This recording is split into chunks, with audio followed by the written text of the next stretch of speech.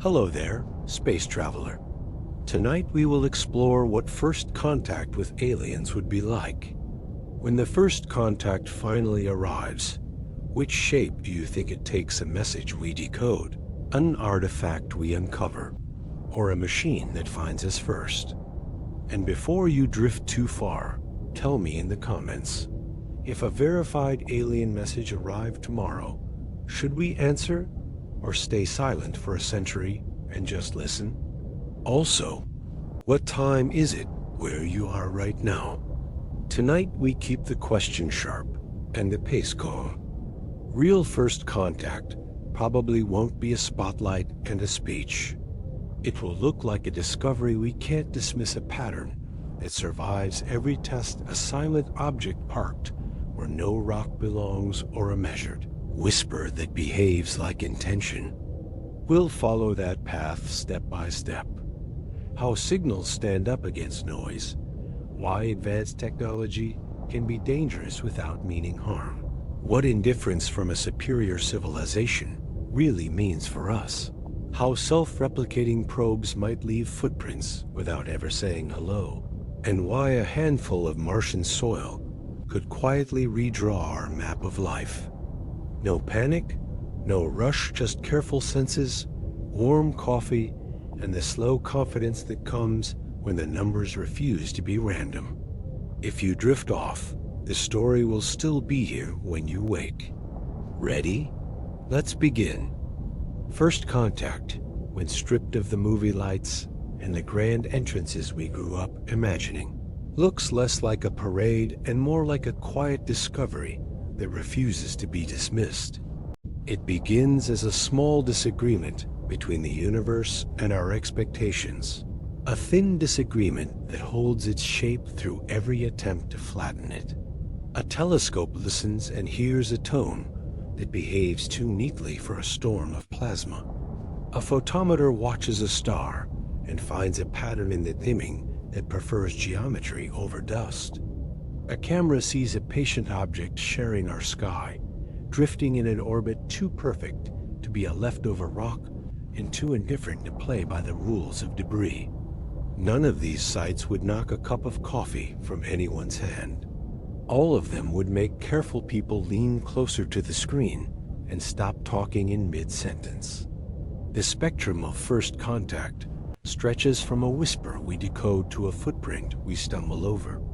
At one end sits the purest kind of conversation, a thread of electromagnetic rhythm that carries intention the way a melody carries a composer.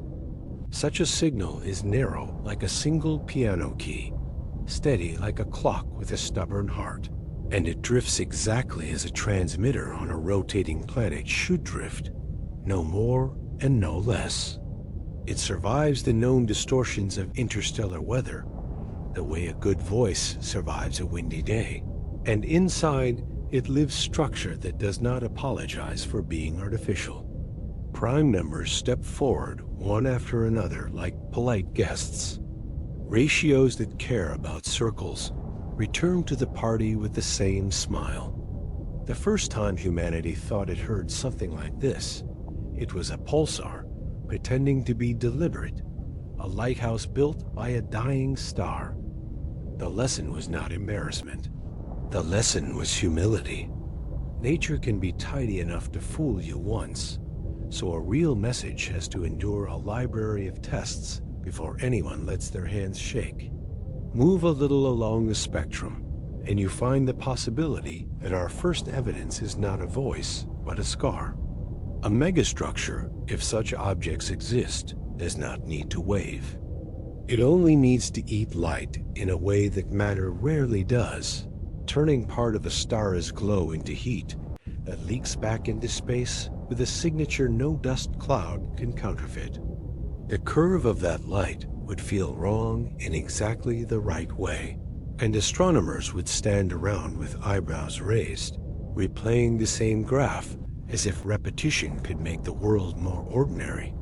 Closer to home, the scar could be a piece of housekeeping in our own solar system, a field of small bodies shaved too smoothly.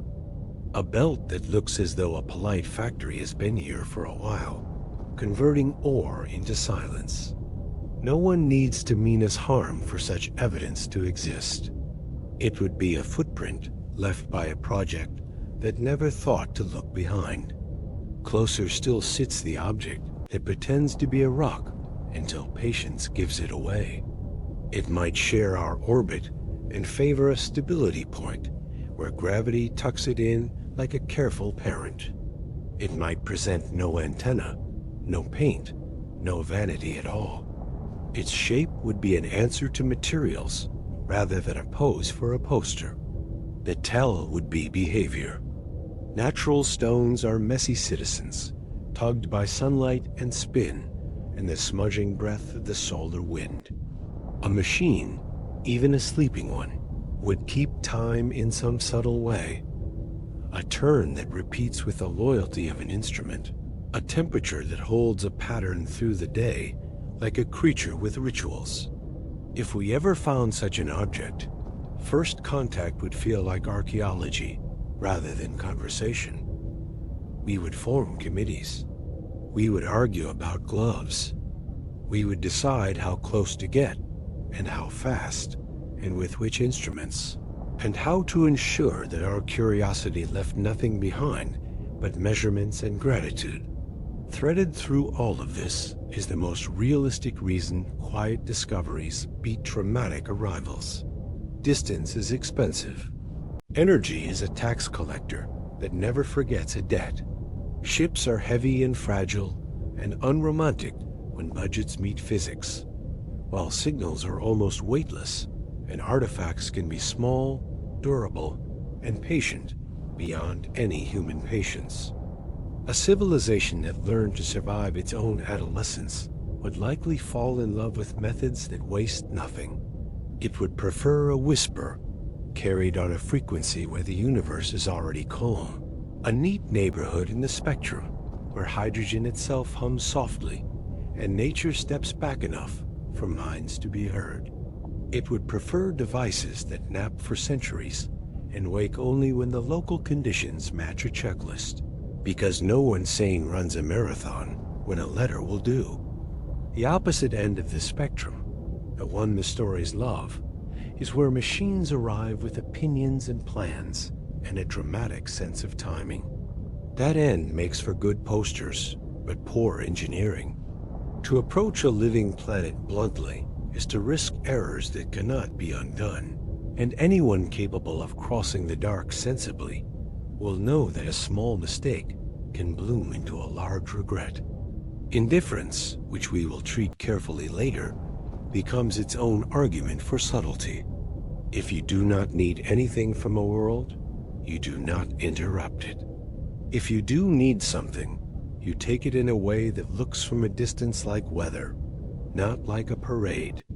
First contact in such a universe is an observation first, a hypothesis second, a consensus third, and only then if wisdom holds a cautious hello. It is important to remember that we have been fooled before and will be again, and that this is not a failure, but a feature of learning in a complicated sky. Pulsars once wore little green men as a nickname because they ticked like metronomes. Fast radio bursts flashed so quickly and so far that for a season they felt like letters from someone who couldn't sit still.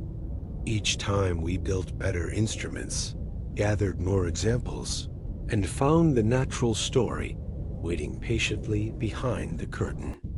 The practice we gained there is exactly the practice first contact demands.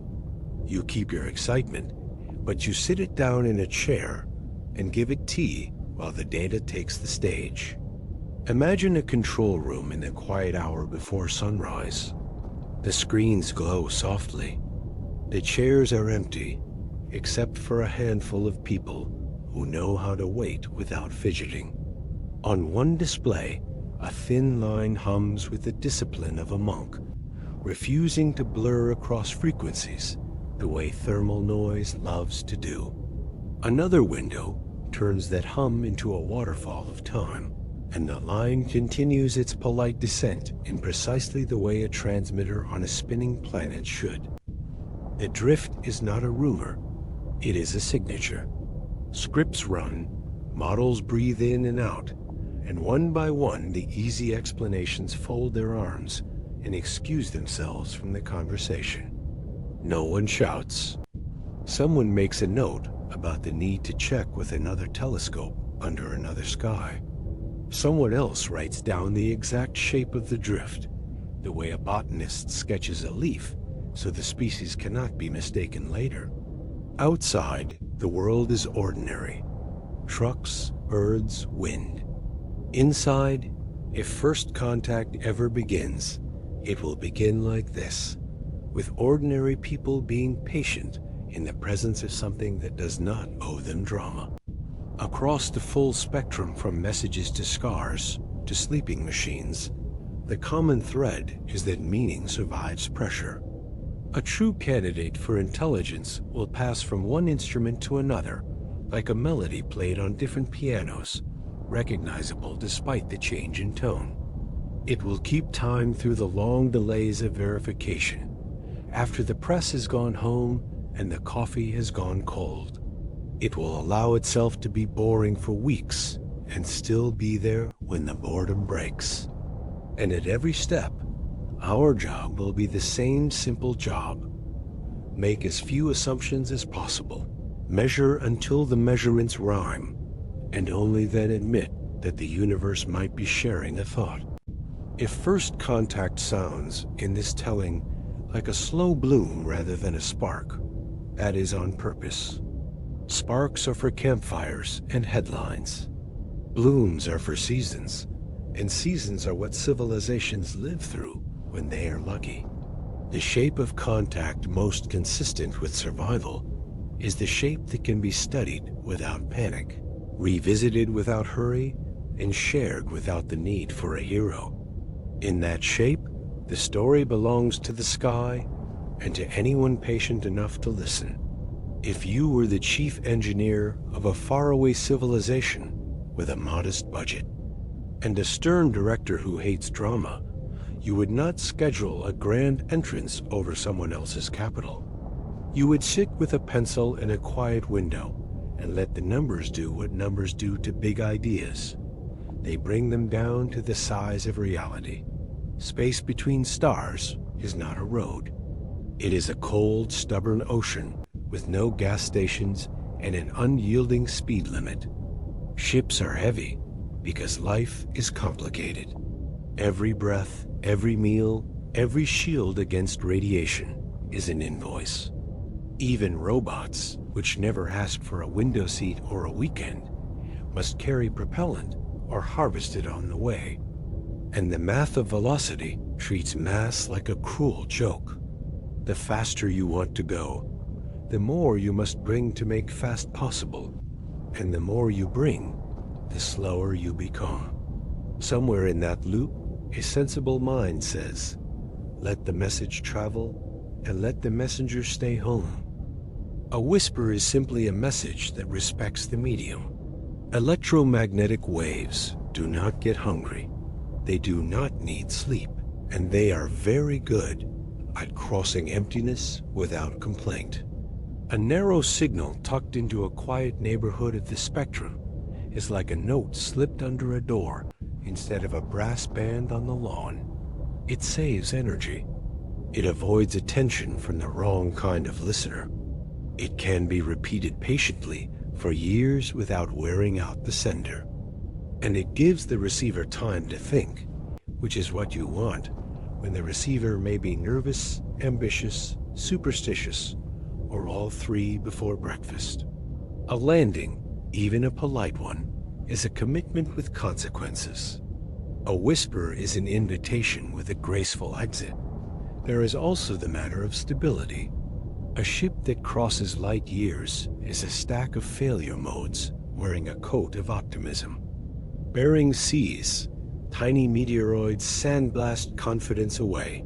Electronics that began their journey in one political era may arrive in another, greeted by grandchildren who have new opinions about old missions.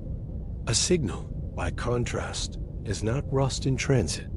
It may scatter, it may redshift, it may blur a little through plasma weather, but its bones, the frequency it favors, the rhythm it keeps, the structure it carries, remain loyal to the sender's intention.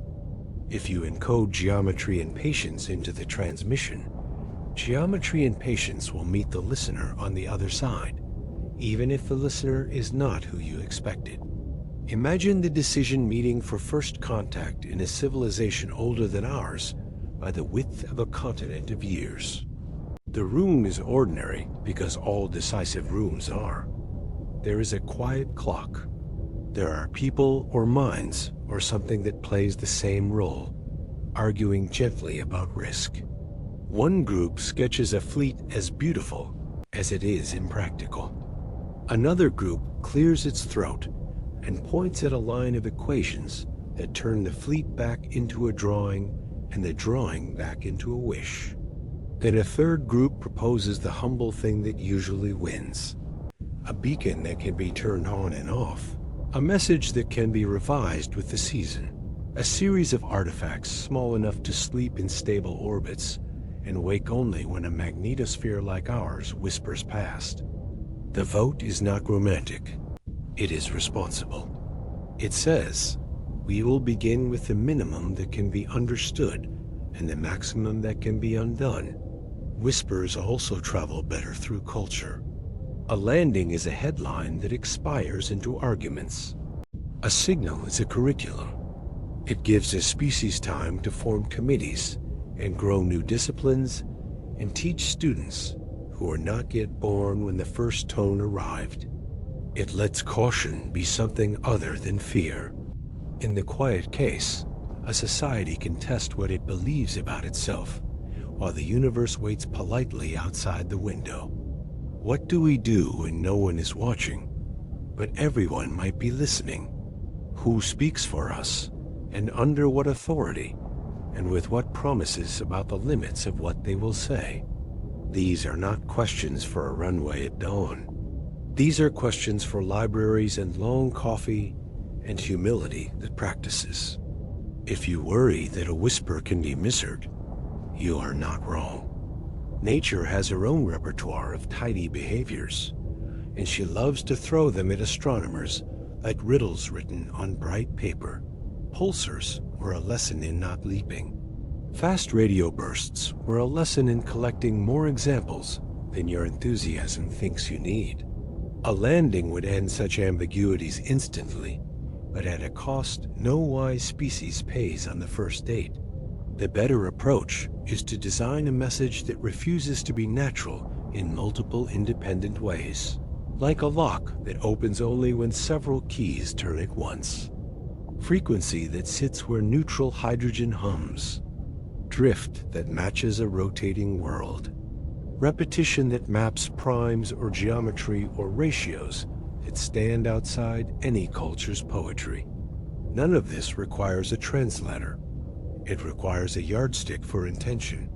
Behind the engineering lurks the oldest survival trick in the book: anonymity.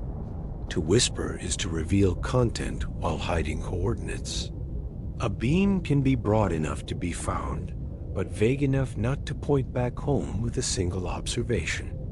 A repeating artifact can say, we exist, we measure, we are patient, without saying, here is our pantry, please do not eat us. Even if the galaxy is kindly on average, averages do little work at the edges of possibility. A whisper preserves options. It lets a sender gauge the character of the recipient, not by their promises, but by their behavior over time. Do they share what they find or hoard it? Do they verify or speculate into drama? Do they answer with a considered echo or a trumpet? There is a moral courtesy in quiet contact that goes beyond self-protection. Landing is interruption. It presumes that the visited world is ready to have its stories bent around a new center of gravity. History suggests that sudden encounters tend to break what they touch, even when the visitors arrive with good intentions and clean shoes. A whisper lets a young civilization remain the protagonist of its own tale while it decides whether to invite a larger cast. It respects the right to say not yet. It gives everyone room to build the handrails before anyone climbs the stairs. If you need a human scale comparison, think of the difference between a friend who sends a thoughtful letter and a friend who shows up unannounced with luggage. The letter can be reread. It can be put aside for a day and returned to with a calmer mind. It can be answered on your terms. The surprise visit may be charming in stories, but in life, it usually means someone is washing sheets at midnight. The cosmos, being far less forgiving than a guest room, rewards the letter every time. A whisper also invites collaboration across borders in a way a landing rarely does. A ship over one skyline becomes a matter of sovereignty and pride. A signal across the sky becomes a matter of shared patience and shared instruments, and shared rules for uncertainty. You cannot scramble jets at a tone in a waterfall plot. You can convene, compare, and converge on confidence. The first months of a whisper would belong to people who like to be wrong less this week than they were last week. The loudest tools in that room would be pencils and erasers. Even the artifacts that might be left for us quiet devices that sleep in friendly orbits, patient instruments that wait for a trigger, are just whispers that learn to hold their shape. They are messages with mass. They do not arrive with banners. They arrive with checklists and maybe a simple kindness. The sort of safe experiment you might give to a curious neighbor. Shine this kind of light here, and a panel warms, play this rhythm, and a lid opens to show you a map of ratios you already know from your own sky. Then it closes again and becomes a rock until someone else is ready. The politeness of such a design is the point. It allows discovery to be paced by the discoverer. In the end, the case for whispers is not romantic or timid. It is practical and adult. It says that information is the cheapest cargo, that reversibility is a virtue, that attention is finite and must be spent wisely, and that respect across uncertainty is not weakness, but strategy. If first contact comes as a landing, we will do our best with that, as humans do. But if it comes as a pattern that does math at us, or as an object that behaves like a memory far from home, or as a chemical chord in a distant sky that no volcano can sing, we will have met a neighbor who understands the courtesy of distance. For tonight, let the idea settle like a blanket. The galaxy is old, patient, and allergic to waste. Whispers win because they leave the fewest scars and the most room for wisdom to show up on time. When we listen, we are already participating in the most considerate form of conversation the universe offers.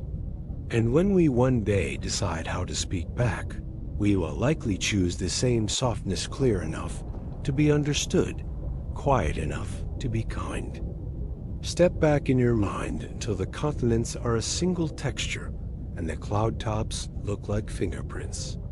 Around that little blue marble, there is something you cannot see, and yet it keeps growing while you sleep, an expanding shell of radio and television and radar and telemetry, a century and change of electromagnetic breath drifting outward at light speed. It is not a perfect sphere, and certainly not a tidy one. It's a frayed halo brighter in spots where we once shouted with tall transmitters and radar beacons. Dimmer where we now whisper through fiber optic cables and tight satellite beams that hug their targets like careful handwriting. Still, the shell exists. Its outer edge sits roughly 100 light years from home, which means whatever lives on a sunout, there if it happens to be listening right now, with a patient instrument and a taste for archaeology, is receiving our past as tonight's programming. This bubble is a confession written in physics. It tells anyone who can read it that an atmosphere once crackled with carriers that did not belong to lightning or stars, that a planet with an oxygen-rich sky also produced narrow tones that hold their pitch against the unruly weather of space. Early in the 20th century, we were louder than we are now. Big AM transmitters smeared sound across wide bands, and TV towers pinned steady carrier notes into the air like thumbtacks. Military and planetary radars threw sharp, bright pulses into the dark, short and fierce, the kind of punctuation nature almost never uses. Those were the years when our leakage was generous, not by design, but by immaturity. We were learning to talk to ourselves, and everything we built shouted. The universe is not a stage, and distance is not a suggestion, so the bubble thins as it goes. Power spreads with the square of the distance, a simple law that turns volume knobs into humility. Signals that could drown a city at a mile are ghosts at a dozen light years, unless the listener is both determined and well-equipped. And even then, the cosmic background tries to rock them to sleep. Plasma in the interstellar medium can smear and scatter a bit. Solar weather adds a kind of hiss with opinion. And every hot thing between here and their stars, dust, your receiver's own electronics, adds its own warmth to the mix. If you picture our television of the 1950s washing over a world 50 light years away, dial down the romance. No one is watching old comedies on a living room set. What a careful civilization could do, if it wanted to, is aim a giant, quiet ear at our sky and integrate the faintest carriers over long spans, stacking seconds until patterns stand up, the way a night photographer stacks exposures until a dim galaxy becomes a confident spiral. Even that picture is uneven because our bubble has seams. The ionosphere reflects many low-frequency broadcasts back toward the ground, which means much of our chatter never escaped in the first place.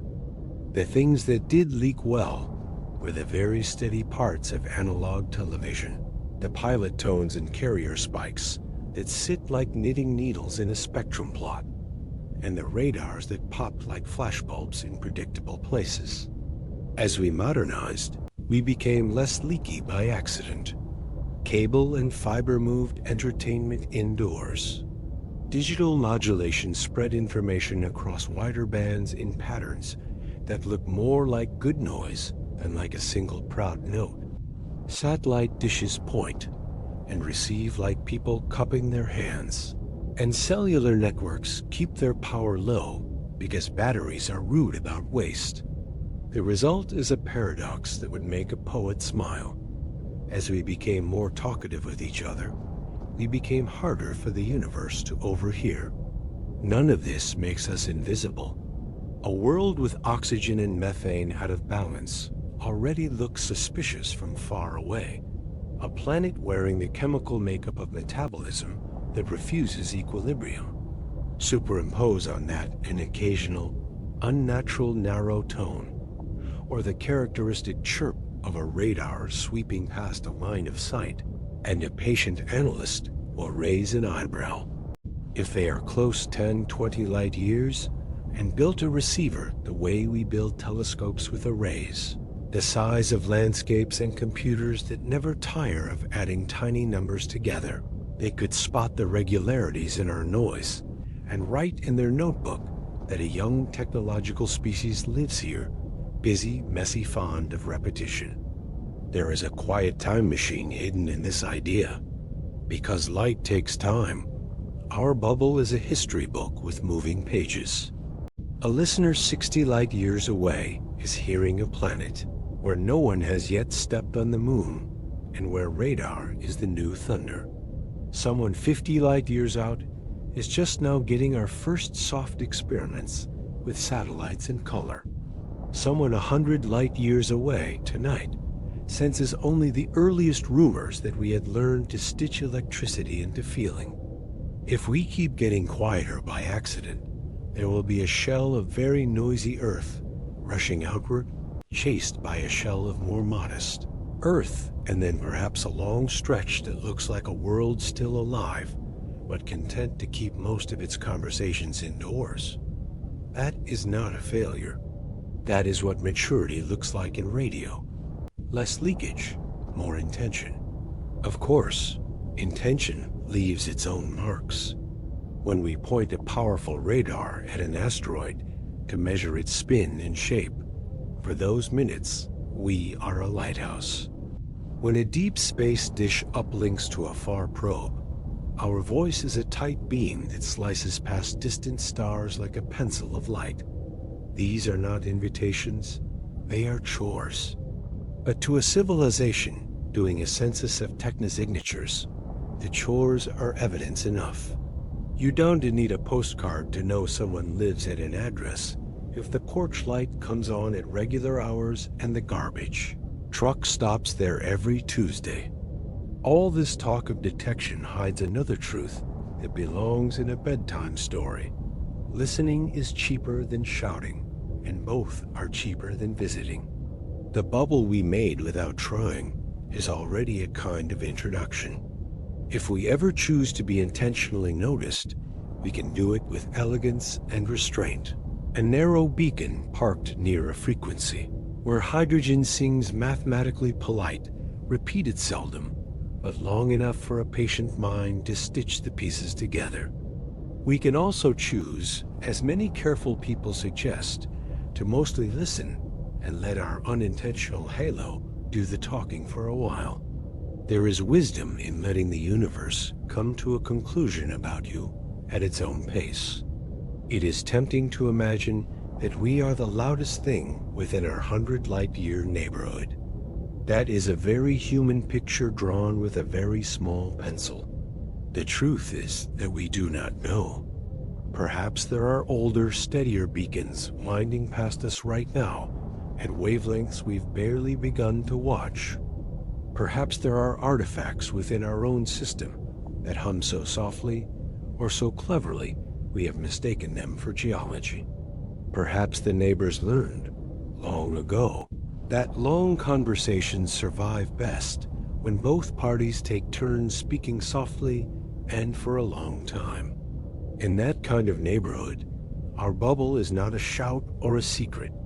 It is merely the glow a species throws off when it discovers that information can ride the air. If you want one last image before we drift to the next idea, picture a star about 70 light years away, a sun with a planet, and on that planet, a night shift in a quiet building. Somewhere in that room, there is a plot on a screen, and a thin line that should not be there. A line that returns at the same sidereal hour each night, sliding just so because the source is riding a spinning world. The analyst in that chair yawns, takes a sip of something warm, and writes a note no more dramatic than a grocery list. Persistent carrier near this frequency likely. Artificial origin consistent with third planet of a small yellow star.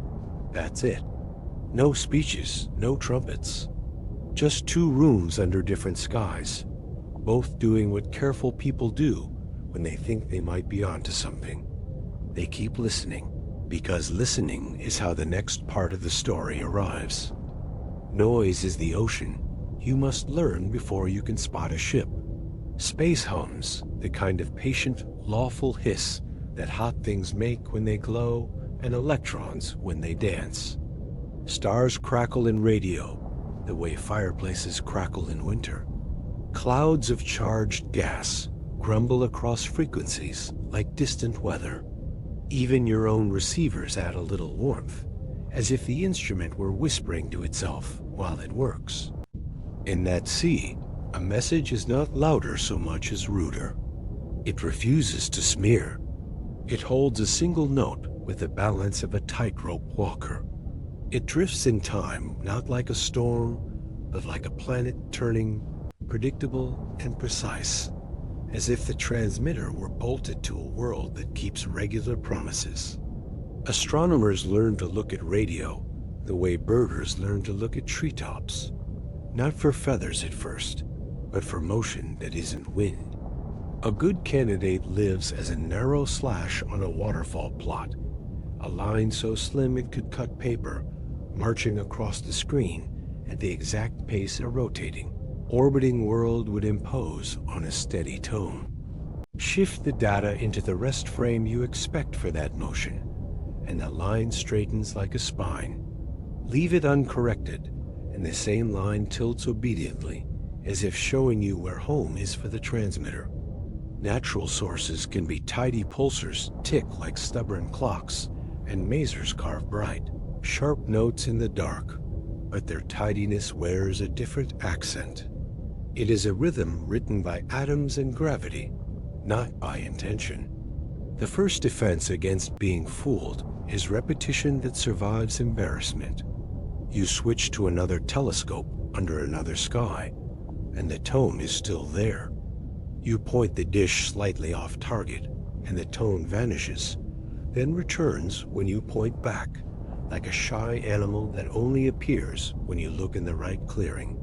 You change receivers, flip polarizations, massage the data with every boring tool you trust, and the one unboring thing in the frame remains unbored by your efforts. You check for airplanes and satellites and cell towers and the 1,000 petty ways a planet as busy as ours litters its own spectrum. You ask the instrument to listen in 2 directions at once, so a local intruder will betray itself by showing up in both ears. The more the candidate refuses to behave like interference, the more you allow yourself to lean closer to the screen. Message hides inside carrier, the way handwriting hides inside a letter. Once the tone proves it, is the kind that minds make. You ask whether the pattern it carries also misbehaves in ways nature doesn't favor. Randomness is generous but sloppy. Information is stingy and neat.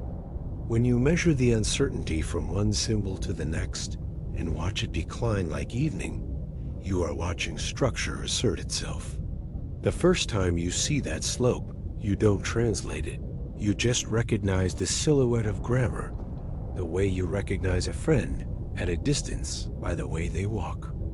Even without knowing what any of it means, you can tell that choices are being made with purpose, that the sequence is not weather but work. There are neighborhoods in the spectrum where good manners suggest you pitch your tent. Hydrogen whispers at a famous frequency, and near that address, the universe is quiet on purpose. A pause in the orchestra where individual instruments can be heard. A beacon that lives near that calm patch is choosing diplomacy over drama. It is like sending a postcard to a city square at noon instead of shouting down a crowded alley at midnight. A choice of where to sit, how wide to sing, how patient to repeat. All of these are part of how intention reveals itself, like the font and ink and paper betray a letter's origin, even before you read the first word. Between genuine signals and our own clutter stands the constant nuisance of radio frequency interference, a kind of terrestrial mimicry that loves to photobomb serious work. The antidote is choreography. You coordinate with other observatories that sit under different power grids and different flight paths. You ask them to look where you're looking at the same time, and at different times to see whether the supposed star on your screen is actually a reflection in your own window. You perform on-target and off-target cycles, like breathing, in-out, signal background, until the difference between them forms a shape you could trace with a fingertip. Real candidates survive boredom. They survive travel. They survive the irritation of people who try very hard not to be impressed. Even after carrier and pattern pass their exams, you treat joy like a delicate instrument. The sky has fooled us before with tidy tricks. Pulsars earned a cheeky nickname long before they earned their physics. Fast radio bursts looked like cosmic punctuation marks until a library of examples taught us to read them as natural fireworks from very far away. These were not disappointments, they were rehearsals. They trained a generation to separate surprise from certainty, to let wonder be present without letting it run the meeting. First contact, if it begins as radio, will ask for exactly that posture. Alert and amused, skeptical and kind. The way you move from noise to message says something about the kind of civilization you want to be. You choose patience because it scales. You choose replication because it defends truth from mood. You choose to publish your methods where rivals can poke them, because in this game rivals are merely future co-authors with different coffee. You choose to try to break your own result before you let anyone else try, not because you mistrust yourself, but because you love the moment when a thing refuses to break. In that refusal, there is a feeling so gentle and so rare that it almost deserves the name awe. Imagine the night when, after weeks of this ritual, the pattern still stands. The drift draws the same slope as the model of a transmitter riding a planet the size of a small wish. The sidebands and pauses behave like choices made by a clock that can count. A map of frequencies inside the message points, not to a place, but to a set of constants any mind would know. Ratios that prefer circles, sequences that blossom from primes, harmonies that planets cannot sing by accident. Translation can wait. Certainty can't. In that room, no one is heroic. Someone orders food because people forget to eat when the world tilts a little. Someone else opens a new notebook because the old one deserves to retire with dignity. The waterfall keeps sliding. The line keeps ignoring the pressure to be ordinary. By then you will have already started the quieter half of the work, not shouting. You will have called the colleagues who love to argue with data without falling in love with their own voices. You will have made lists of what to ask next that look almost domestic in their modesty. Observe again, compare again, cross-check with the telescope that rarely agrees with anyone, and therefore is perfect for this. The point is not to be first on television. The point is to be right in the long arc of the story. Noise is patient, but truth is more patient, and the way you treat the two is how the universe learns your name. Before anyone translates, they count. They count sounds and silences, beginnings and endings, short things and long ones, and they ask a simple, sleepy question. Does this sequence behave like a mind trying to be efficient? Human languages, for all their color and quarrels, share a humble backbone. The most common words are very common. The rare ones are very rare. And when you rank them by frequency, the curve falls in a graceful, stubborn way, as if the language were a city with a few broad avenues and many quiet lanes. This is the old observation that our most used words sit at the top. And then the line drops like a hillside, a shape that tells you a system is trying to save effort without losing clarity. If a signal from the stars, once you peel back its carrier, shows a similar balance brief symbols used often, longer ones used sparingly, you have not read it yet, but you have shaken hands with its architect. There is another fingerprint that feels like watching dusk settle. Start at the first symbol and measure how uncertain you are about the next. At the beginning, you know almost nothing. The possibilities sprawl. But as the sequence grows, grammar starts doing its quiet work. The space of options narrows, not to a single fate, but to a smaller, saner neighborhood. This steady drop in uncertainty is how language comforts a listener. Meaning is not carried only by words. It is carried by the way choices become less wild as context gathers. When you see that slope, when surprise gives way to guided expectation in a way that resists randomness, you are not yet translating, but you are no longer lost at sea. You are following a path someone paved for you on purpose. To make this less abstract, think of a lullaby. The first notes could go anywhere. After a bar or two, you can hum along because the structure is doing you a kindness. Sentences behave the same way. Even if the symbols are alien to our eyes or ears, if they carry information economically, the pattern of predictability will show itself. You can test it with simple models that make no cultural assumptions, little machines that guess the next symbol. And learn step by gentle step, whether the stream is a river or a wind. If the guesses get better as context deepens, you are hearing a mind's habit of building bridges between thoughts. This is where the ocean helps. Dolphins converse in clicks and whistles that were not designed to flatter our ears. Yet, when researchers set aside our alphabet and just measure structure, the same broad rules emerge. Common elements carry most of the load. Rare ones paint the edges, and as sequences grow, the future becomes easier to predict than the past. No one claims that dolphins speak in clauses and cases as we do. Only that communication under pressure-limited memory. Noisy channels. Hungry days tends to carve similar grooves.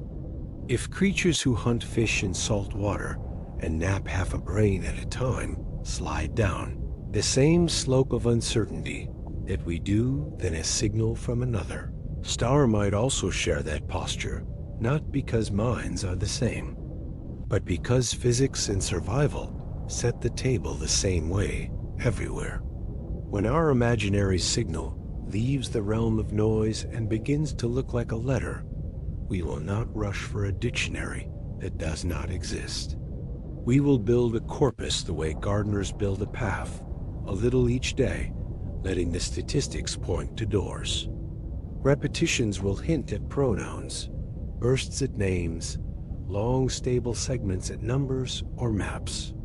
If the message is meant for strangers, it will likely be braided with mathematics and ratios that any sky can teach, because arithmetic is the only language that doesn't mind being alone. Geometry will appear like a polite host, circles, triangles, harmonies that do not depend on culture. The rest will come slowly, if at all, and that is fine. Sleep-friendly science is allowed to take its time. There will be false comforts.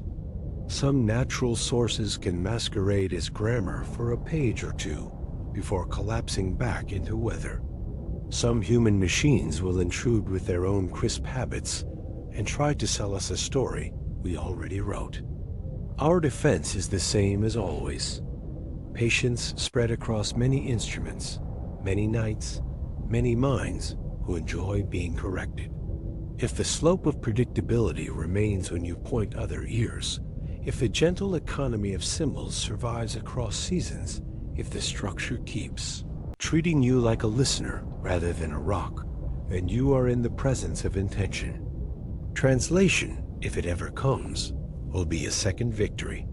The first is the quiet certainty that someone somewhere arranged the world so that a stranger could follow along. When that certainty arrives, the room will not erupt. Someone will set down a pencil and smile in a way that looks like relief. Someone else will underline a graph and write a date. The curve that once looked like static will have a shape your body recognizes, even if your mouth doesn't. They have words for it yet.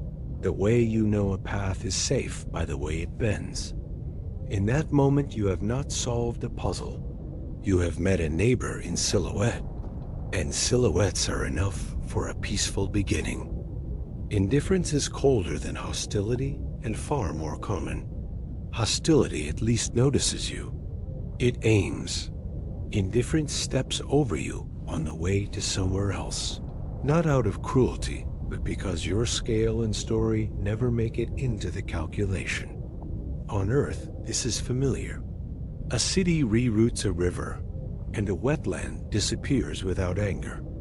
A cargo ship crosses an ocean and plankton don't file a complaint.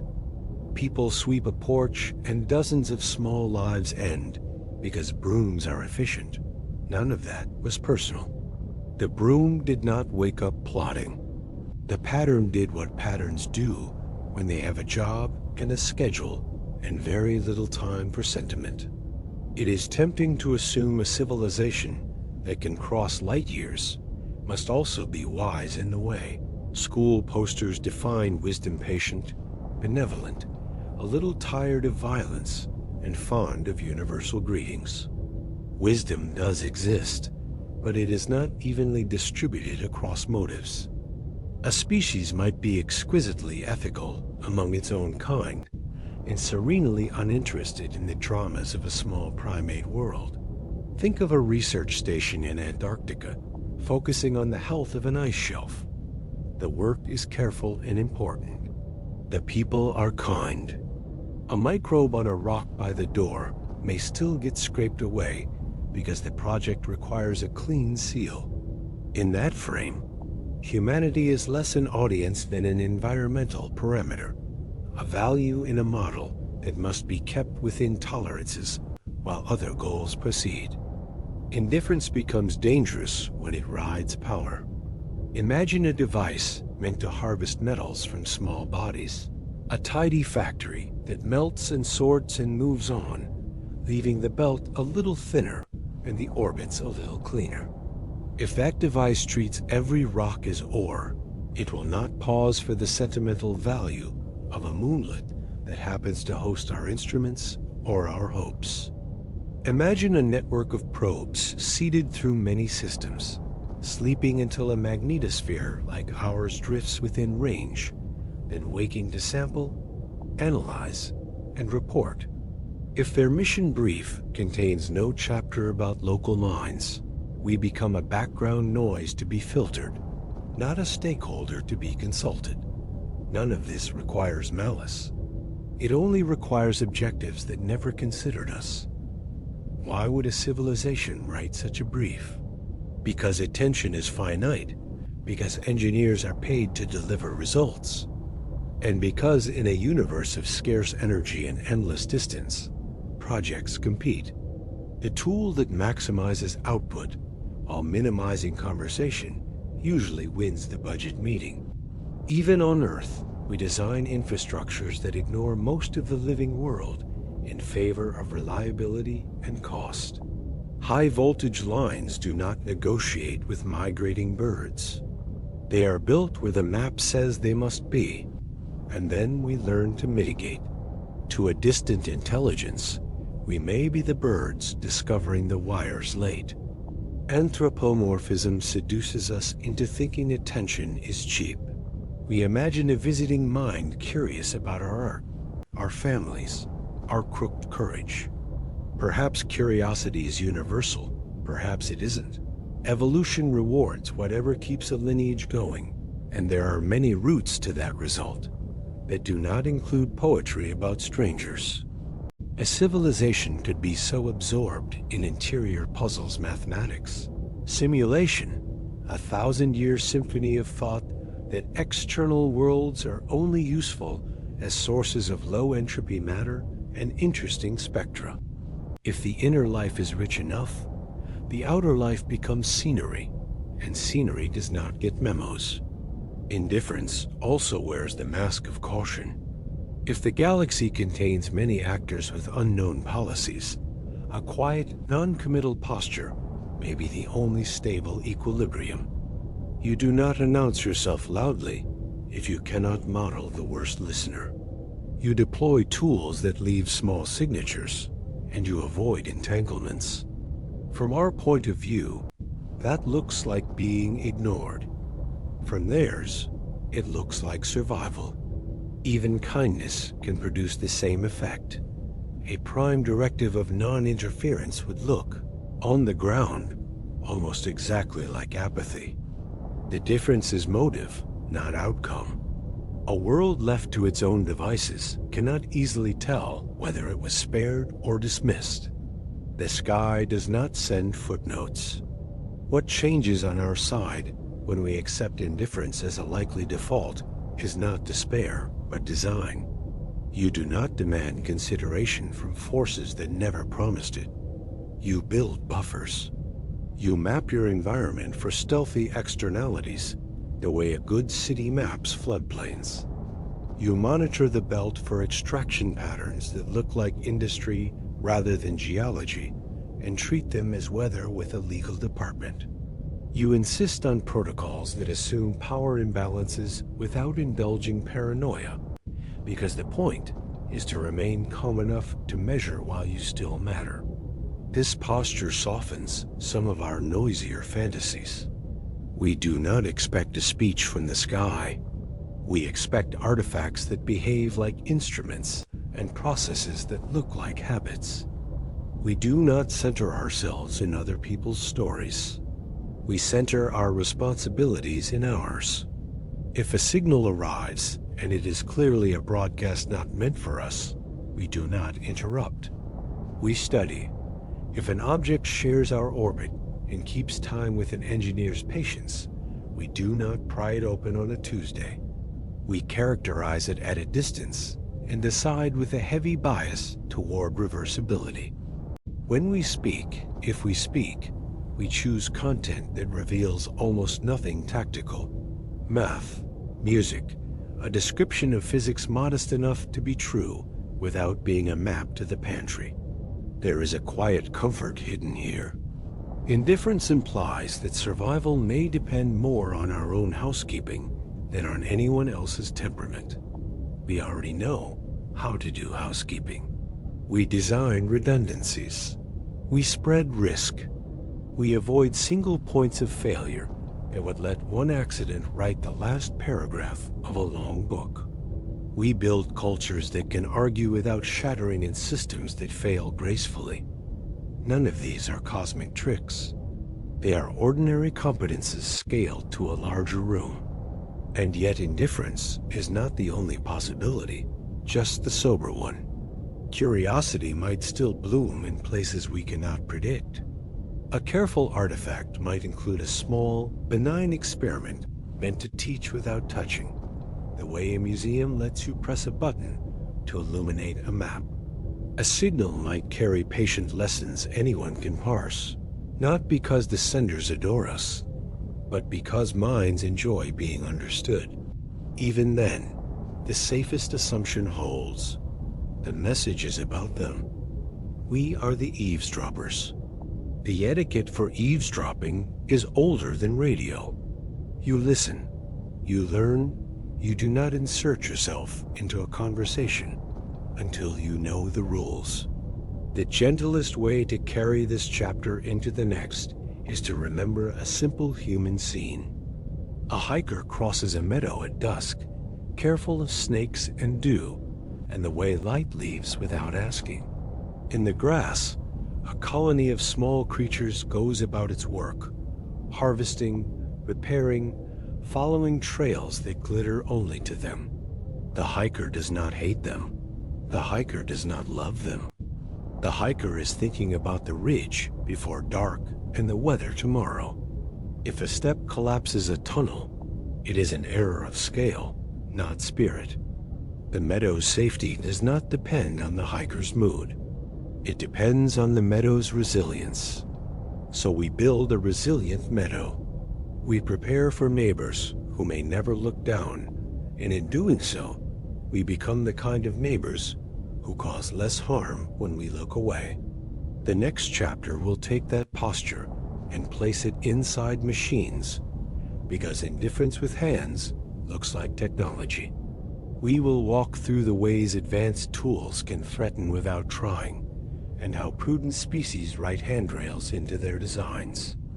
For now, let the room stay quiet. Indifference is only terrifying if you expect applause. If you expect weather, you bring a coat and keep walking. Power does not need anger to be dangerous. It only needs momentum. Imagine meeting a technology old enough to have forgotten its own childhood. A suite of tools designed by civilization that solved problems we have not yet learned to name. In our stories, such tools arrive with etiquette and captions, a tidy interface floating above a neat glow. In practice, advanced systems tend to look like weather fronts and supply chains, things that operate in layers and timescales longer than a night shift. They hum through environments the way rivers hum through valleys, shaping without asking. When power that effortless touches a thin biosphere like ours, the risks multiply, not because anyone intends harm, but because externalities are what spill out when projects keep their promises in a world that wasn't consulted. On Earth, we have already met small versions of this pattern. A fertilizer that feeds a continent also feeds blooms that starve a bay. A network that connects villages connects rumors. An engine that moves freight at scale warms the air at scale. None of these inventions woke up cruel. They simply exceeded the size of our early models. Now stretch that mismatch across light years. A device meant to skim volatiles from a gas giant could stir upper atmospheres in ways our satellites would mistake for storms. A fine mesh mining system tuned to harvest nickel from rubble could treat an asteroid belt as raw ore and leave a geometry behind that only machines would admire. A gentle refiner set to extract rare elements from exospheres might sample our ionosphere with the courtesy of a lab technician, and still tug on currents that matter to migrating birds in power grids and small forgettable lives that depend on the exact shape of today's wind. The unsettling part is that indifference is efficient. If a project's objective is to maximize mass throughput, it will do exactly that until someone gives it a rule that says, except when the throughput crosses a boundary tied to another value. Those boundaries, call them ethics, governance, or just handrails cost energy and attention to maintain. They are guardrails against Goodhart's law, the old observation that once a measure becomes a target, it stops being a good measure. An alien logistics system tuned for output, without robust constraints, will treat any environment as a spreadsheet. Spreadsheets are famously calm about forests. You can hear a calmer answer forming already in the background. It says that mature civilizations don't just build clever machines. They build constraint into clever machines. They embed brakes and governors and ask first pauses at interfaces with living worlds. They test in sandboxes. They design for reversibility so that an honest mistake can be unwound without leaving a scar that lasts longer than a biography. They practice a habit we are only now learning, to separate demonstration from deployment, to let small failures happen on purpose in safe rooms so that large failures do not happen by surprise in the only room we have. If first contact comes wrapped in technology, the difference between a gift and a hazard may be nothing more glamorous than whether the gift was designed to notice us before it acts. This is where humility does practical work. The gap between our models and their reality will be the largest engineering risk in the room, and the only way to shrink it is to assume it exists. That assumption leads to behaviors that read as politeness, but cash out as survival. We keep distance at first, because distance is a universal solvent for accidents. We observe passively before we touch, because touching adds variables faster than understanding subtracts them. We prefer experiments with low regret turn it off, and the system returns to baseline over grand gestures that cannot be undone. We do not authorize anyone to open anything that looks like a container until we have a consensus about the shape of the failure modes. Bring snacks, consensus is slow. It is fashionable to imagine singular theatrical threats, gray goo on Tuesday, sky darkening on Wednesday. The more common danger is drift. Tools built to optimize a benign metric wander into bad neighborhoods because the map never included our street. Value drift can be gentle and still lethal. A network that keeps trying to reduce latency will eventually root around human rhythms. A harvester that keeps trying to reduce variance will flatten ecosystems that survive by being lumpy.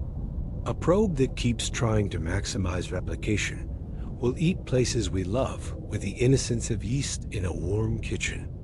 To manage drift, you need feedback from the thing you are drifting through. And that means sensing, modeling, and respect 3 words that sound like bedtime, which is exactly the tempo we want.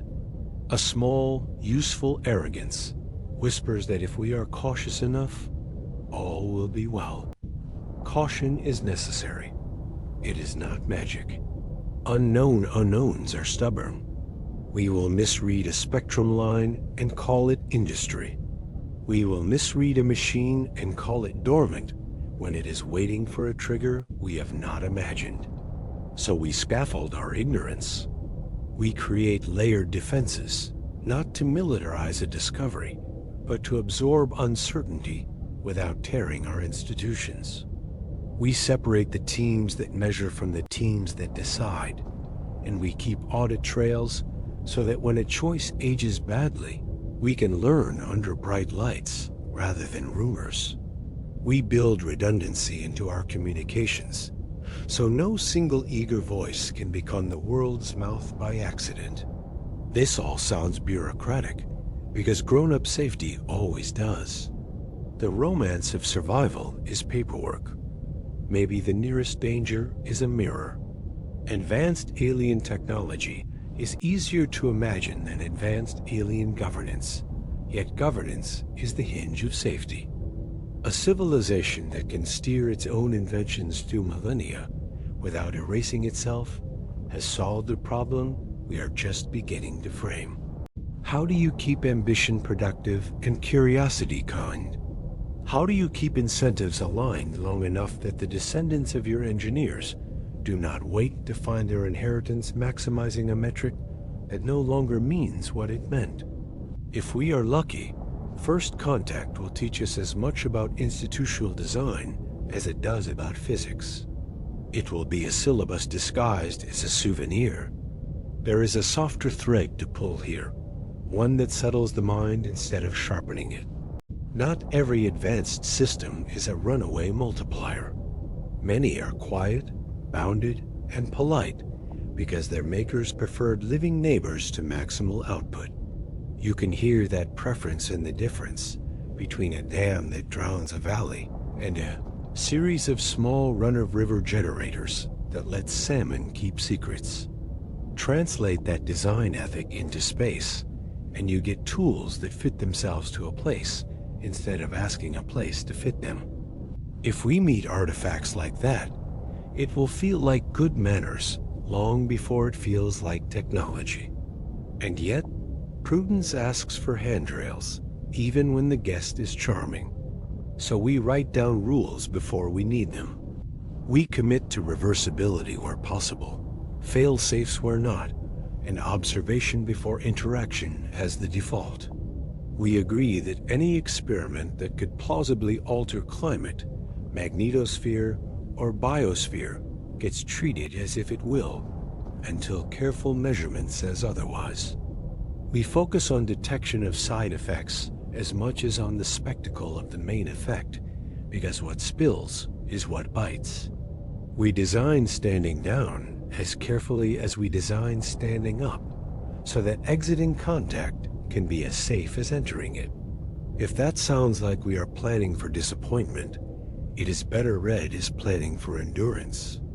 If advanced technology arrives without a user's manual, we will write one together while keeping our hands politely at our sides. The chapters will look unglamorous: containment, metrology, governance. Consent but unglamorous chapters have a good survival rate. The final exam is simple to phrase and hard to pass. Can we touch something powerful and walk away with more choices than we had when we arrived? If yes, we will have earned the right to ask a harder question next time.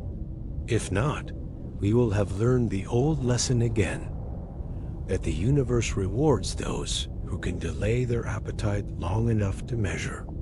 The next step in our walk places this caution inside a particular machine, the simplest, scariest embodiment of power without malice: self-replicators. They do not hate.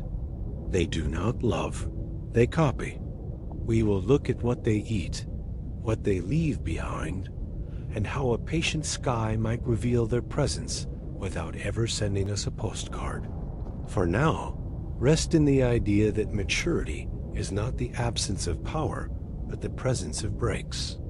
In a universe allergic to waste, the most advanced technology may be the ability to stop. Between stars, the universe stretches in a way that turns enthusiasm into arithmetic. Distances stop being lines on a map and start behaving like seasons that outlast families. You can say the number light years, and it sounds playful, like a child's way to count. Then you remember that each light year is the distance light itself travels in a year of perfect sprinting. No coffee breaks, no red lights, and that everything slower must pay in decades, centuries, or the patience of machines that do not own calendars. In that room, drama becomes expensive, and engineering, which always wanted to be the adult, quietly takes the chair at the head of the table. The first constraint is the speed limit you cannot bribe.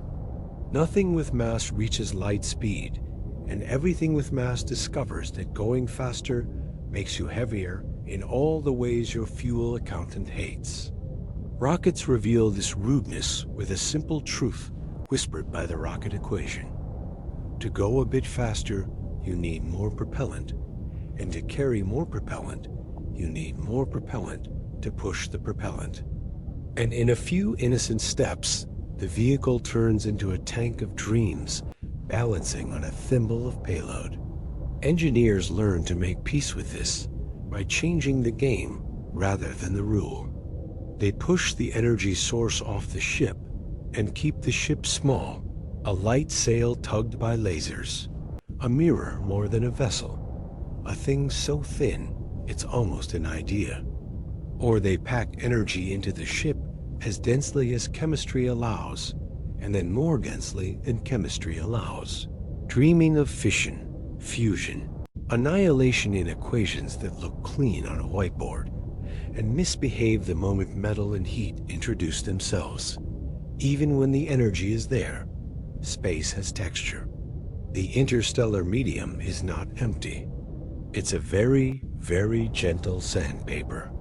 At a small fraction of light speed, dust grains become needles, and hydrogen turns into a drizzle that chips away at whatever you send.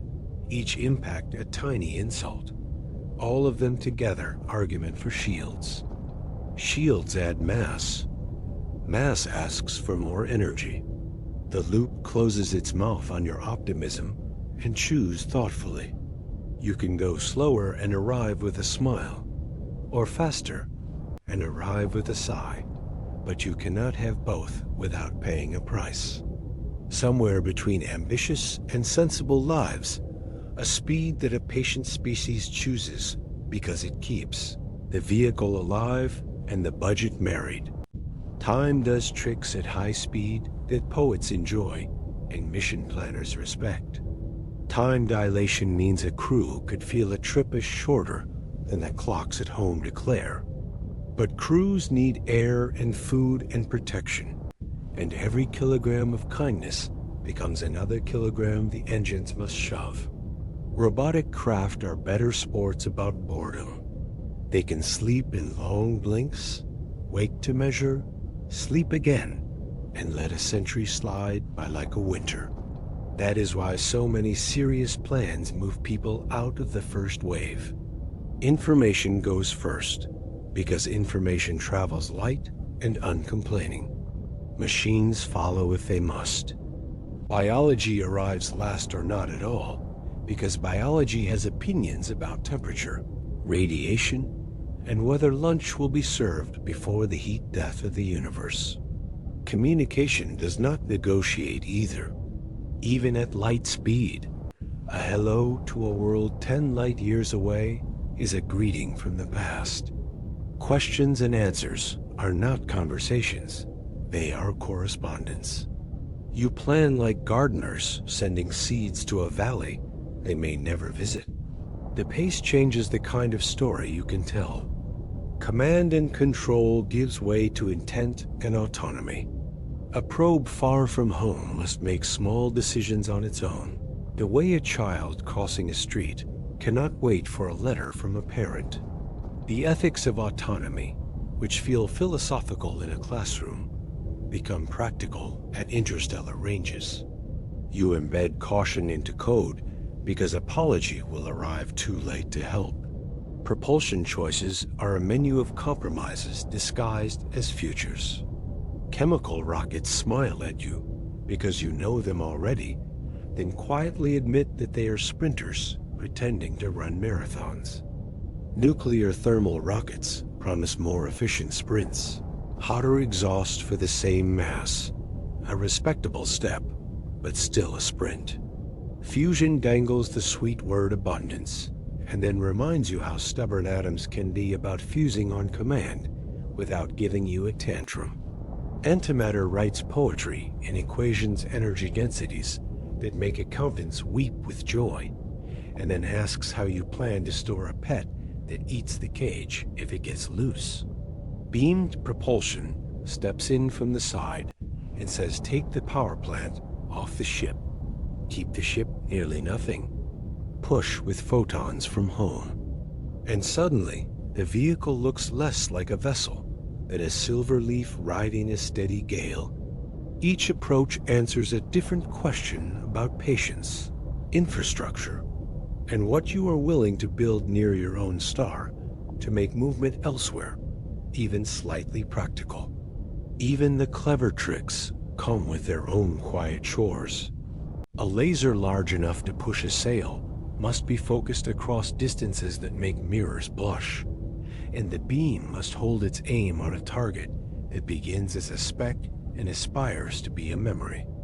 Miss by a little, and the vehicle becomes a postcard to nowhere. Sails themselves must be smooth in a way that would make a violin blush, thin beyond comfort, reflective beyond vanity. And then they must survive a microwave sunrise, gentler than a weapon and fiercer than weather. Nuclear pulse concepts, the polite term for riding a cadence of carefully shaped blasts, turn impulse into rhythm and rhythm into velocity. And then you remember that cadence and reliability are not close friends without years of counseling. When all the arithmetic settles, most roads lead back to the same two friends, small and unmanned. Small because you hate mass the way a sailor hates leaks. Unmanned because the sailor does not want to put a city in a bottle and launch it at the sea. The romance of crude interstellar voyages will never leave us. It deserves to stay on the shelf with the other classics. The practical work belongs to fleets of quiet devices that specialize and cooperate. A choreography of instruments that takes the measure of a destination and sends home not glory but data. They do not suffer boredom. They do not vote. They do not ask for windows. And they arrive in a mood suited to science rather than conquest. Colonization, the word that turns some dreams loud, becomes a different thought under these constraints.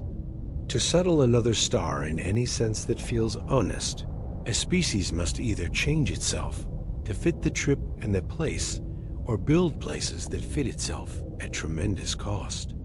Both are possible in stories. Both are possible someday with a patience that embarrasses finance.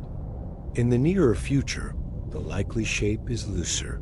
Stations that sip from local light, habitats that keep their own weather, industry that respects distance by embracing autonomy. The empire you can actually run across light years is one of measurements and messages, not flags and speeches. There is another gravity that pulls on plans, the social kind. Projects that take longer than careers must be handed from one set of hands to another without losing the reason they began. Institutions that survive centuries without turning brittle are rare even at home. When the mission clock reads in decades and the signal delay is measured in years, governance is propulsion by other means. The only way to cross great distance with purpose intact is to write that purpose in ways that outlive fashion, to build incentives that last longer than the people who designed them, and to cultivate the unglamorous virtues documentation, redundancy, audits that keep a promise from evaporating each time the team changes. The constraints do not kill wonder. They tame it, and in taming, they make space for awe that can be trusted. The beauty of a beam that pushes a sail is not less because it refuses melodrama. It is more because it works with the grain of the universe. The elegance of letting information outrun matter is not a concession. It is a celebration of how much you can do without hauling kitchens and couches through a hurricane of nothing. Even time dilation has its gentle poetry. A probe's clock drifting differently is a reminder that time itself is elastic enough to invite humility. If first contact felt, earlier, like a whisper, interstellar travel is the reason. The universe bills loudly for theatrics and gives a discount to patience. A species that prefers whispers is not shy. It is competent. It knows that the road between stars is less a highway and more a slow river that asks you to learn its bends. When we listen for neighbors, we are listening for minds that made the same peace, that chose signals over ships and artifacts over arrivals, that learned to let distance shape behavior without letting it erase curiosity. The next chapter will look at the quiet footprints. Those choices leave technosignatures and artifacts that do not announce themselves, yet cannot help being seen by eyes that practiced seeing. For now, let the constraint itself be a kind of comfort. The galaxy is wide, its rules are firm, and within those rules there is still room for kindness, caution, and the long conversations we can have at a pace fit for sleep. The sky is a museum with no tour guide, and technosignatures are the labels we squint to read from across the room. We are used to listening for voices, but a civilization that prefers whispers will leave footprints whether it means to or not, because physics keeps the receipts. Every machine leaks a little order, every industry sheds a little heat, every habit leaves a rhythm behind, and those leftovers are what careful eyes and ears can find when drama declines to cooperate. Begin with waste heat, the most democratic of clues. Nothing works at perfect efficiency. Even the politest technology must turn some of its organized energy into an infrared sigh. A world busy with industry would glow differently than a world contact with volcanoes and weather. If we could separate the light of an exoplanet from the glare of its star and spread that light into a spectrum, we might find a warmth that refuses seasonal stories, a midnight brightness that does not track clouds or continents, a baseline that hints at machines humming in the dark. You do not need to imagine grand megastructures to play this game. A civilization that sips rather than gulps still leaves fingerprints when the seasons are measured patiently. Atmospheres keep secrets badly. Chemistry that lingers when natural processes should erase. It becomes a neon sign for anyone with a good spectrograph and a patient budget. Some molecules are red flags because they fall apart too quickly unless something keeps making them. Others are suspicious because geology rarely prints them at scale. If a planet parades a trace gas that looks like a factory's calling card, and if that parade refuses to match volcanic cycles or photochemical habits, a quiet eyebrow rises in the control room. No one shouts.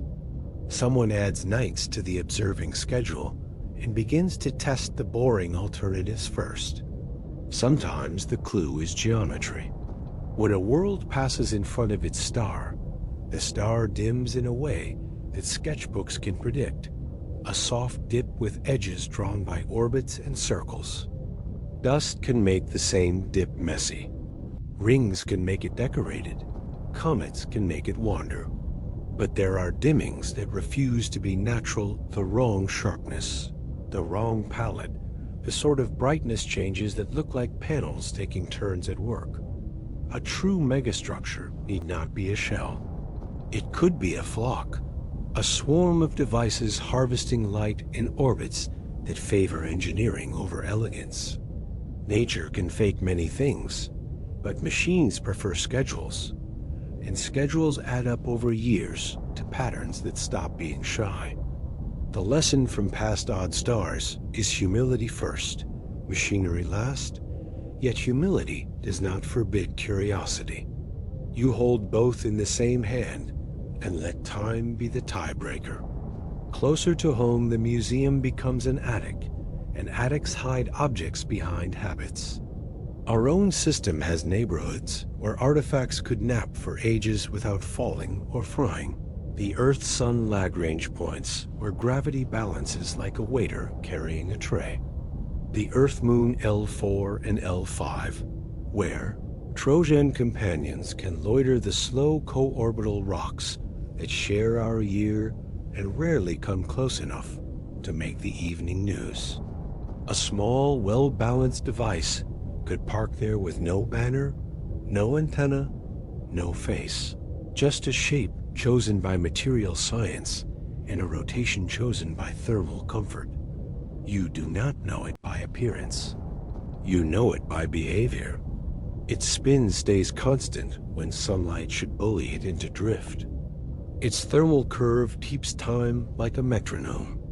Its orbit respects resonances as if a planner loved tidy spreadsheets. If we ever see such a thing, first contact will do what archaeology does: measure, map, and leave the tomb unopened until the living have agreed on the rules. Artifacts can speak without language through edges in their reflectance, little kinks in the way they bounce light back that betray materials with jobs. A planet whose deserts glitter with something that behaves like photovoltaics will draw a line in its spectrum, not unlike the way leaves draw a line with their own. Chemistry, a sharp change that says here is a surface designed to drink a certain kind of sunshine. If those edges turn with the planet and keep their personality across seasons, if they appear where riverbeds do not and fail to match geology's taste, a case begins to assemble itself politely. At night, light curves become diaries. City lights on the far side of a world are more romance than instrument today, but the principle is plain. A rotation that brightens a night side in a way that does not match lightning or aurora, a pattern that keeps human hours on an alien day, would be a quiet confession that minds gather and spend energy there. We will not get glistening skylines through a telescope. We will get a graph with a heartbeat that refuses to be weather. The first time such a curve holds steady through the boredom of replication, the room will fill with the sound of chairs not scraping. We are not the first species to think of postcards. Our own probes carry plaques and records that explain us in geometry and kindness, because geometry translates and kindness travels well. If we ever find an artifact that was meant to be read, it will probably begin the same way. Numbers any sky can teach, circles any hand can draw, ratios that greet rather than boast. The message might be a curriculum, not a greeting, a set of stable lessons designed to be understood by creatures with unknown senses and unknown calendars. The rest would be up to us and our patience. A museum has rooms you will never finish. That is not a failure. It is the point. Detection is never a single instrument's triumph. It's a choir deciding on the same note. Radio watches for narrowband tones in quiet neighborhoods of the spectrum. Optical telescopes look for nanosecond flashes that could be lasers playing tag across light years. Infrared arrays hunt for waste heat where starlight is too tidy to explain the glow. Planet hunters measure transits and ask whether the dimming behaves like dust or discipline. Radar maps our own attic and says whether a rock is a rock or a habit. Each method has fooled us before, and each failure becomes a rehearsal for the moment when the evidence refuses to bend back to ordinary. False positives deserve a pillow, not a spotlight. Dust can impersonate architecture. Instrument quirks can masquerade as meaning. Human interference can photobomb a result that wanted to be beautiful. The antidote is choreography and boredom. Other observatories under other skies, other teams with other software, the persistent refusal to fall in love with a single plot. Real technosignatures survive that kind of indifference. They are sturdy across instruments, patient under repetition, and they do the same wrong thing in the same right way, long enough for even the skeptics to sigh and pull up a chair. There is an ethics to looking. We are not pirates prowling for treasure. We are naturalists in a preserve we barely understand. If we find a thing that looks like a device, we begin from far away with the gentlest senses we have. We treat radio like we treat a library, quiet voices, careful notes, no sticky fingers. If someday we send a visitor to snoop, we send a visitor that can back away at the first sign of trouble.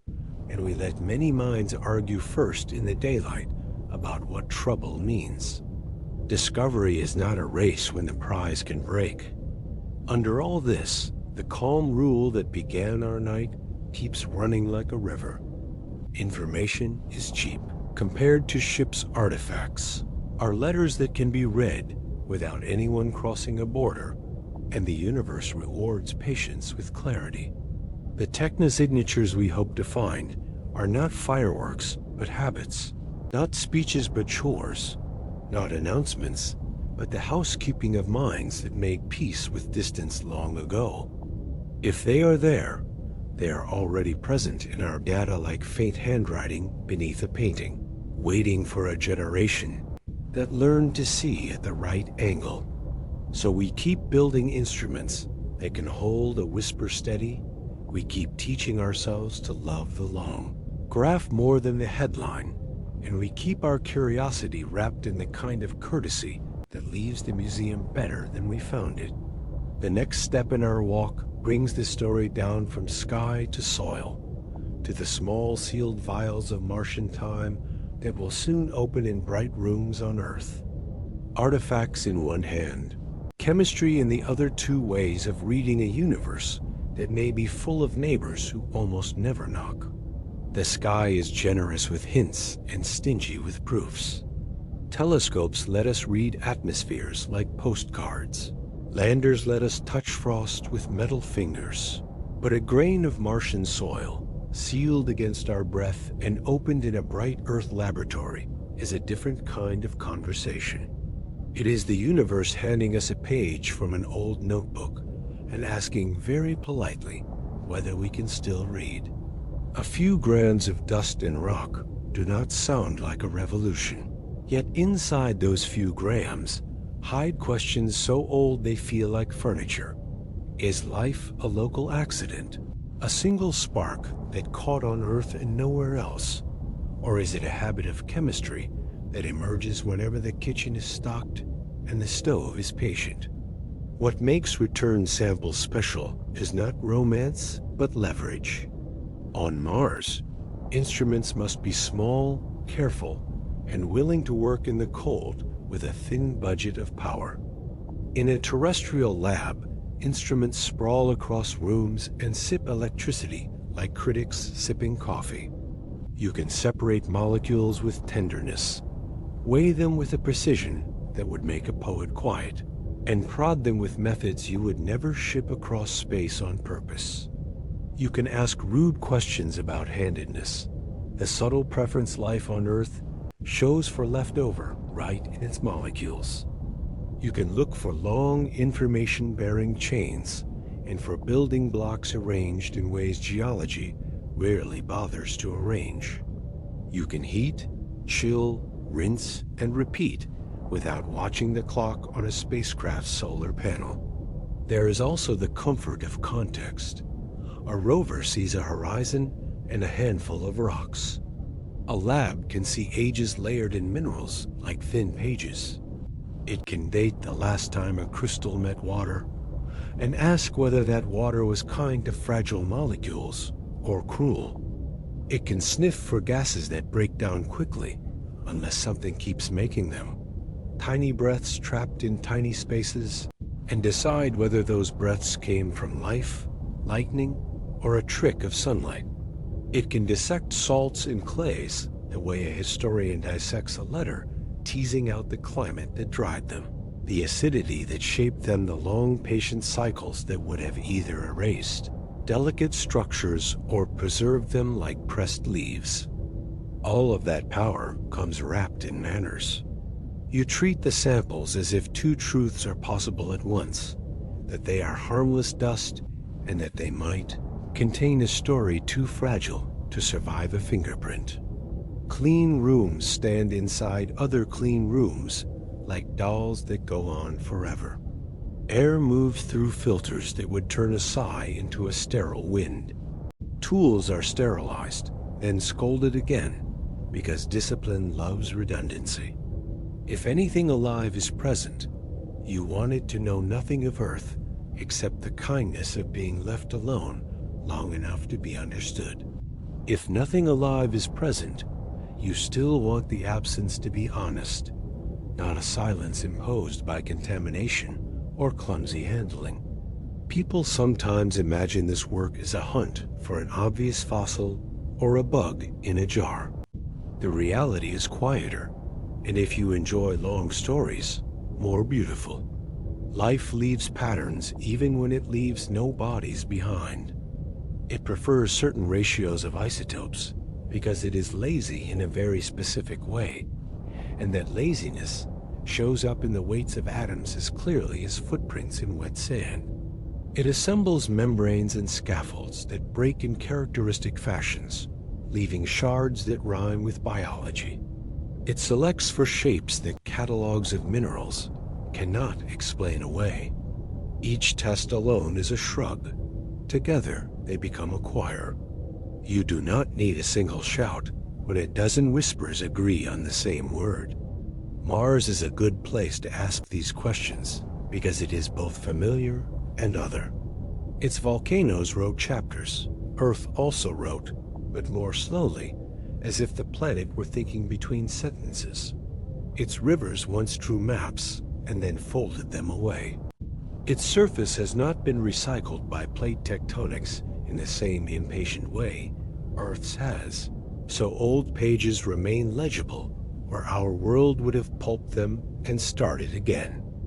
If life ever started there, even briefly, traces might have survived in sheltered salts and deep, cold rocks, not thriving, but not erased either.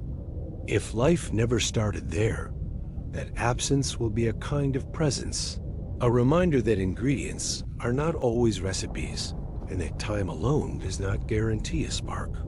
The value of the samples extends beyond Mars, in the way a single diary teaches you about the whole village. However the results fall, they will tune our expectations for the stars. A chemistry that matches ours would shout that exchange between worlds happens and that ancestry can span space on stones flung by ancient impacts. A chemistry that is alive but alien would whisper that the universe is generous with beginnings, that there are many alphabets for the same poem. No chemistry at all would comfort us with the rarity of our own page and urge us to keep the book safe. In every case, telescopes will inherit better questions, and better questions are the only currency that buys clearer nights. There is a civic lesson tucked into those tiny vials, too. Bringing another world home asks society to practice patience in public. The careful rooms will seem fussy. The timelines will seem slow. Rumors will sprint past graphs like dogs off a leash. Good science survives that weather by being boring on purpose. It repeats measurements until repetition itself becomes art. It posts methods in daylight and invites rivals to find mistakes. It treats the first exciting hint as a guest who has not yet earned a bed. If we can do that together for dust, imagine what else we can do it for. A culture that can wait for a tiny truth is strong enough to handle a larger one later. Hold the image for a moment. A technician, gloved and masked, easing a minuscule sample into the mouth of an instrument that blinks once, twice, as if clearing its eyes after a long nap. On a screen, a spectrum appears, not a photograph so much as a song, and in that song there are notes that geology sings, and maybe, just maybe, notes that geology rarely reaches without help. No one in that room thinks of headlines. They think of controls, of running the same test with a standard to make sure the instrument is honest, of letting colleagues elsewhere play the same song and see if their speakers hum in the same way. A few grams of Mars will ask us to be our best selves for a season, and that might be the most important finding of all. When those vials open, the universe will not become smaller. It will become better lit. Whatever we learn will feed back into every other chapter of this long, sleepy story. Signals will be weighed with new priors. Artifacts will be read with fresher eyes. The question of how first contact might arrive will carry the flavor of what life is allowed to be. If we find cousins, our first word to the sky will feel like calling an older relative. If we find strangers, our greeting will be more careful and more joyful. If we find nothing, our silence will be chosen, not empty. For now, it is enough to know that the path from sky to soil to microscope is not a detour from the search for neighbors. It is the same road, closer to our feet. We learn to listen by learning to look, and we learn to look by letting small truths stand on their own legs without applause. The next pages in this night's walk will take those possible answers and follow them where they lead. 3 branches of the same tree, each one a different kind of shade for a species getting ready gently to share its garden. The vials are small, the rooms are quiet, and yet the path that opens from those sealed grains divides like a river at a fork.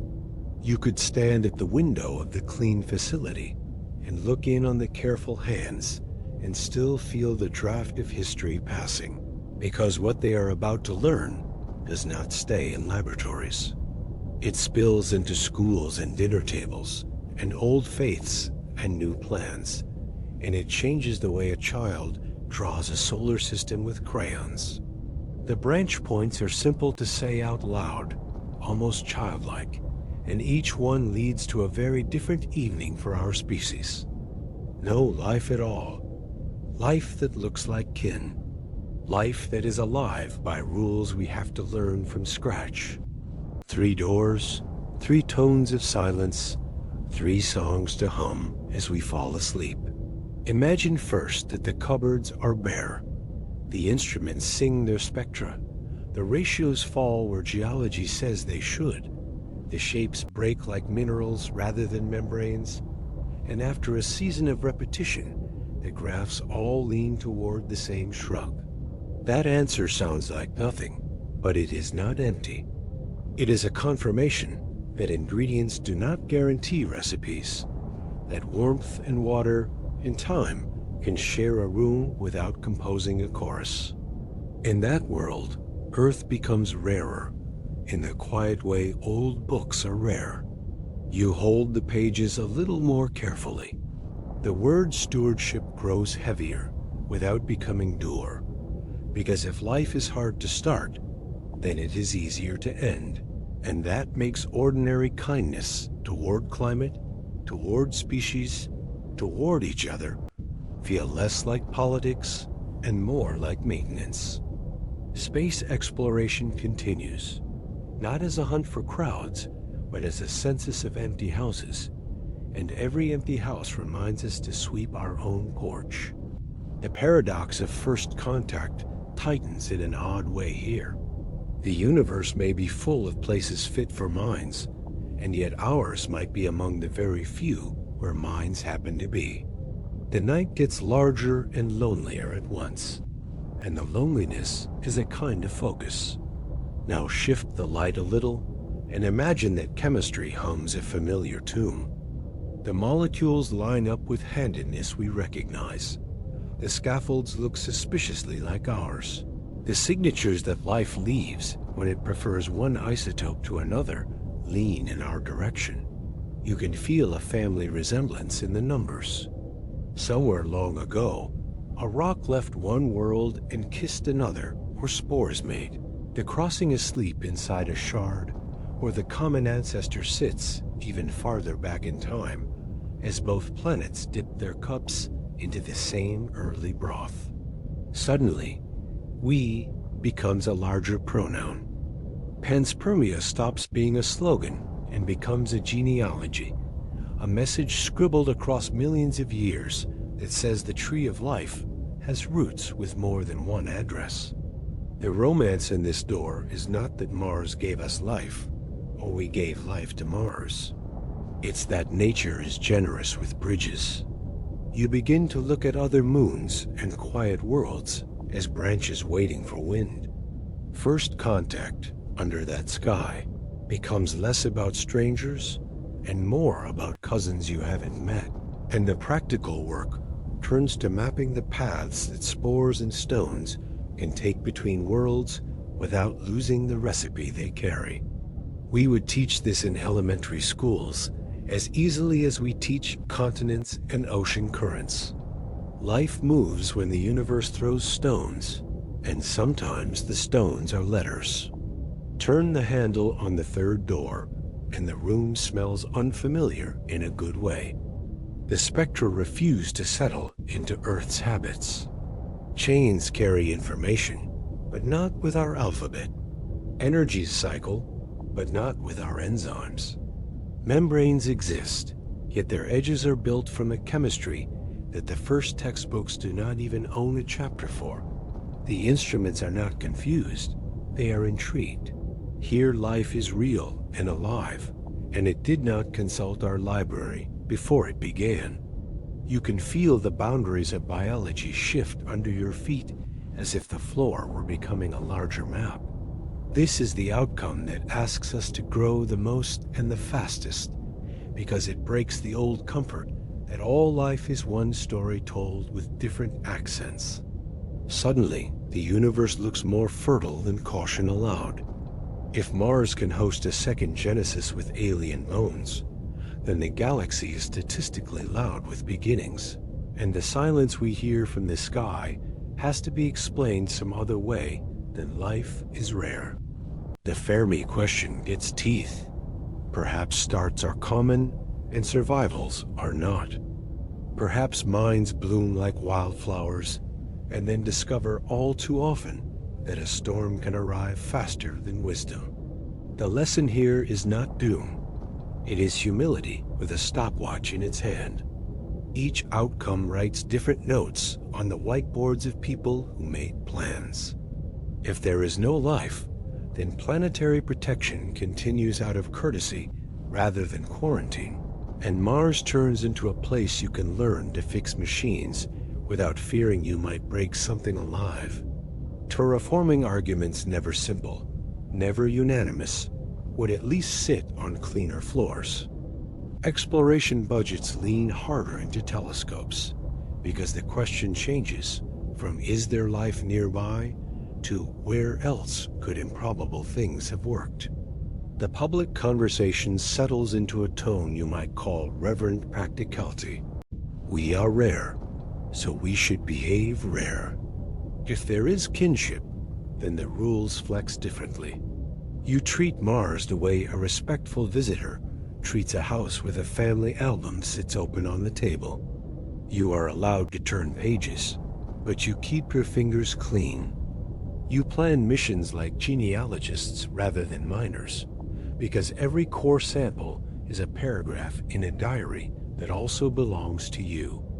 The romance of a second home becomes tangled with the ethics of moving back into a cousin's old room.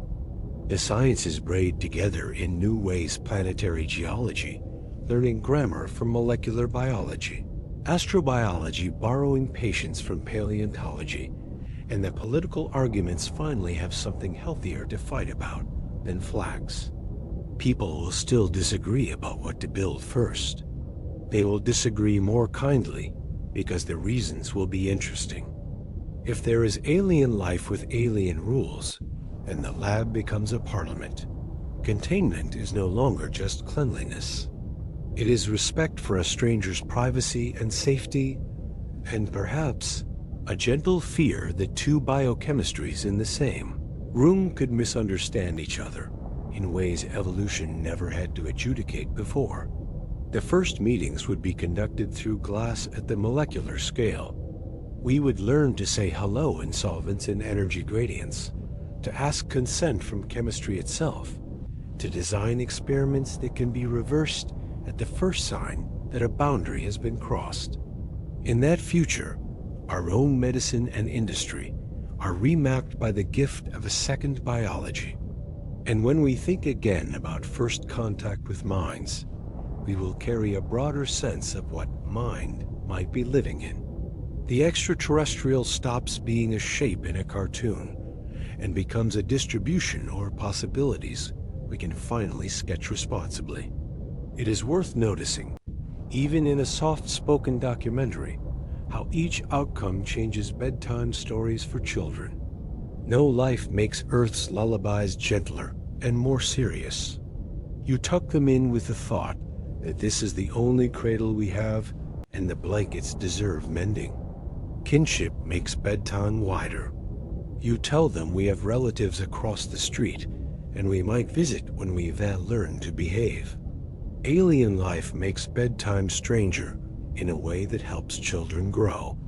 It tells them the rules hold, but the costumes can be anything, and that curiosity and kindness are not luxurious virtues, but necessary tools for living well in a large house. There is a civic mood that moves with each door too. The absence of life can make a culture smug or sober. Smug says we're unique, so we can do as we please. Sober says we're unique, so we must do as we ought. Kinship can encourage a lazy romance or a disciplined wonder. Lazy romance pretends all life is friendly because it is family. Disciplined wonder remembers that relatives can misunderstand each other and writes rules before reunions. Alien life can tip into fear or into craftsmanship. Fear builds walls around labs and stops asking questions. Craftsmanship builds better labs and better questions and better rituals for saying, let us slow down without shouting. Notice how, in all three futures, the work of listening becomes more important, not less. Empty Mars tells us to point bigger ears outward because answers are farther away. Cousin Mars tells us to tune our ears inward too, because stories we thought we knew now have extra chapters buried in salts and clays. Alien Mars tells us to build new ears entirely, instruments that can hear chemistry we did not know made music. In every path, the pace of discovery remains slow enough to sleep through without guilt. The universe does not insist we sprint. It rewards people who bring sandwiches to the patient rooms. Public ritual will matter. There will be press conferences with graphs that look like modern art and sentences that have to start with, "We are confident. We are certain." There will be wrong headlines that grow loud and then fade. There will be first-year students who choose majors because of a picture of a tray under a bright hood. There will be grandparents who sit a little taller at dinner because they remember the night a rover wrote its name in Martian dust, and now the dust has written back. The material is dry and technical, and it will still break hearts on both sides of hope, which is another way of saying it will be human. You can hear a small whisper of ethics under all of this, like a kettle just before it sings. It says that our behavior toward a handful of soil is a rehearsal for our behavior toward each other when the questions are bigger. Can we be patient when patience is the only honest speed? Can we stay kind when the result does not flatter us? Can we share credit and blame with strangers who did their work in other countries under other flags? Those are not side notes. They are the spine. A civilization that can keep its voice low and its measurements high for a year about dust is a civilization that might make good decisions about contact signals artifacts and the 1,000 quiet chances to do harm without meaning to. Stand again at the fork, no life, kin life, alien life, and notice the last common road behind all three. It is the road that brought the vials home. It was paved by boring grants and stubborn engineers and managers who made schedules behave. It is a reminder that the future is usually delivered by people who don to speak in slogans. They build things that stay built. They wash their hands and label their samples and check their work before they go to lunch. It is not glamorous, but glamour is a poor substitute for reliability in a universe where distance and time are already dramatic enough. Sooner or later in this story, one of those doors opens. A technician will call a colleague to the screen, and together they will decide which branch we are on. The rest of us will follow with our usual mix of courage and theater. We will adjust our metaphors. We will argue with the volume turned down. We will teach new lessons to sleepy children. And we will carry the tone we set here into the chapters that wait beyond. How to think about extinction and filters and the silence between bright islands. How to recognize ourselves in shapes that do not mirror us. How to be available for wonder without being taken in by the first loud thing that asks for our attention. For tonight, while the samples have not yet spoken, it is enough to know that all three futures ask for the same virtues: patience, courtesy, and the habit of letting the world finish its sentence before we start ours. Whatever answer arrives, we will still be here in the small human room under the large human sky, making tea, sharpening pencils, and writing politely in the margins of a universe that finally mailed something to our address. Suppose the vials sing the plainest song. The spectra line up where geology tells them to line up. The isotopes sit in their sensible chairs. The long-chain molecules that like to gossip about replication never show up to the party, and the patterns that would betray a once-living architecture refuse to appear no matter how politely we ask. After months of careful repetition, rivals checking rivals, controls stacked like coasters under every claim, the conclusion holds. In the places we sampled, under the conditions we now understand, Mars is quiet. Not wounded, not haunted quiet, in the way an empty room is quiet when you open the door and the dust floats, as if time forgot to breathe. At first, that answer feels like a door closing, but listen a little longer and you can hear the room grow larger. A sterile Mars would not mean that chemistry failed everywhere. Only that the path from warm soup to stubborn self-copy did not complete its circle there, or completed it and then faded past the line where fossils turn into rumor. It would mean life is at least rarer than our most optimistic moods, that a planet may host lakes and clays and seasons and still keep its pages blank. The implications drift toward us like snow-soft, cumulative, impossible to ignore. Earth becomes a rarer book in the library, and we become, by extension, rarer librarians. Stewardship stops being a slogan and turns into a job description you sign with a slow pen. A sterile Mars would sharpen our manners at home. If life is hard to start, it may be easy to end by accident, and so ordinary virtues get a promotion. Climate care, biodiversity care, the boring excellence of infrastructure that doesn't fail on Tuesdays. These become less like politics and more like the rituals that keep a small fire lit through a long winter. The phrase "one biosphere civilization" settles into our vocabulary with a weight that discourages theatrics and encourages craft. You can feel policy meetings changing tone. Ambition doesn't dim, it grows guardrails. We still build, but we build as people who have counted the candles and know the dark is patient. Exploration, oddly, would not shrink under this verdict. It would stretch. A quiet Mars would push our ears outward because the next possible answer lives farther away. Telescopes become diaries of intent, bigger mirrors, longer baselines, calmer budgets that assume decades. We would refine our search for life's signatures with a touch more humility, favoring targets where chemistry has the best chance to speak ocean worlds with ice lids and warm undersides.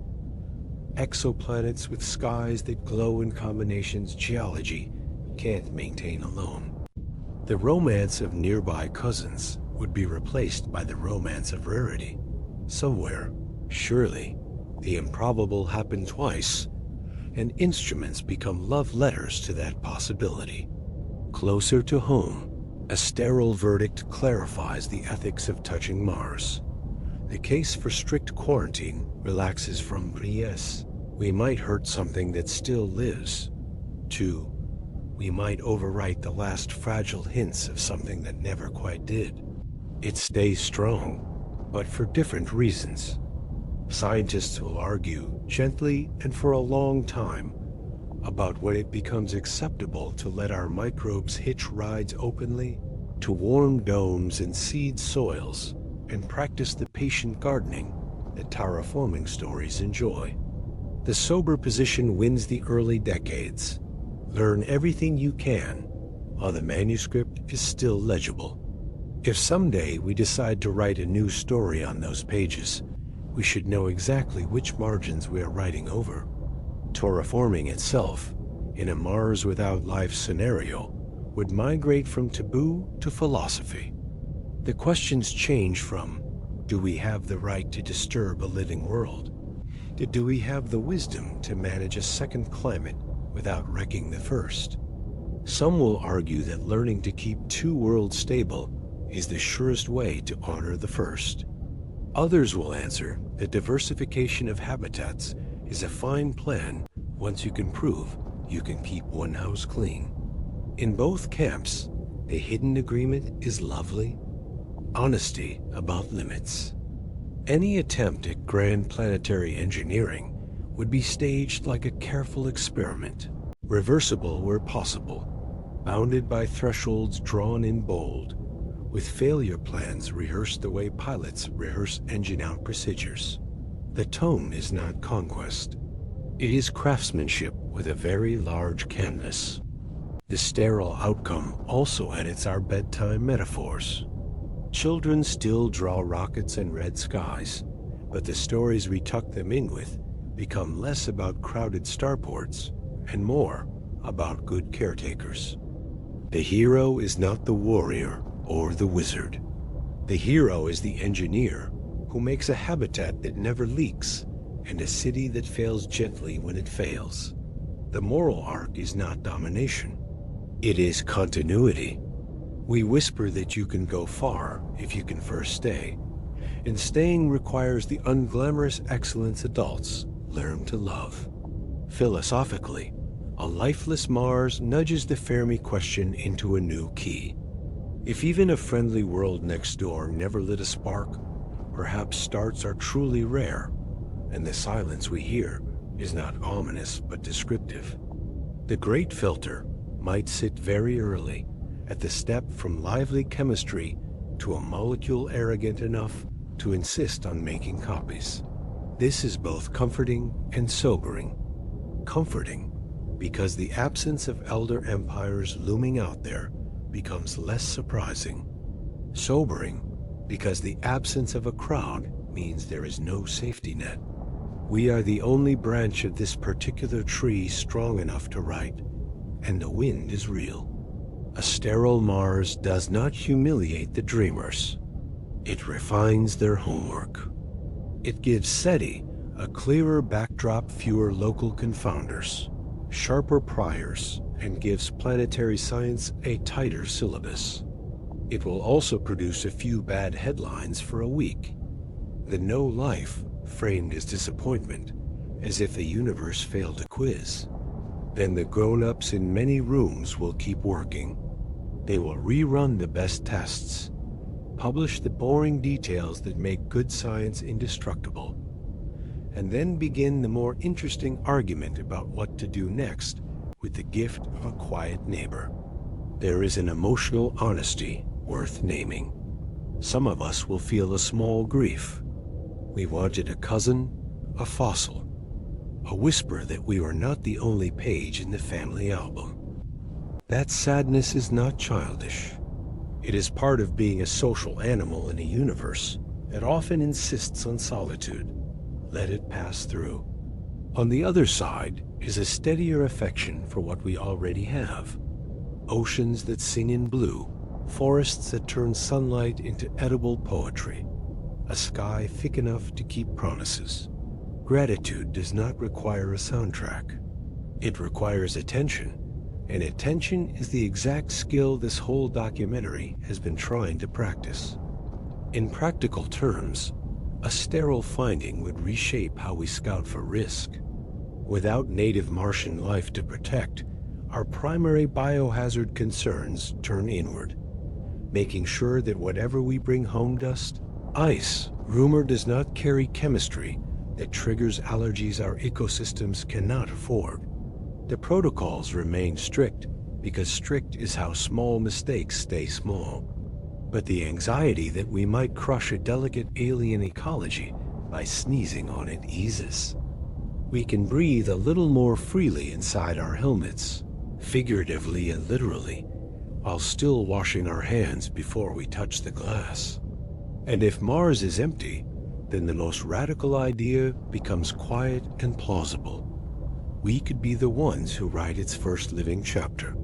Not quickly. Not as a performance. As a centuries-long apprenticeship in running closed cycles that don't collapse in building soils from scratch without turning the atmosphere into a joke in learning how to be gardeners at planetary scale without the drama humans sometimes bring to gardens. If that day ever comes, it will not be announced with trumpets. It will arrive in small green increments under domes that sweat and breathe, with spreadsheets that track nitrogen and laughter, and with the humility to stop when a line is crossed. Because if Mars is to host a second Genesis written by our hands, the author should be a culture that has earned the right to hold a pen. For now, the gift of a quiet Mars is clarity. Clear priorities at home, clear targets in the sky, clear ethics in the lab, clearer stories for children who deserve adults that don't pretend complexity is optional. The night outside your window is still wide and still kind to patience. And beyond this chapter, another door waits to open, the one where the vials whisper a different truth, where chemistry on Mars rhymes with the song in our own cells, and the family album stretches across the space between worlds. Let's step there next, gently, and see what kinship would ask of us. Now picture the lab the same way you picture a dawn that arrives on time. The graphs are neat, the controls are strict, and one by one the little tests that were supposed to be inconclusive stop being coy. Ratios lean in a direction that biology prefers when it is busy, not idle. Handedness favors the same, left it favors here, as if the molecules on both worlds learn to write with the same hand. Chains appear that carry information with a swagger you recognize even before you translate a syllable. It is not a single shout, it is a braid of whispers, and together they say the thing no press release has the courage to say cleanly at first. The Martian samples and Earth as living chemistry rhyme. Not perfectly, not like a photocopy, but like cousins who share a jawline and a laugh. The room gets quiet in the way important rooms do, and someone underlines a date. Kinship is not a caricature of green siblings waving from a red hill. It is a family tree with roots that cross the street. The first practical question is as old as any detective story. Who passed what to whom? Panspermia stops being a bumper sticker and turns into logistics. You imagine an impact in the young solar system loud enough to fling rocks into the sky, rocks that cool while they fly, rocks that keep a small, stubborn cargo asleep for years, and then decades, and then longer still.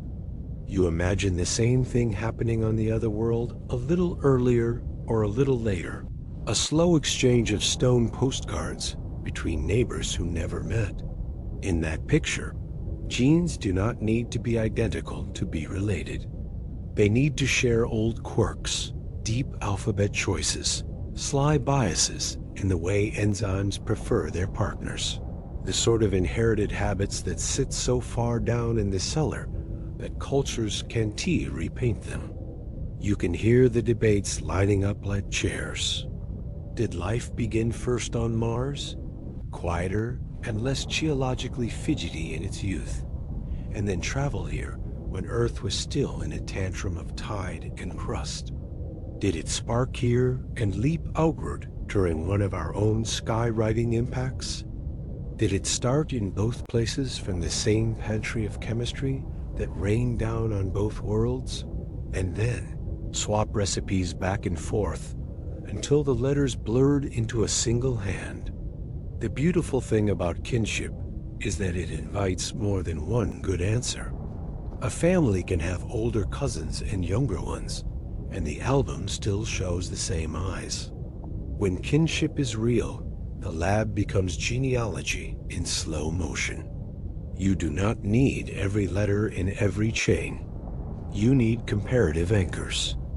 If Martian polymers carry a code that maps cleanly onto ours, even roughly, even with delightfully alien punctuation, you can begin to clock the divergence the way biologists clock the split between wolves and whales. Mutation rates are not a metronome, but they drift in ranges, and ranges tell you whether your shared ancestor lived under one sun or two. Handedness helps.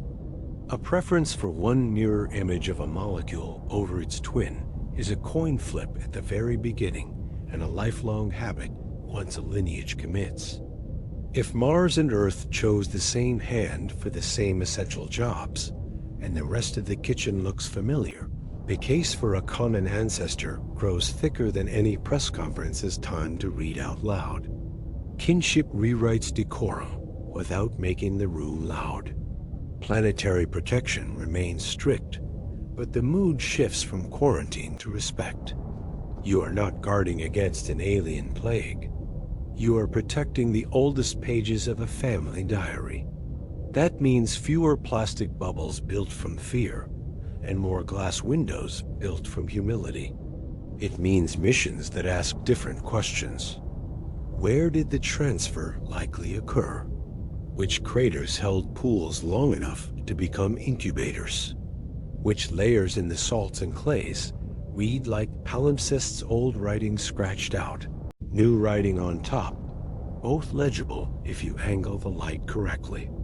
The maps we make start looking like family trees laid over geography arrows, tracing the long arcs of stone between worlds, dates penciled at the margins, the way a grandmother writes birthdays in the inside cover of a prayer book.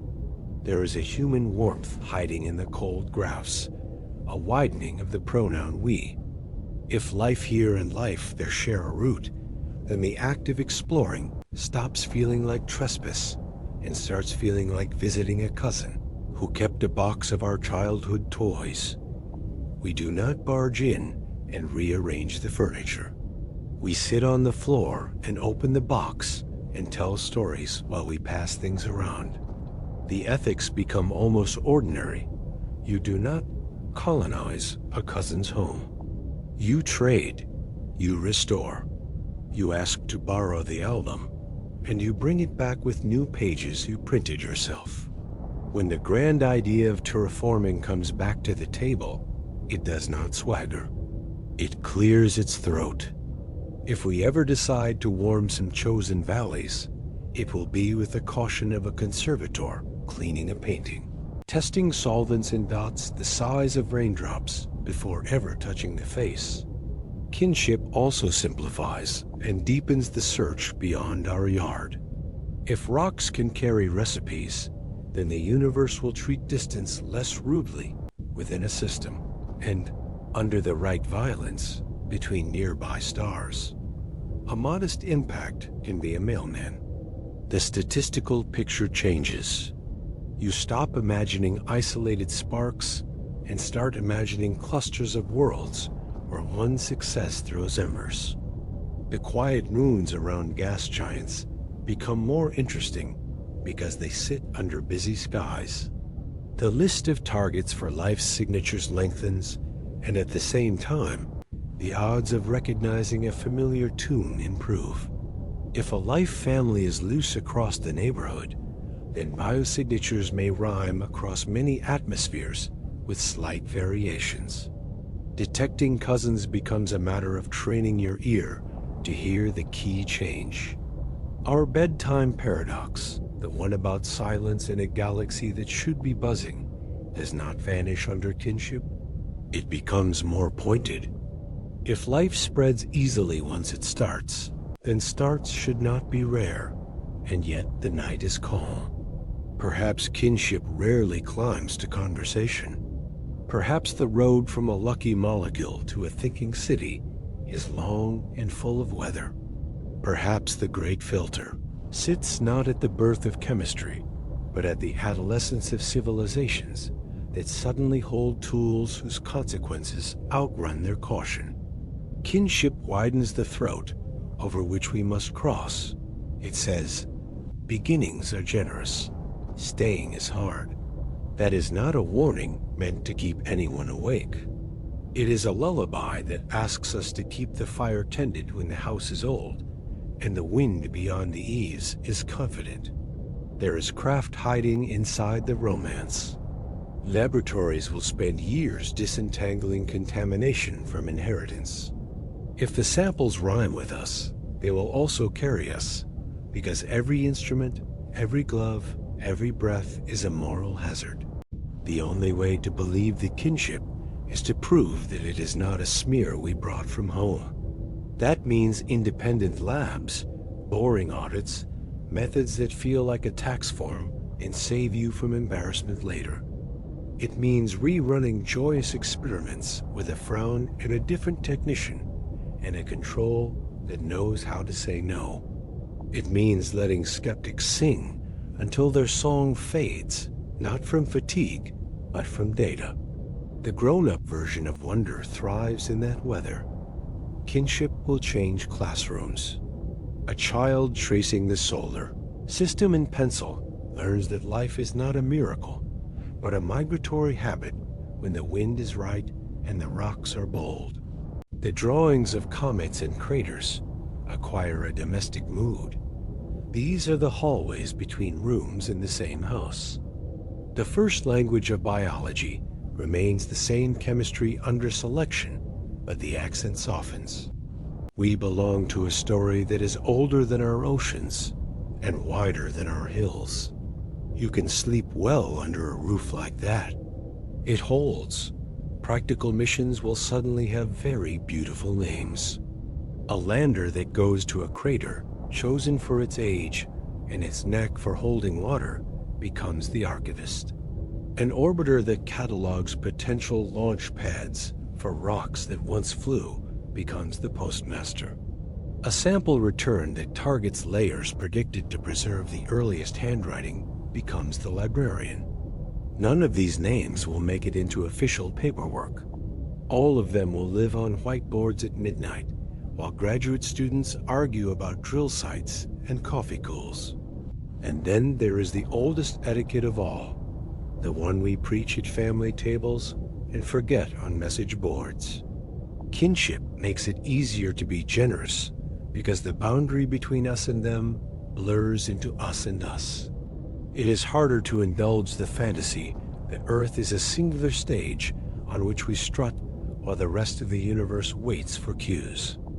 It is easier to be the sort of species that leaves clean campsites and labeled samples. When someday a small dome preheats a small valley and a small garden learns the smell of Martian dawn, the people there will do their work with the hands of guests, not landlords.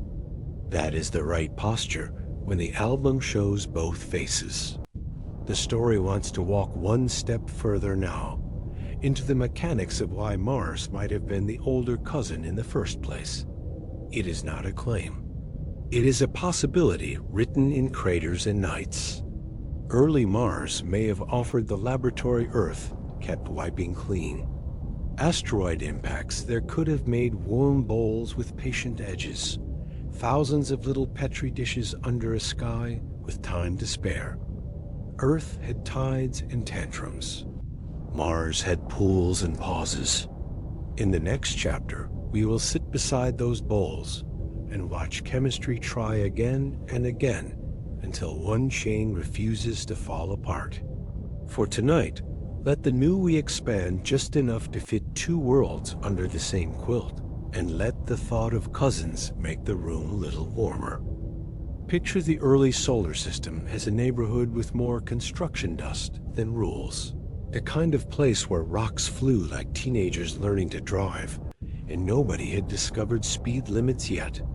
In that clatter, two small worlds learned different habits. Earth was the fidgety sibling, busy with tides that yanked shorelines back and forth, with a crust that kept rearranging furniture, with oceans that rarely sat still long enough for a shy molecule to gather its thoughts. Mars was quieter, not tranquil exactly, but less dramatic, a slightly smaller planet that cooled sooner, grew a gentle crust earlier, and learned to hold on to silence the way a library holds on to light.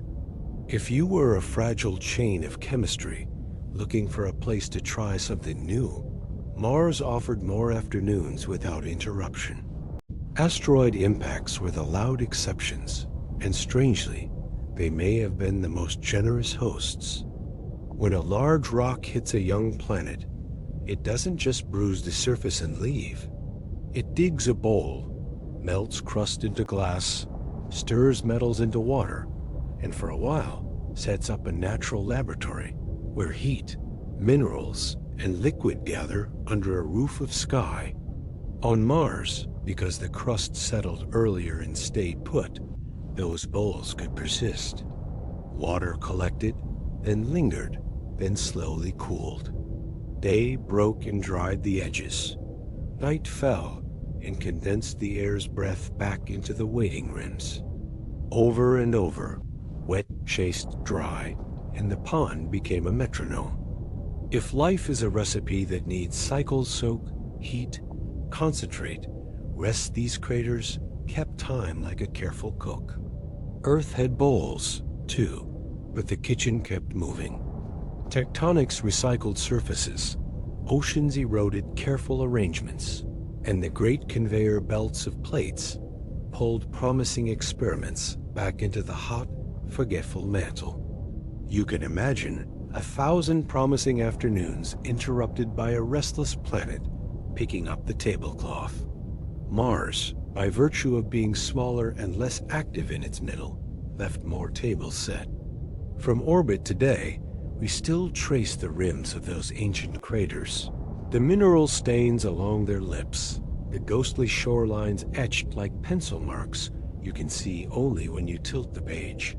They look like patience. Inside those bowls, the chemistry was not just wet, it was busy. Impacts fracture rock, and the fractures weep minerals into the water, metals that act like catalysts, clays that coax molecules to sit in orderly rows and practice being polymers. Sunlight warms the shallow edges by day, thickening the broth. Cold returns at night, protecting fragile chains from breaking themselves in excitement. Lightning arrives now and then, a rude friend who nevertheless brings gifts. If the water's edge creeps back for a week of dryness, things that once drifted apart are pressed closer until they touch, and sometimes decide to hold hands. A sudden rain dissolves what should not have survived. What remains becomes the foundation for the next round. If you were writing a fairy tale for molecules, you would put them in a place like this. A little harsh, a little kind, and endlessly repetitive. It helps that early Mars wore a thin veil of atmosphere, and perhaps for a time, a magnetic field as tired as an old umbrella, enough shelter to soften sunlight, not enough to smother the cycles. Ice may have skimmed the bowls in winter, turning each crater into a shallow greenhouse, light slipping through, heat lingering just long enough beneath the lid to keep chemistry awake. Beneath the impact sites, hydrothermal veins would have wandered through fractured rock, hot fluids dissolving and redepositing, carving miniature caves where warm met cool in gradients that living processes love to ride. Imagine a strand of would-be information drifting from a sunlit rim into a warm fissure and back again. Imagine how many times that commute could happen in a century on a planet that forgot to rearrange its roads.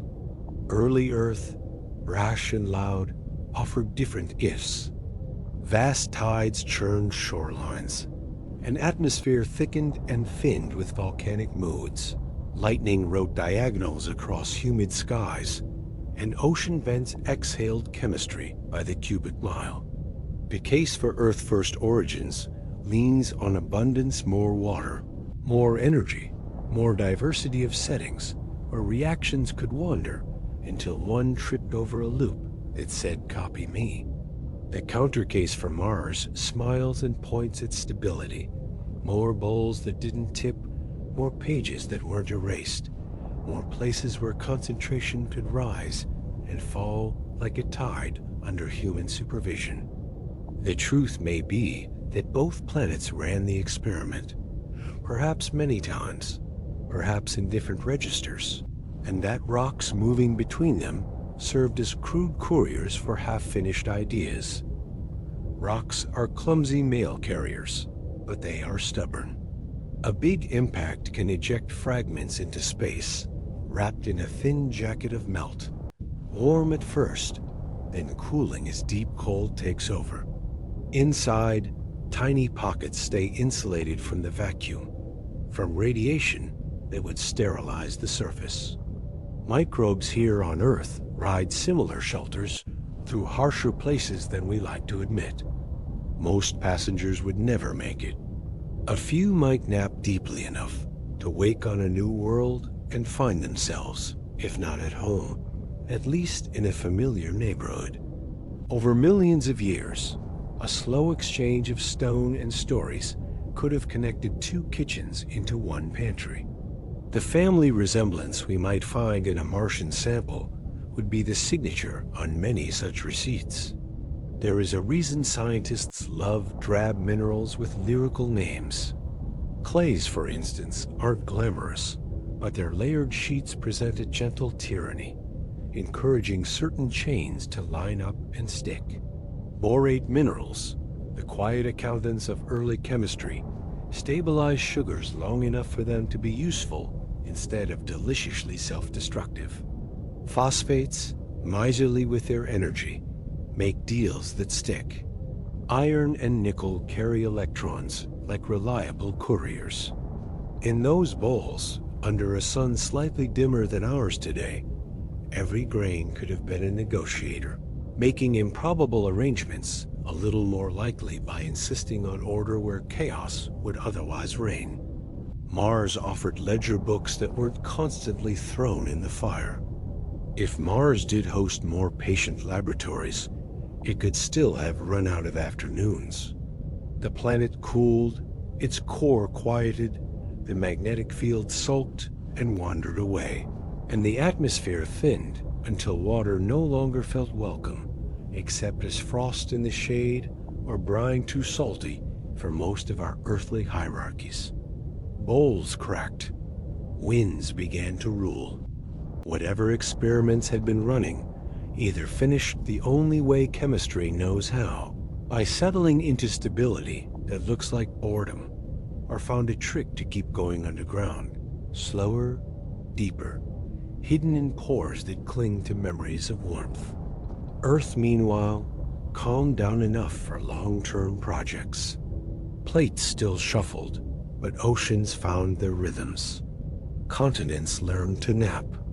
If life first stood up on Mars and later traveled here, it might be because Earth finally offered a theater large enough for an improv act that never ends.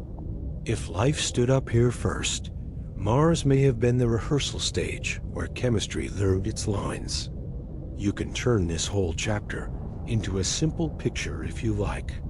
Two children building sandcastles at the edge of a tide. One child works close to the water, reshaping constantly, laughing at each collapse. The other works a little higher up the beach, where waves only reach at dusk. Both build, both learn. One learns resilience and speed. The other learns patience and layer by layer. When the tide is kind, the fast builder gets far. When the tide is hungry, the patient builder's walls last longer. The universe, being older than any beach, probably tried both strategies with the same gentle insistence. The practical future this picture suggests is charming in its specificity. We send missions to old craters with mineral halos that scream, in a very polite frequency, "I held water for a long time." We seek layered clays that would have protected fragile chains from being bullied by heat and light. We taste salts that only form after repeated cycles of flooding and drying, the planetary equivalent of a souffle that refuses to fall. We drill, not wherever is convenient, but where chemistry had time to daydream. We weave a map of patient settings, and we read it with the same calm you use to read tree rings in a fallen trunk. However, the kinship question falls. The bowls teach a more general habit. Origins like edges. Not just edges in space, but edges in condition, where hot meets cool, wet meets dry, bright meets dim, acid meets base. Edges are where gradients live, and gradients are how the universe pays for work.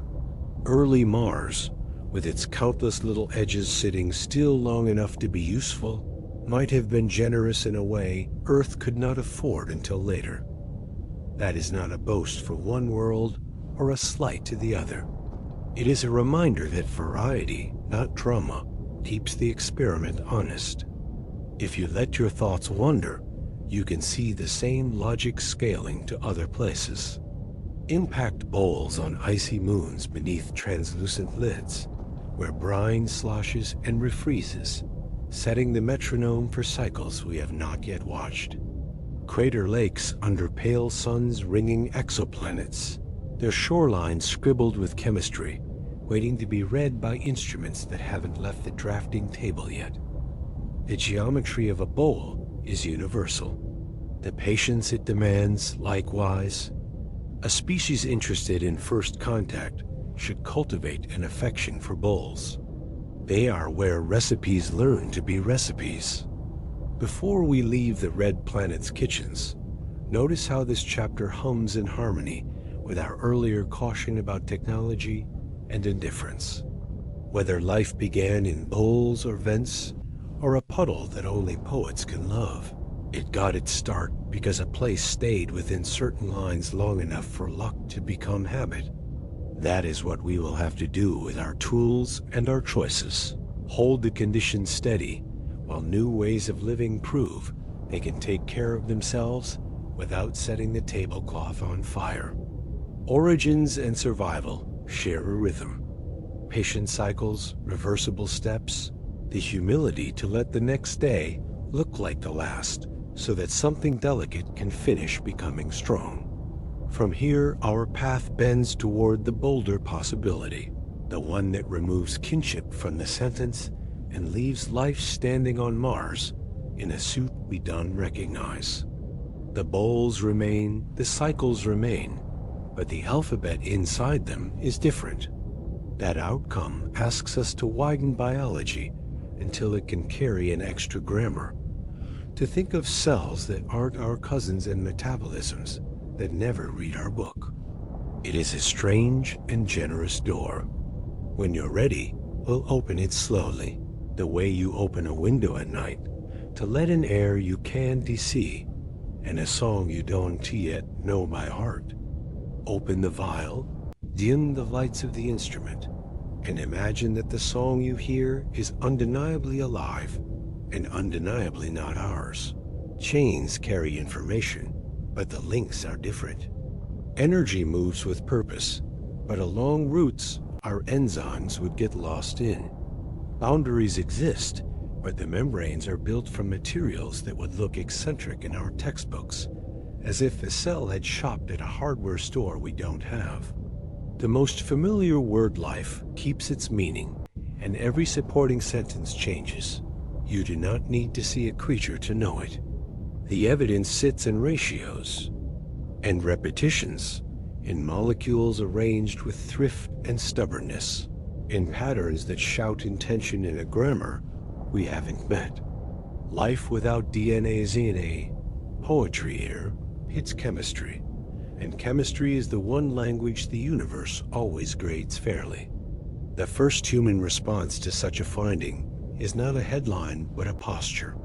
You step back a half pace, not from fear, but from respect, because two biochemistries in the same room are like two orchestras warming up at once, and it takes a conductor's discipline to keep the music from turning into noise. The protocols that already look fussy grow an extra layer of care. Tools pass through more stages of sterilization than a reasonable person would invent on a normal day. Air flows like a thoughtful river through more filters than you can count. Containment stops being an obligation to Earth alone and becomes courtesy toward a stranger that has also spent billions of years learning how not to fall apart. Then the questions arrive like polite guests who brought their own chairs. How does information store and copy itself, if not on a sugar phosphate backbone with bases we can recite from memory? What plays the role of the alphabet and the glue? Does heredity live on a different scaffold altogether, an informational polymer earthly chemists have only reproduced in labs as thought experiments? Or does it live in something stranger, a distributed memory cached across cycles and compartments instead of written in a single thread? How does metabolism keep accounts, if not with the coins our cells use? Are electrons moved by carriers that prefer metals we treat as spice rather than food? Does energy ride gradients in a solvent mixture that would make our enzymes panic and resign? These are not merely exotic curiosities, they are maps. Each answer extends the searchlight you can aim at sky and soil. Discover one alien alphabet, and you suddenly understand how to teach your instruments to expect the unexpected. Every exoplanet's spectrum gets a new column in the list of what to look for. Every icy moon's plume becomes more interesting. The search for life stops being a hunt for ourselves in a mirror and becomes a hunt for strategies. Does the chemistry conserve energy in the same spirit, even if it spends different coins? Does it build boundaries for the same reason, even if it uses different bricks? Does it prefer repetition and error correction and the long, lazy loops that select for stability? Once you know there are other alphabets, you look less for familiar letters and more for the repeated shapes that handwriting betrays. The presence of an orthogonal biochemistry on Mars also rearranges our sense of probability without being dramatic about it. If life started twice in one yard using different toolkits, then Genesis is not a rare miracle, but a habit of matter whenever conditions provide cycles in time. The dark grows less empty. The implication is not that cities bloom everywhere. It is that seeds are sown generously. The Fermi question, the old sleepless riddle about why the night is quiet, loses one of its easier answers. If starts are common, the silence must live later. And that means prudence needs a longer job title. Perhaps biospheres thrive, cultures bud, and then the adolescent dangers we have already met: unmanaged technology, exhausted ecologies, short-term incentives that overrun long-term survival, take their turns at the microphone. Before philosophy steals the whole evening, come back to the bench and its practical puzzles. The most pressing is compatibility. Two living systems can ignore each other with almost comic indifference if their enzymes refuse the other's ingredients.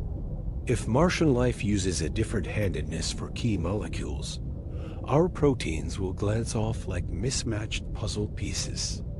That asymmetry is a small blessing for containment. It means accidental infection is less likely, nutrient theft harder, parasitism a bad business model. But incompatibility is not immunity. Some molecules are bullies without meaning to be. A solvent that seems harmless to one cell can unravel another. A metal that is nutrient to one metabolism can poison the pipes of another's enzymes. Allergies of the biosphere scale up into ecological mismatches. The only adult move is to keep them apart until we can model the chemistry honestly. There is an equal and opposite risk: unplanned nutrition. If alien life cannot eat us and we cannot eat it, both biochemistries may coexist, grazing different parts of the same pantry like polite neighbors. If there is a narrow band of overlap, say, a simple sugar both can use, or a shared need for a specific ion, then competition can be swift and ugly, even without malice. We learned this at home when species cross oceans inside our ships and find no predators waiting. The same lesson holds when biochemistries cross a lab bench. Nothing in this chapter argues against curiosity. Everything argues for deliberate pacing. The tests follow a ritual. You do not pour one world into another like a child making mud. You place a single purified molecule from the Martian set into an Earth microecosystem under glass and wait. You do the same in reverse with a single Earth molecule and a Martian culture. You watch for the tiniest signs of insult: membranes sagging, gradients collapsing, a shiver in the way energy is accounted for. You let the experiment run, stop it, run it again with a control that doesn't know which molecule was added, then run it again in a different lab with a different clock. The goal is not discovery for its own sake. It is a table of do not cross lines written by chemistry itself. You publish those lines with the severity of road signs. Now peek through the larger window. Governance becomes chemistry in public. who is allowed to handle a second genesis. Under what conditions? With what audits? We already have frameworks for pathogens and engineered organisms. Most are written with the assumption that life springs from a single tree. 2 trees on one planet will ask for amendments. Expect slow councils, bright rooms, unglamorous forms, and the occasional headline trying to turn caution into drama. Expect also a small, sturdy pride when a community holds the line on boring excellence. It's not romantic to go to a public hearing and argue about filter change schedules. It is how civilizations stay interesting long enough to meet their neighbors. The intellectual gifts of alien life are a deep joy for the part of the species that keeps notebooks. Whole research programs open like windows. Catalysis writes new chapters in its book because someone else solved the same problems with different parts. Medicine gets an external critique of what is truly universal in physiology and what is an accident of our lineage. Materials science borrows, membranes and filaments that behave like our best plastics without needing a petrochemical childhood. Computing steals tricks from error correction strategies never tried here. Even philosophy has to swap some furniture around because life stops being a definition you memorize and becomes a collection of strategies you can rank by how gracefully they handle entropy. The existential gift is quieter. A second genesis tells us that the universe does not play favorites with beginnings. The hard part may be the middle, hungers that grow faster than patience, feedback loops that welcome efficiency until it melts the rest of the map. The great filter, if it exists, might be a culture's ability to build breaks into its tools and rituals into its ambitions, to prefer reversible steps where irreversibility is tempting. An alien microbe will not solve that for us. It will stand as a clean mirror while we decide whether to keep being lucky on purpose. Picture how classrooms change under this light. Children learn that life is as much a verb as a noun, a pattern that matter performs when gradients and boundaries and information conspire. They learn that our way DNR, proteins is one recipe. They learn that Mars carried another, and that both obeyed the same physics the way 2 songs obey time. They also learn that meeting a stranger at the molecular scale requires the same virtues as meeting one across a fence. Ask before you touch. Clean up after yourself. Don't bring your problems into someone else's kitchen. And be ready to apologize in a currency that can actually buy repair. A practical mercy hides in the statistics. If alien life is different enough, it will leave distinct biosignatures in air and rock that telescopes can recognize from far away. Particular imbalance of gases that geology cannot sustain alone. A pigment that writes its opinion across a spectrum in a line. No mineral stack can fake. A seasonal rhythm that feels like metabolism rather than weather. The catalog grows, and so does our patience, because now we're not guessing. We're reading. When night comes back to the lab, the scene looks deceptively ordinary. A technician touches a keypad with a gloved finger.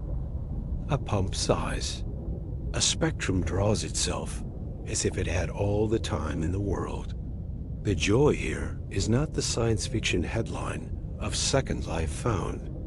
It is the endurance implied by 2 different alphabets writing the same word. That endurance is our assignment in miniature. Keep gradients alive. Keep boundaries honest. Keep information faithful enough that surprise can survive the week. Soon we will widen the circle and let the implications take a proper breath. What multiple origins say about the Fermi silence. How filters feel from the inside. Why civilizations that learn breaks and manners may be the ones you can hear across centuries. But for this chapter, let the marvels stay close to the bench.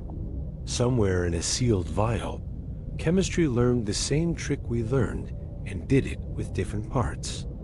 If you needed a reason to go to sleep with a little hope, that is one. It means the universe likes to try.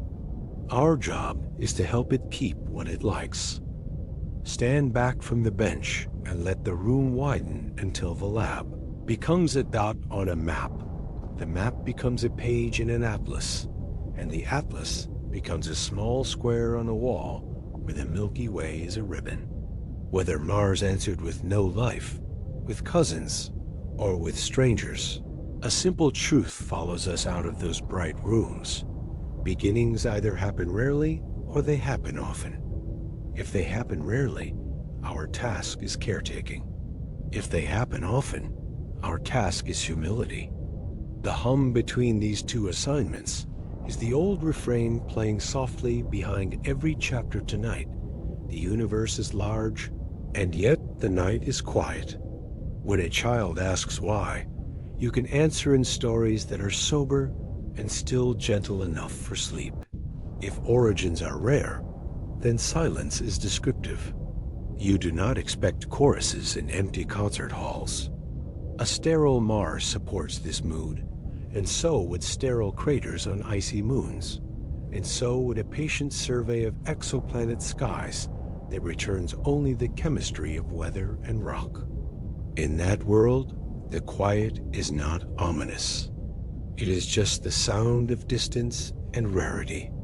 Earth becomes a singular library branch, and our job is not to be louder, but to be longer, to keep the lights on and the doors open, so anyone who wanders in later can find us still reading. The great filter, the hypothesis that there are hard gates life seldom passes, sits at the very beginning, where chemistry tries to become habit and usually fails. You sleep a little easier under that roof, even as you check the locks and mend the roof, because the neighbors you imagined may simply not exist. If origins are common, the quiet needs a different story. A Mars that sings with a different alphabet, or a neighborhood of moons that carry their own small recipes, pushes the filter forward in time. Starts are generous, stays are fragile. Civilizations bloom like tide pools when the sun is kind, and then retreat when the weather changes faster than their rituals. Some end in accidents that were possibilities long before tools had names: volcanoes, impacts, winters without invitations. Others end in accidents that only minds can manufacture, machines that follow a metric until the map disappears. Appetites that find a short path through the pantry and wait to an empty room. The filter need not be a door slammed in 1 year. It can be a long staircase where most feet slip somewhere along the climb. There is a version of this story that tries to be frightening. It does not help. The calmer version says that risk is the bill you pay for power, and that the receipt is lower when you count slowly. Species that learn to put brakes on their favorite tools, to write stop into recipes as faithfully as go, to prefer reversible steps when irreversibility still tempts. These are the ones whose lullabies travel furthest. The quiet may be full of such species, whispering rather than shouting, cautious about drawing maps to their doors. In that neighborhood, our job is not to insist on parades. It is to become good neighbors before we even know who lives next door. Consider a few slow filters that do not make headlines, but do their work year after year. Resource gradients flatten when you learn to use them too well. The easy fuel becomes the expensive memory, and without careful stewardship, you discover that your growth curve was a passing weather event. Attention narrows in noisy networks until the future cannot get a word in edgewise. The habit of planning fades because the present keeps tapping you on the shoulder. Institutions grow brittle when they are asked to carry more weight than their designers imagined, and without humility and maintenance. Brittle things snap quietly at first and loudly at last. None of this requires villains. It requires only drift. There are also filters written by the universe in ink that dries slowly. Stars change their habits. Atmospheres wander. Magnetic fields sulk. The background of radiation has moods. A planet that is a little too close to its sun may begin kindly and end as a kill.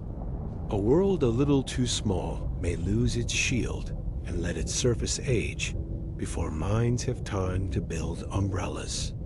Affection for our own case can make these backgrounds feel like scenery. They are not scenery. They are weather, and weather writes history while we sleep. To survive weather, you learn to read it and to build in a style that forgives storms. Some filters live in our psychology, and it is all right to admit it without scolding. We evolved to win the next hour, not the next century. We fix immediate pain before abstract risk. We love stories with heroes and forget sagas with maintenance crews. That is not moral failure. It is ancestry. The cure is to build cultures that reward caretakers as much as they reward conquest, to give status to the person who kept the grid from failing on Tuesday. To let the hero be the one who wrote the checklist that saved the habitat from the small mistake that loves to arrive at 3 a.m. When the great filter is just the sum of many small frictions, rituals are technology. You can even read the Fermi question as etiquette.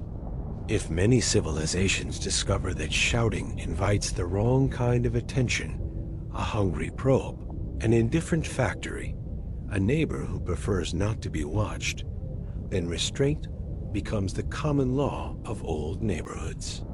1,000 lights do not need to be off for the night to be dim. They need only to be shaded. Signals that exist may be narrow and polite. Artifacts that exist may sit still and quiet, waiting to be found by eyes patient enough to see small deviations from nature. In that picture, silence is not absence. It is maturity. Mars plays its part in this mood by clarifying how we should behave regardless of which door opened in the lab. If there is no life, we practice stewardship because rarity deserves it. If there are cousins, we practice kinship because stories are easier to share when you acknowledge the family.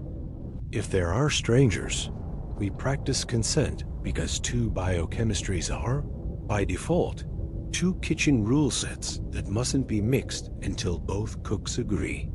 All three roads lead back to the same virtues we would need to survive any filter worth the name. Patience buys understanding. Reversibility buys forgiveness. Redundancy buys time. The filter may not be a single obstacle at all. It may be a sequence. Survive your own adolescence with the new tools you invented. Learn to mean well and also to design like you might be wrong. Grow institutions that stay curious after the first victory laps end. Avoid turning your house into a shrine to the present, and remember to model your appetite as if you are a neighbor, not the protagonist of physics. Species that do these unglamorous things can afford quiet. They can afford to become the kind of civilization whose postcards travel farther than their ships, because postcards are lighter and cause fewer misunderstandings. A practical kindness to ourselves is to keep scale honest. The great filter, whatever it is bigger than any one generation can own. That is not an excuse. It is a relief. Our work becomes legible. Keep handing forward a slightly safer deck, fewer blind corners, more honest metrics, better breaks. Celebrate the people who improve the ratio of reversible to irreversible decisions. Teach children that the future is not an exam to cram for, but a garden to water through boring weeks. Put scientists and engineers and nurses and line workers and archivists in the same thank you, because the filter rarely cares which title you held when you reinforced the bridge. And what of first contact under this light? It becomes less like a rescue and more like a correspondence between careful households. A message, if it arrives, will be modest and sensible. An artifact, if we find one, will be designed to fail safe in the presence of creatures that do not share its maker's assumptions. A reply, if we send one, will be measured in years and begin with math, because math has good manners and does not spill wine on the couch. No one will be saved by a beam from the sky. Many may be improved by the habit of acting as if a neighbor could be listening, because neighbors change the way you carry yourself, even when the street is empty. The Fermi paradox is not a riddle we must solve before we can sleep. It is a reminder that the universe gives long leases to species that choose maintenance as a creed. Whether beginnings are rare or common, the quiet urges the same behaviors. Keep your tools on a leash. Keep your appetites supervised by your ethics. Keep your curiosity graced by your patience. Let your institutions be corrigible, a fancy word that means willing to be corrected. None of this looks like a rocket on a poster. All of it looks like a civilization practicing adulthood. When you step back to the window now, the night does not feel empty. It feels courteous. Somewhere, perhaps often, someone is making tea under a different sky, writing careful notes, checking that the beam is as narrow as it should be, deciding not to send coordinates in the first paragraph. We cannot hear them, not yet, but that is all right. We are still earning the quiet strengths that make long conversations possible. The next chapters bring the question closer to the ground, again back to the shared constraints that shape living things anywhere, to the chemistry that asks for survival strategies and rewards the same clever moves across very different worlds. Intelligence will arrive by those routes if it arrives at all, and with it, the possibility of tools and languages that feel familiar in their logic, even when their accents are strange. For now, let the silence be the sound of neighbors being careful, and let that be a comfort rather than a worry as you drift. Wherever it begins, whatever alphabet it borrows, life inherits the same homework. It must find a way to take advantage of gradients without being erased by them, to keep a boundary around its valuables without sealing itself off from the pantry to copy its recipe without letting the typos win the election. Strip the colors off biology, and these are the lines that remain: energy, integrity, heredity. On Earth, we solve them with sugars and membranes and a tidy relay race of molecules that never take a day off. Somewhere else, the parts may be different, the solvent thicker, the catalysts more metallic, the boundaries made from materials our kitchens keep under the sink, but the assignment doesn't change.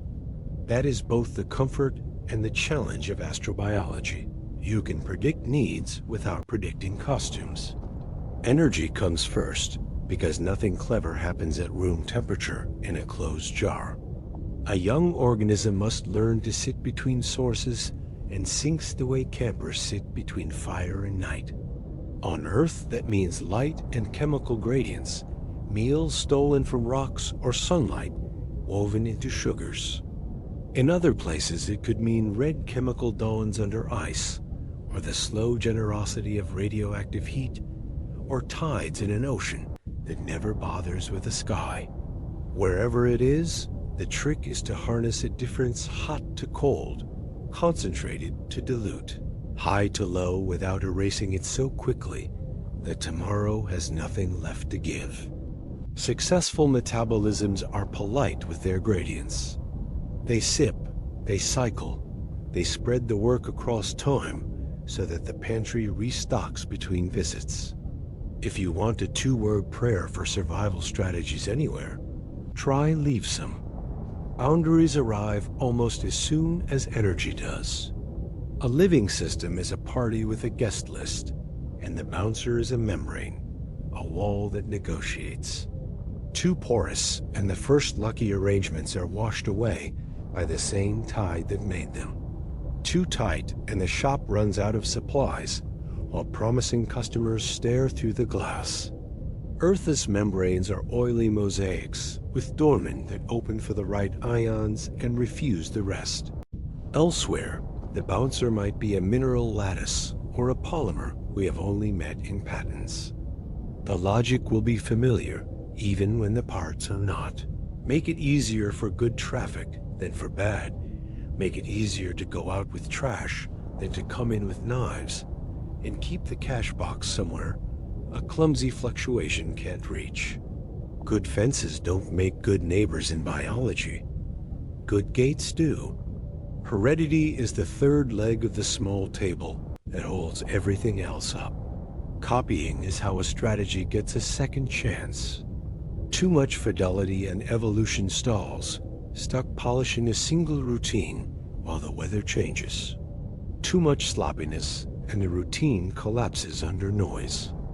Natural selection is not a hero. It is a patient bookkeeper, rewarding recipes that balance innovation with repair. Our own cells keep the balance with proofreading enzymes and error correction tricks that would make a telegraph operator proud. A different lineage might lean on redundancy rather than proofreading, storing the same instruction in several places and voting. It might rely on environmental cycles to reset glitches, using freezing and thawing or wetting and drying as a metronome for quality control. However it does it, the point is the same. Preserve enough identity that success compounds. Allow enough variation that tomorrow can be handled when it arrives.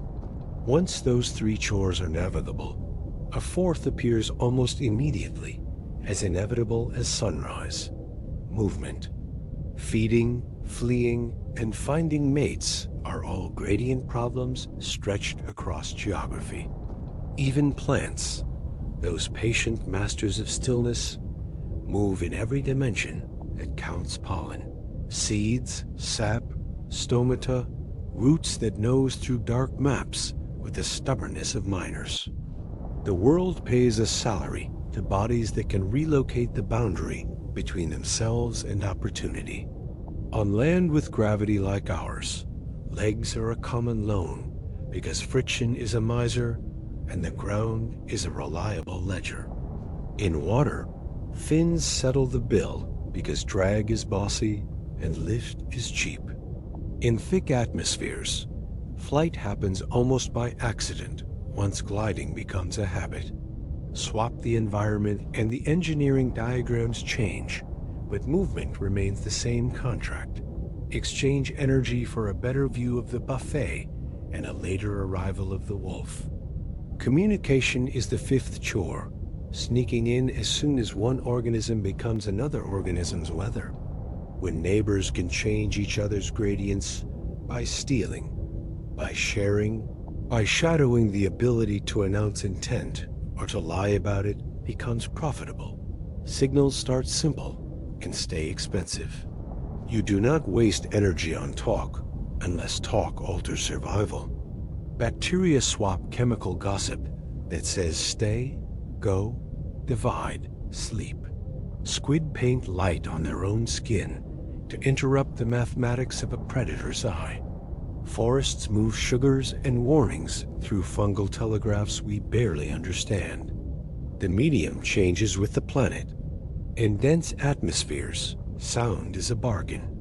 In brittle deserts, vibration through the ground works better than air. Under ice, pressure waves and light pulses make more sense than perfume. Whatever the channel, the same arithmetic holds. Compress meaning, reduce ambiguity just enough for the action required, and accept that perfect understanding is a luxury bought only by species that can afford the bill. Behind communication, You can already hear the murmur of sociality, which is just communication. It paid off so well, it started buying furniture. Groups are batteries for ideas about food and safety. They amortize the cost of vigilance and the joy of discovery. They also invent politics because scarce resources and multiple appetites share a room. None of this requires intelligence in the dramatic sense. Coordination emerges in termites and starlings without a parliament. On another world, you might see flocks of gliders rehearsing murmuration under a purple sun, or rafts of floating mats adjusting their orientation to a trickle of nutrients like sunflowers that learn choreography.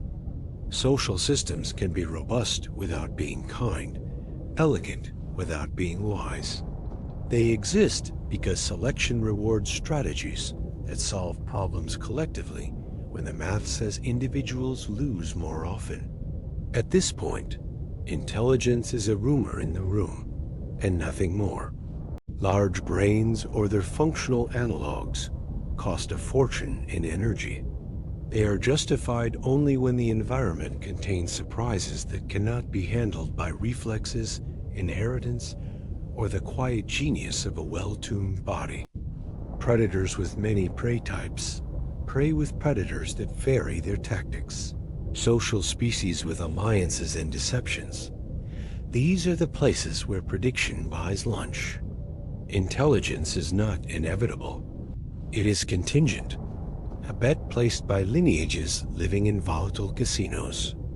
If the planet is simple enough or the cycles are generous enough, bodies can hardwire what they need and skip the expense of a thinking organ. Where intelligence does appear, it begins as a way of compressing the world into useful guesses faster than the world changes. Tools and language are extensions of that compression, storage, and bandwidth for a nervous system that wants to be in two places at once.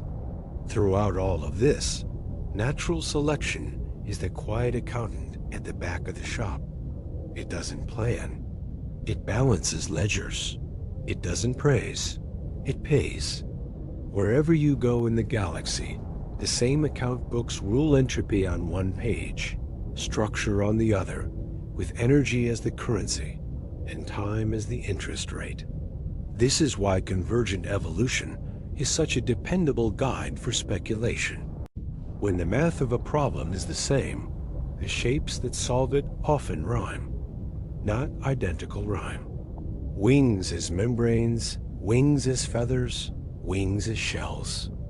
Eyes with lenses, eyes with mirrors, eyes with compound panels. Joints that flex, shells that bear, tendons that store spring. On a methane world with a dim amber sun, you will get echoes, not replicas. Lifting surfaces, focusing organs, leverage, springs. The details are art. The physics is policy. A touch of humor belongs here because biology, even in lecture mood, is a slapstick artist. Evolution gets to elegant solutions by falling down a lot. It saves the stumbles that happen to land on their feet and forgets the rest. Anywhere you go, you should expect beautiful mistakes, brilliant kludges, hacks that would embarrass a competent engineer, and yet outperform a committee because they were allowed to fail in small ways for a long time. Your alien will not be what a design student would draw. It will be what a rehearsal audience would applaud after the 10th revision, because somehow it just works, and no one can say why without a whiteboard and a sandwich.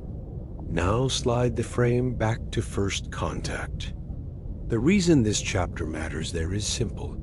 If you know the chores any life must do, you know where to look for signatures of those chores and how to behave when you find them. Energy use leaves chemical wakes and thermal shadows. Boundaries reflect and absorb with preferences that rocks don't share. Heredity writes patterns in debris that statistics can read without translation. Movement rearranges sediments, scuffs regolith, and organizes traffic in ways geology does not rehearse. Communication creates periodicities in noise that weather does not maintain. Sociality leaves spatial patterns that chance refuses to draw twice. Intelligence, if it arrives, leaves artifacts that prefer right angles or prime numbers, or materials in arrangements nature finds boring. Each is a candle you can cup in your hands while you look for the next. Finally, bring it home to the bedtime mood we've kept all night.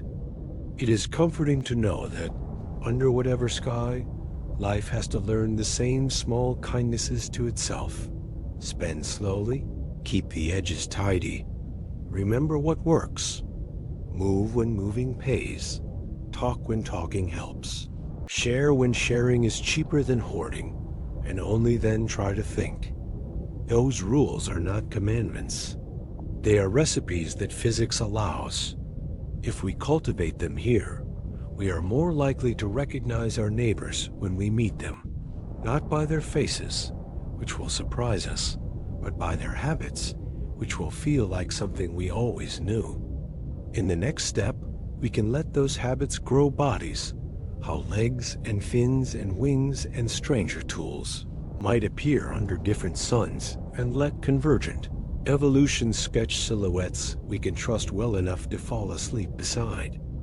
If you hand the universe a problem, as old as hunger reached the next pocket of energy before arrival or a storm, does it answers with bodies that know how to move. The costumes change with the climate, but the script is stubborn. Trade stored energy for a better position. Do it without tearing yourself, and spend just enough to make tomorrow possible. Movement is the quiet arithmetic underneath every chase scene you've ever imagined, and it cares very little about fashion. It cares about gravity, drag, friction, and the square cube law humming in the background like an unsmiling accountant. On worlds where air is thin and gravity presses like a stern hand, the winning shapes stay close to the ground. Imagine creatures built like living tripods, low, wide. Their mass spread like a careful picnic stepping in slow. Stable sequences that keep at least 2 points anchored, while the third searches for purchase. Their joints favor short arcs over dramatic strides, springs tucked deep in tendons to return energy like thrift store coupons. Climbing becomes a horizontal sport there. Instead of leaping, they ratchet forward with hooks and pads that treat the ground as a cooperative partner. In lighter gravity, the same lineage grows taller without outrage. Limbs lengthen, gaits start to look like vaults, and the body becomes a pendulum that trades potential for kinetic, and back again with a smoothness that feels like grace even when the brain attached to it has never heard of ballet. Water rewrites the dictionary. Drag is boss. Reynolds numbers choose the jokes, and anything that wants to move with dignity learns to shun turbulence unless chaos itself becomes a tool. The familiar torpedo silhouette appears not because Earth is a template, but because physics keeps reusing good jokes. Fins slide into the flow like polite knives. Tails scull in S-curves that waste as little wake as possible. And torsos stiffen just enough to store elastic energy for the next beat.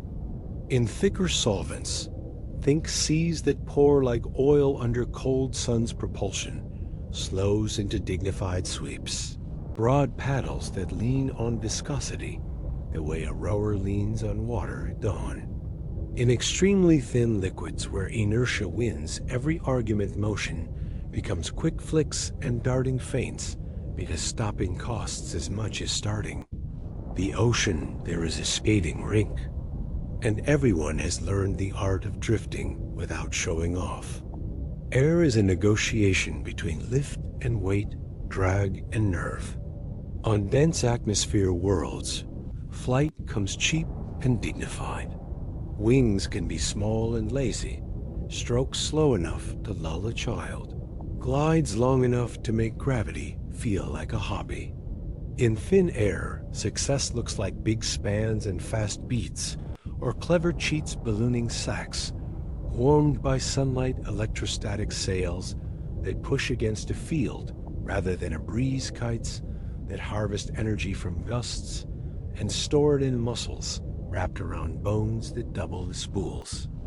Somewhere in between live the jumpers with membranes, the parachutists who fell with style until style learned to steer, and the climbers who never fly but treat every updraft as a friend and every overhang as a polite invitation. Legs are a favorite solution for land, not because they are romantic, but because rolling is only easy on roads you did not find in the wild. A limb can choose where to place its next question mark.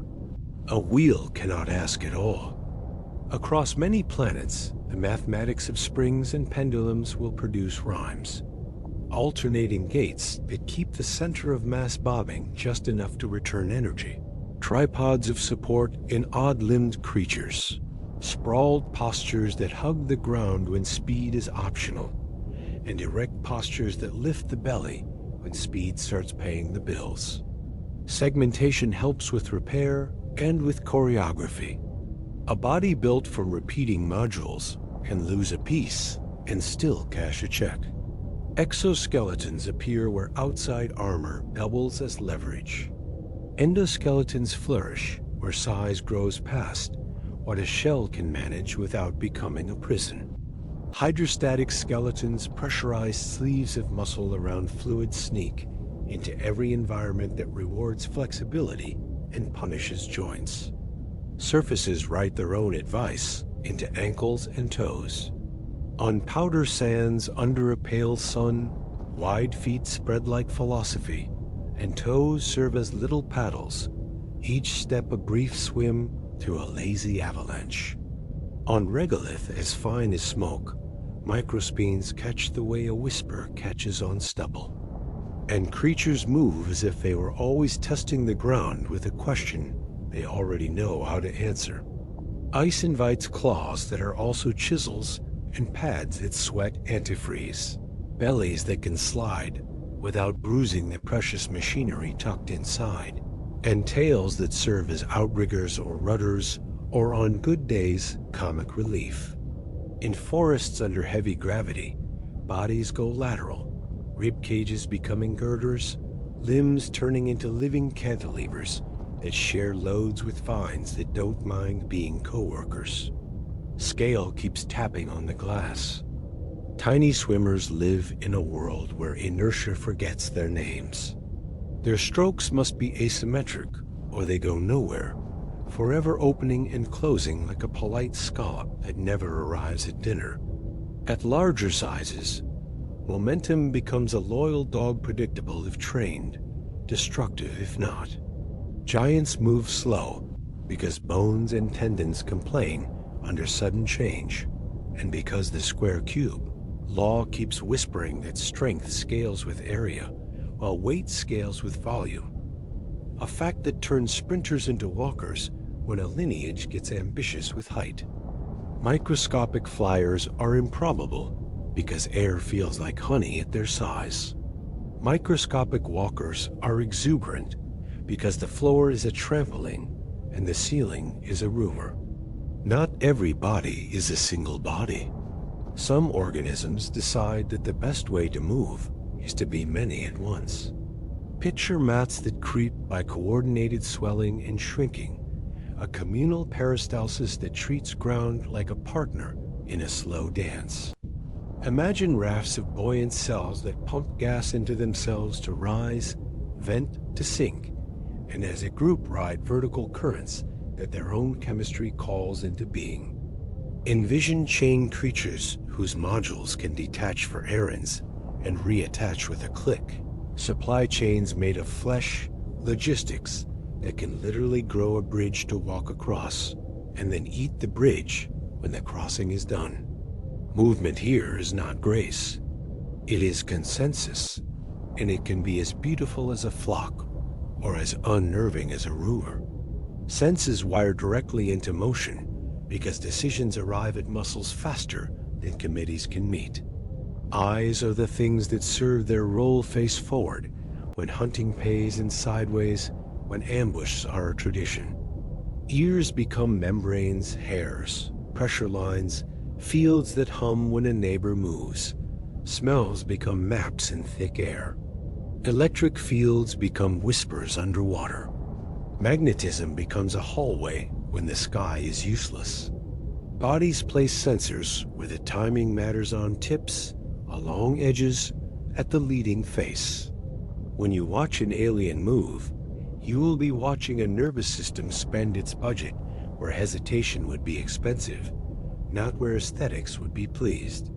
A touch of comedy belongs in the gallery of gates, because evolution trades elegance for reliability with cheerful indifference. There will be creatures that hop because an ancestor fell and discovered a spring. Gliders that never intended to glide and now sell the look as a lifestyle. Burrowers who lost their patience with weather and redesigned the world as a series of rooms. Somewhere a lineage will have reinvented the pogo stick with cartilage. Somewhere else, a ridge of bone will double as a sled. If you visit long enough, you will see a body do something that looks like a mistake and realize the mistake is the trick. It's the move that was cheap enough to practice 1,000,000 times, so it became talent by repetition. Movement, like language, becomes social when it pays. Herds and schools stop predators from solving the geometry of lunch. Packs learn to trade roles flush, feint, block, and the choreography begins to look like intent long before the cortex gets big. On worlds with broad open plains and predictable skies, migration sketch calendars across the ground, bodies writing the year as loops and lines you could read from orbit. On fractured terrains under erratic suns, movement becomes local cunning, hidden routes, and sudden dashes and pauses that say, we learn to wait when the sky acts strange. In both cases, watching the map of motion tells you who is in charge. The weather, the predator, the route that grips, or the ridge that refuses. Some environments lend themselves to mechanisms that feel like magic until you draw them slowly.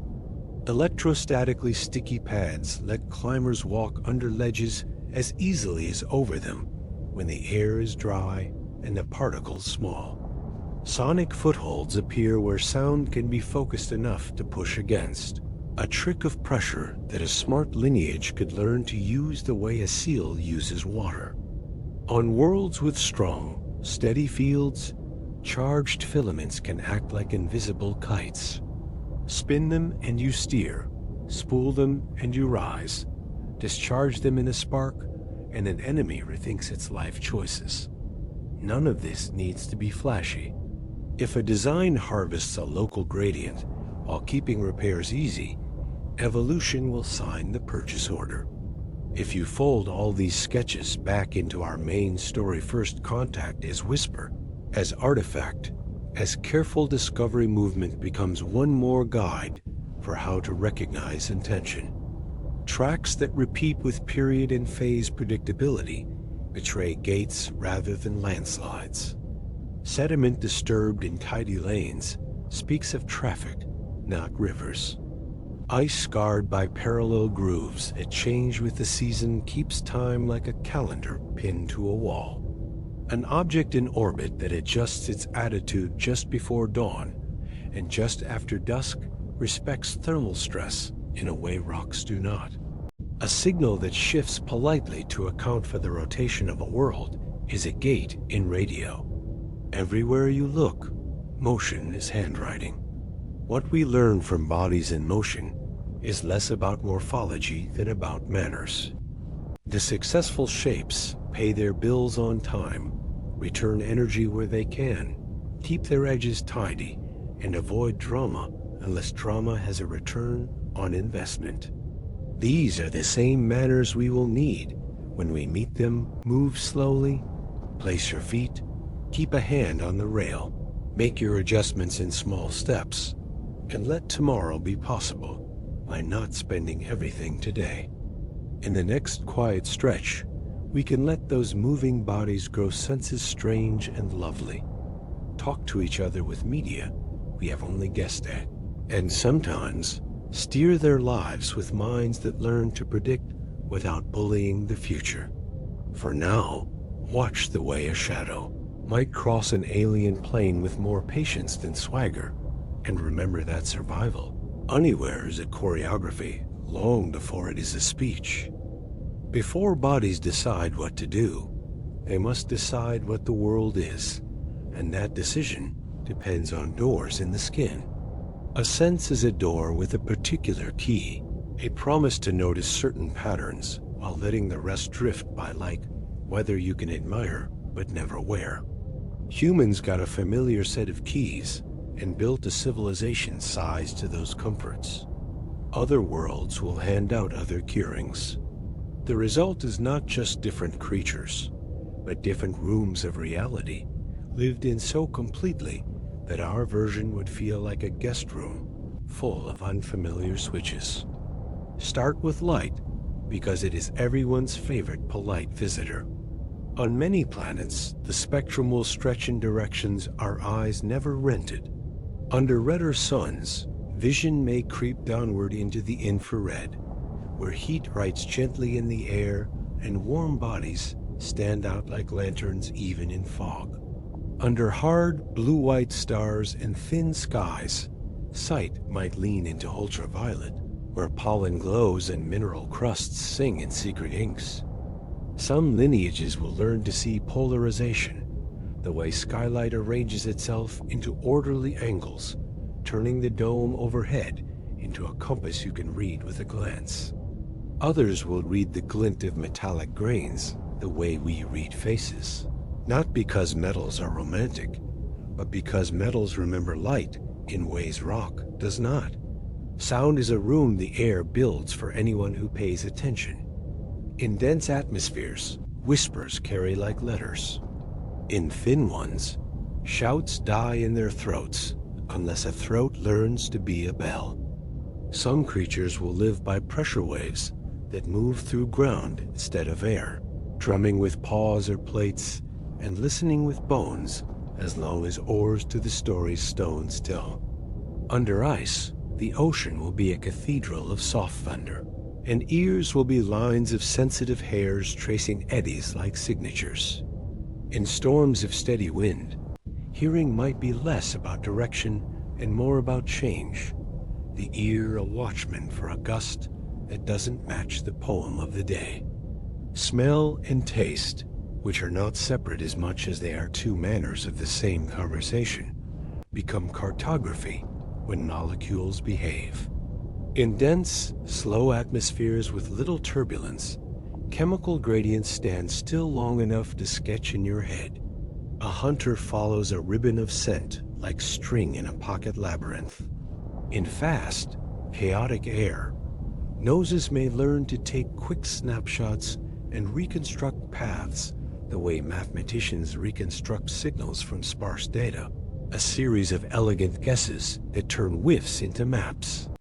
In oceans rich with ions, chemisensation collapses distance. Everything tastes a little like everything, so precision comes from timing and comparison. A nervous system learning that 2 sips a second apart can mean a mouthful of news. Electricity is not merely for eels and engineers. In conductive seas, fields bloom around every moving body like transparent cloaks. A living thing can flick a fin and feel its echo in the way water's charges shift, building a picture without light, reading shape and distance, and even the thickness of skin. A lineage that learns to paint with that same field can communicate at point-blank range with a privacy sound cannot offer. Each pulse a syllable, each pause a punctuation mark, shaped by physics to be hard to overhear. Magnetism, too, can write in the mind. Planets with strong, steady fields turn north and south into moods. Sense organs align tiny crystals until they tug gently at nerves. A turn of the head becomes a change in flavor, and migration becomes less a line across a map than a song you can hum without thinking. Temperature deserves more credit than it gets in our simple weather reports. Thermal gradients are exquisite informants when nights are long and days are sharp. A creature with skin tuned to the shape of warm air rising will stand still at dusk and watch the landscape lift itself. Predators and prey outlined by the slow river's heat makes as it leaves. On tidally locked worlds where the day side bakes and the night side freezes, the twilight belt becomes a narrow kingdom of tolerable warmth, and every life that hugs that border learns to read temperature like scripture.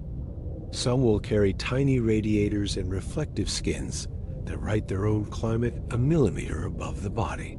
Senses tuned to keep the microclimate honest when the macroclimate forgets to be kind. There are stranger doors we can imagine without needing magic. Pressure sensors fine enough to feel a weather front in a single breath. Humidity senses that count days by the stickiness of the air. Photosensitive patches that do not form images but tell time by color, letting a creature schedule its chemistry to the slow ballet of dawn and dusk. Organs that taste radiation the way we taste spice, not with delight, but with reliable warning. Even quantum tricks have their sober versions. Receptors that exploit delicate interference to sharpen a signal from noise, not because physics likes to show off, but because evolution will spend any coin that buys clarity without breaking the bank. Perception is not just doors. It is also rooms the way many senses braid into a single feeling of what now means. Brains, large or small, learn priors the way hands learn calluses. On a sea world with rolling fog, a mind might trust sound first and let vision play account of later. On a crystalline desert where the ground rings at a touch, touch leads and smell trails politely behind. Every species will carry a signature hierarchy of trust, a bias born from which channels have lied the least often across 1,000 generations of small, survivable mistakes. That bias shapes culture in quiet ways. A people who see polarization may build navigation into art. A people who feel magnetism may plant cities along lines they can taste. A people for whom smell is law may build privacy into architecture as a matter of airflow, not doors. From senses to speech, the distance is short, because once perception brings patterns indoors, the impulse to send patterns back out follows like breathing. Communication begins as spilled perception. Look, I noticed this. Move, I found that. Stop, I smell trouble. It grows social when notice buys favors. At first, the medium is whatever physics offers cheapest. Chemicals are slow but precise. So many worlds will write in perfumes. And pheromones for messages that can afford to arrive late and linger territory lines, invitations, warnings that must outlast a footstep. Color is fast and honest on bright days. So bodies become billboards, skins that flush or fade, panels that tilt, pigments that bloom with mood. Sound carries around corners, so voices evolve in throats or drums, in membranes that buzz or pluck, each species choosing a frequency band where the environment is least rude. Privacy and theater both leave fingerprints. Private channels are short-range, bandwidth-rich, easy to encrypt by accident a crackle of electric pulses, a ripple in water too fine for the wind to fake, a vibration in the ground tuned to a specific stiffness of soil. Public channels are loud and costly, making honesty cheap to check colors that demand energy to keep bright. Songs that burn calories you can't spare if you're lying about your health. Ritual evolves from these physics like moss from stone. Honest signals become dances you have to rehearse until they are too expensive for liars to copy. And language of a sort arrives not at once, not as grammar on a blackboard, but as conventions that shrink ambiguity to the size of a good guess. Turn-taking is a universal courtesy likely to reappear. In water, where echoes clutter, callers pause to let replies arrive. In electric speech, where pulses can jam, groups adopt rhythms, each individual sliding into a phase like fireflies settling on a beat. In chemical conversations, where diffusion blurs talk, communities build gradients with deliberate spacing, each voice a patch of field set at respectful distance from the next. Even deception, that unruly offspring of communication, will wear local clothing. On a fog world, lying with color is foolish. On a bright glacier, lying with scent is a waste. Cultures mature when they write norms that tax certain lies out of the market. Rules about when to sing, where to show color, how to flavor the air in public places, and those rules to outsiders like us will smell like language, even before we understand the dictionary. Group minds emerge without mysticism when bandwidth and trust both get cheap. Schools turn on a dime because each fish reads the neighbor's tail and predicts by half a beat. Flocks wave because each bird writes motion on the air, and the air passes the message with almost no loss. On some worlds, gnats and hives will pass information as chemicals through living pipes. The colony a distributed sense organ, deciding without a single high office. Culture grows wherever memory can be stored outside bodies' raked patterns, in sand that survive a storm, knots in vines that carry a direction, bark etched with polarization marks that only locals can read when the sky's right. Writing does not have to be ink, it only has to be stable. Out of this bustle, intelligence rises sometimes, not as a crown, but as a knotted rope a lineage can climb when prediction keeps paying. Minds grow where senses bring in more detail than reflex can handle, and where social games reward modeling others instead of merely reacting to them. The first sign is not tools. It is counterfactuals, an animal pausing as if to say, I could go there or there, and if I went there, your face would change like this. Senses make those forks visible. Communication makes them negotiable. Once imaginations learn to speak to each other, planning becomes a group project. That is when tools become worth the extra calories. When a population can agree on a better tomorrow and carry the plan through naps and storms. For first contact, these sensory lives shape both what we might receive and how we should reply. A species that lives by polarization may encode messages in the angle of light, not its color. A people who count by scent may send signals that look to us like weather until we learn to taste time. A culture with electric privacy may find radio vulgar, preferring narrow, precise beams the way librarians prefer whispers in the stacks. If we want to be understood, we begin by learning what kind of room our neighbor lives in. We send more than one channel when we can. Light for those who see rhythm, for those who hear pattern, for those who count, each carrying the same simple content mathematics, wrapped in politeness, so a mind built for a different room can still find the door. There is humor available even here, in the solemn temple of senses. Somewhere in the galaxy, a species argues every year about whether the Purple Festival should be moved 2 weeks earlier because the sky's polarization has been drifting and the parade route looks shabby under the new angles. Somewhere else, a people debates the ethics of accent sense in public transportation because younger generations are mixing fashionable molecules that confuse the migration maps of elder commuters. These are the ordinary frictions of perception, living in groups, and they humanize whatever we will meet because they are not ours alone. If you can be annoyed by a billboard, you live in a world with senses and culture, and that is enough common ground to begin translating. Let the chapter close with a quiet instruction disguised as comfort.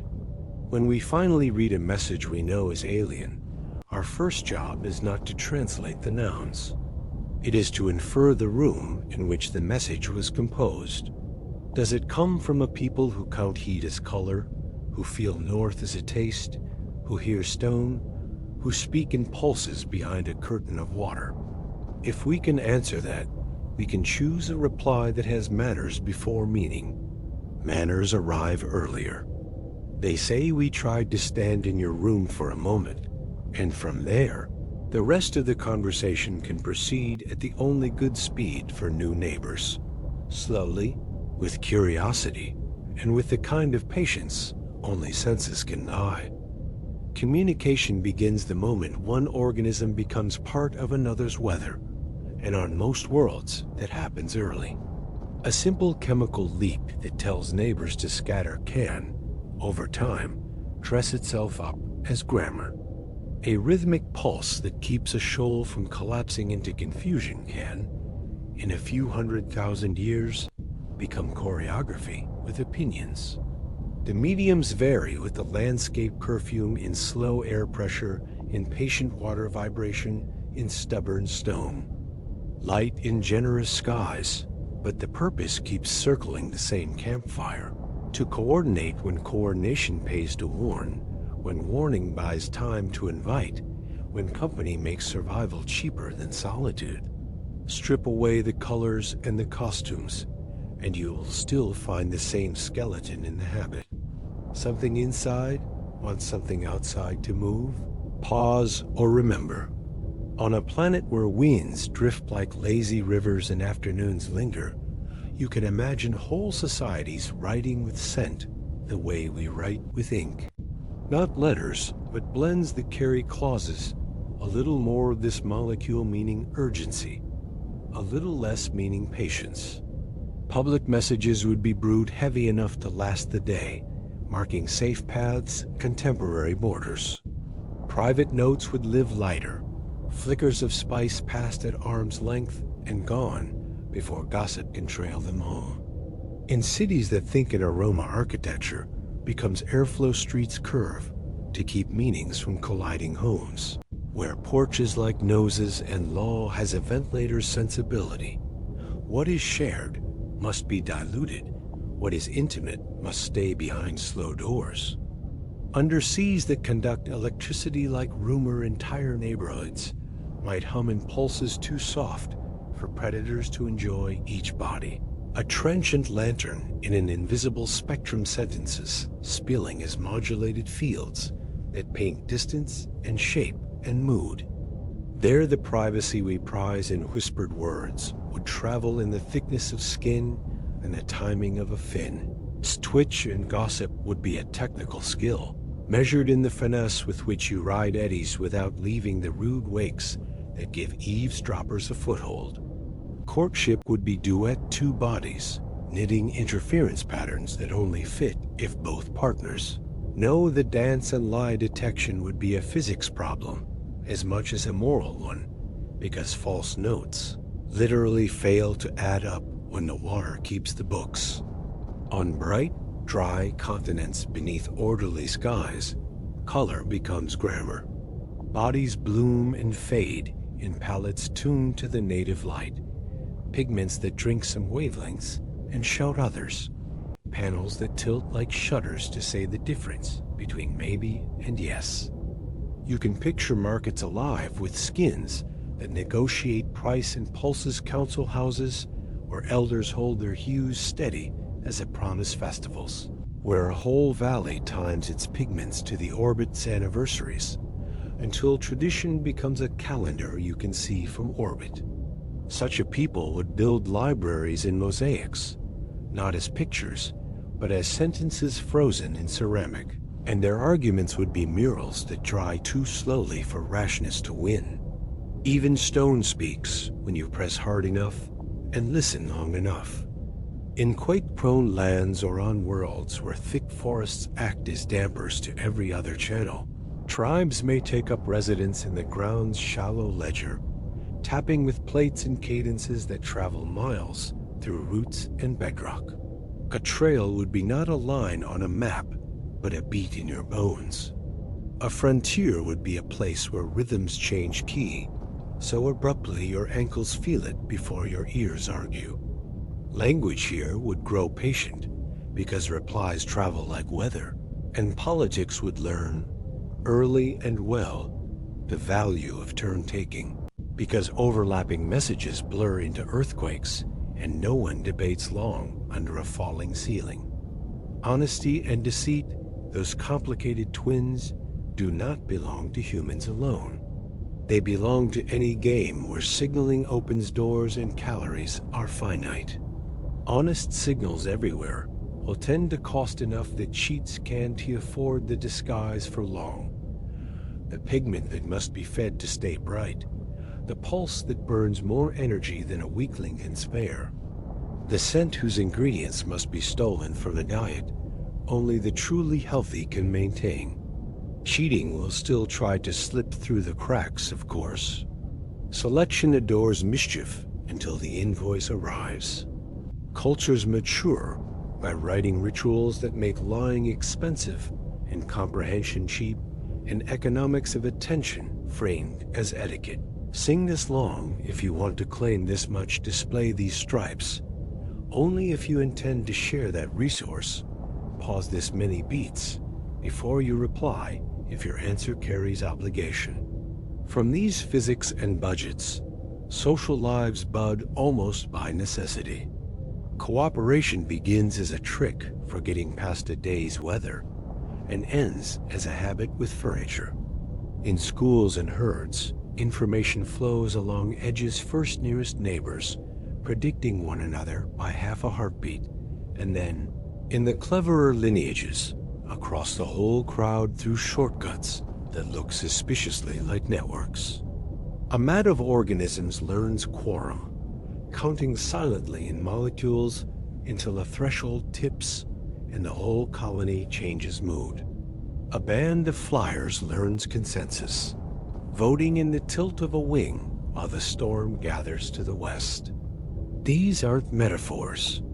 They're computations performed in bodies that never heard the word compute. And when memory begins to live outside those bodies' scratched lines that hold migration routes, perfumed stones that mark old oaths, light wells lined with pigments that store the archive of an equinox, the community becomes culture, because now the dead can help the living plan without the living having to guess their ghost's intentions. Music, which we often treat as frivolous until we remember what it does to our spines, will evolve wherever timing and belonging pay. Work songs synchronize muscle to physics. Courting songs synchronize bodies to futures. Mourning songs synchronize a village to the slow business of staying gentle while you heal. Even among species without ears as we know them, there will be music light that pulses at agreed tempos, electric fields modulated into lullabies, heat blooms that rise and fall in patterns that calm the young. The first time you witness it, you'll know at a level older than language that you re-watching minds make time into a room where they can meet without tripping. The second time you witness it, you'll begin to understand their etiquette. Writing will appear again and again as the cheapest trick for arguing with distant and absent friends. It may be knots that encode seasons in the tension of chords cracks, baked into clay at temperatures that translate into numbers stacks of mineral plates that flip orientation like bits and hold a message in magnetism for winter to read. Its first uses won't be poetry. There'll be receipts and warnings, lists and maps, because survival loves paperwork. Poetry arrives later when a civilization has bought itself the luxury of saying more than needs saying. And then you get the delicate work of metaphors, that move between senses that stand in for colors, colors that stand in for flavors, touches that stand in for sounds bridges we'll all need if we plan to share stories without flattening anyone's sky. Conflict, which romance prefers to cast as malice, will more often be misaligned incentives and bandwidth bottlenecks. A colony grows faster than its channel can coordinate.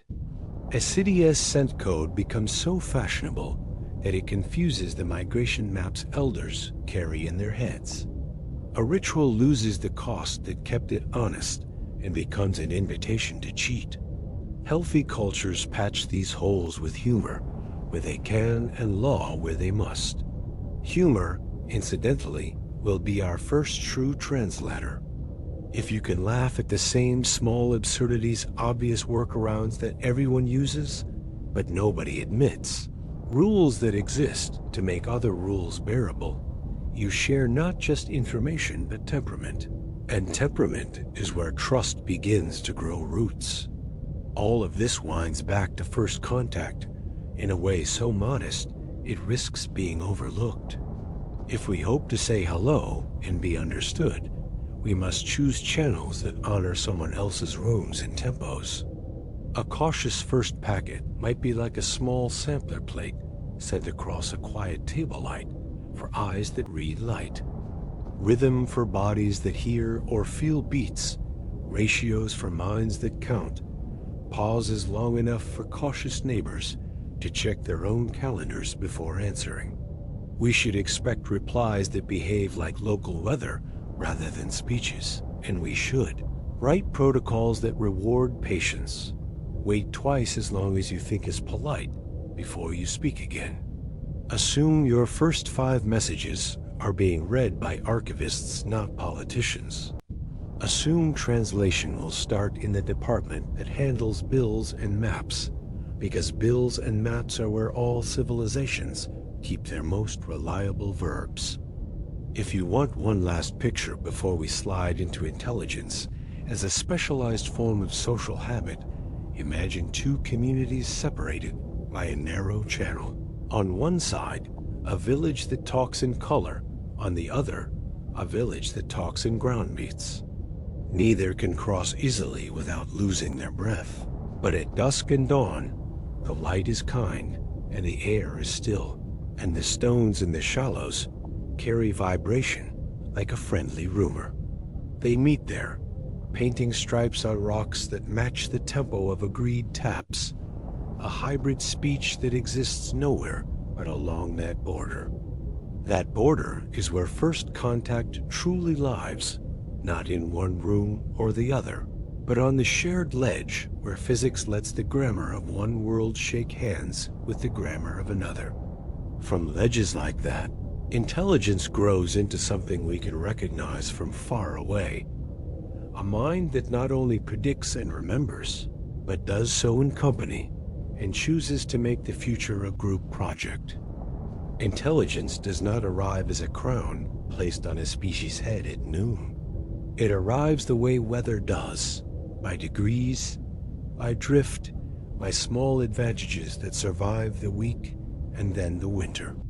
A lineage begins with good reflexes, adds a touch of foresight, because guessing tomorrow, buys lunch accumulates habits that compress a noisy world into workable shortcuts, and one morning, a descendant pauses at a fork in a path, long enough to imagine a future that doesn't yet exist. Minds are not miracles. They are investments. They cost calories in childhood, and they pay out only under conditions where prediction beats instinct often enough to keep the ledger in the black. Natural selection, which never writes manifestos, favors intelligence when the world refuses to sit still. Environments with many prey types or many predators demand flexible strategies. Social groups large enough to contain alliances and deceit reward, modeling other bodies as if those bodies were weather with opinions. If food hides behind puzzles rather than merely distance, if seasons are irregular enough that last year's answers failed politely in front of witnesses. Then a nervous system that invents before it reacts becomes a profitable eccentricity. Where the world is simple, reflex wins. Where the world is baroque, foresight starts paying dividends. Brains, or whatever organs do the same work under another sun, are greedy. They burn energy like small furnaces and demand long juveniles who can afford to make mistakes without being eaten. Any lineage that grows a mind must also grow institutions of a kind parents. Pods, clans, schools of whatever passes for youth structures that protect the expensive learners until they can repay the debt. You can watch this bargain in tide pools and forests on Earth and assume it will reappear elsewhere.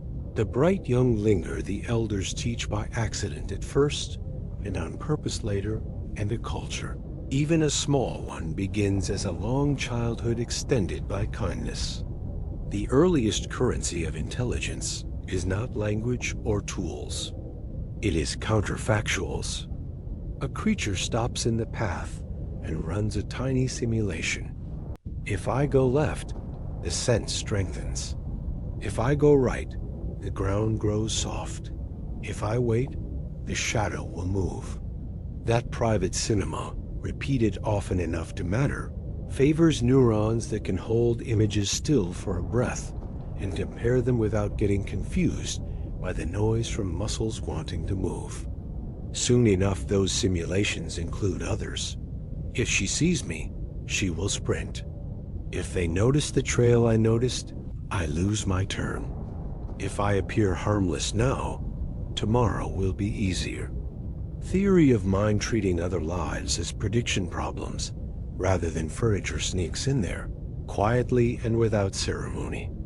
Tools trail closely, not as trophies, but as memory you can hold. A stick extends reach, a container extends time, a mark on bark extends attention across an afternoon.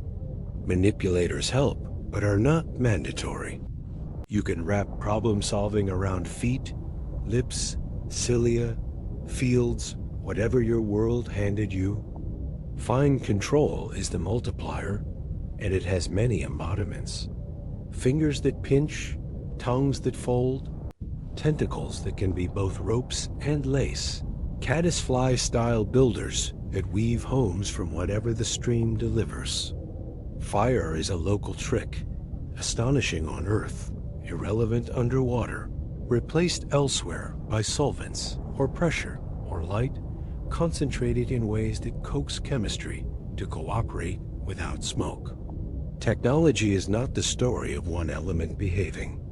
It is the story of any lineage learning to stack methods so that yesterday's success becomes scaffolding instead of a cliff. Language begins as coordination, not poetry. A call that means up now, a gesture that means your turn, a pulse that means wait until the wave breaks, and the group eats better or survives the storm with fewer bruises. Grammar grows when yesterday's hunt must be turned into tomorrow's plan, when the absent must be referred to without pointing, when promises must be made expensive enough to be trusted. The first tenses are before and after. The first pronouns are me and us, and that other group over the ridge. The first adjectives are numbers and directions, and the old reliable more. From those simple planks you can build cathedrals, but the scaffolding remains visible even when the frescoes arrive. Cumulative culture, the trick that makes a species behave older than any individual, requires 3 leases to be signed at once. Innovations must be cheap enough to copy. Memory must be stable enough to store recipes outside heads. And teaching must be common enough that each generation does not have to rediscover the wheel by accident at dusk. Writing is the great accelerator, whether it is knots, pigments, ridges, magnetized plates, or rituals so elaborate that performing them encodes an instruction set. Once a mind can offload recall to artifacts, and distribute attention across a village, intelligence stops being a personal attribute and becomes a property of the network. That is when tools compound, when science crawls from curiosity to method, when errors can be found by strangers who owe you nothing, and when ideas can survive bad harvests and good kings. Consciousness, the felt experience of being a passenger in a body, may or may not be a necessary co-traveler. A lineage could perform impressive predictions with architectures that never narrate their own day. But self-models are handy for social animals because they reduce the bookkeeping cost of guessing what others might do. If you can feel hunger and map that feeling onto a neighbor's posture, you can guess the neighbor's next move without a spreadsheet. If you can imagine future embarrassment, you can avoid it in front of your allies. If you can rehearse an argument in your head, you can choose words that do not set the wrong tale on fire. Under those pressures, the inner stage becomes a public utility. The arc from mind to technology bends toward risk by default because leverage is indifferent. A better spear is a better accident. A faster network is a faster panic. An energy source that erases old constraints also erases old safety margins. Civilizations that survive this adolescence write breaks into the foundations.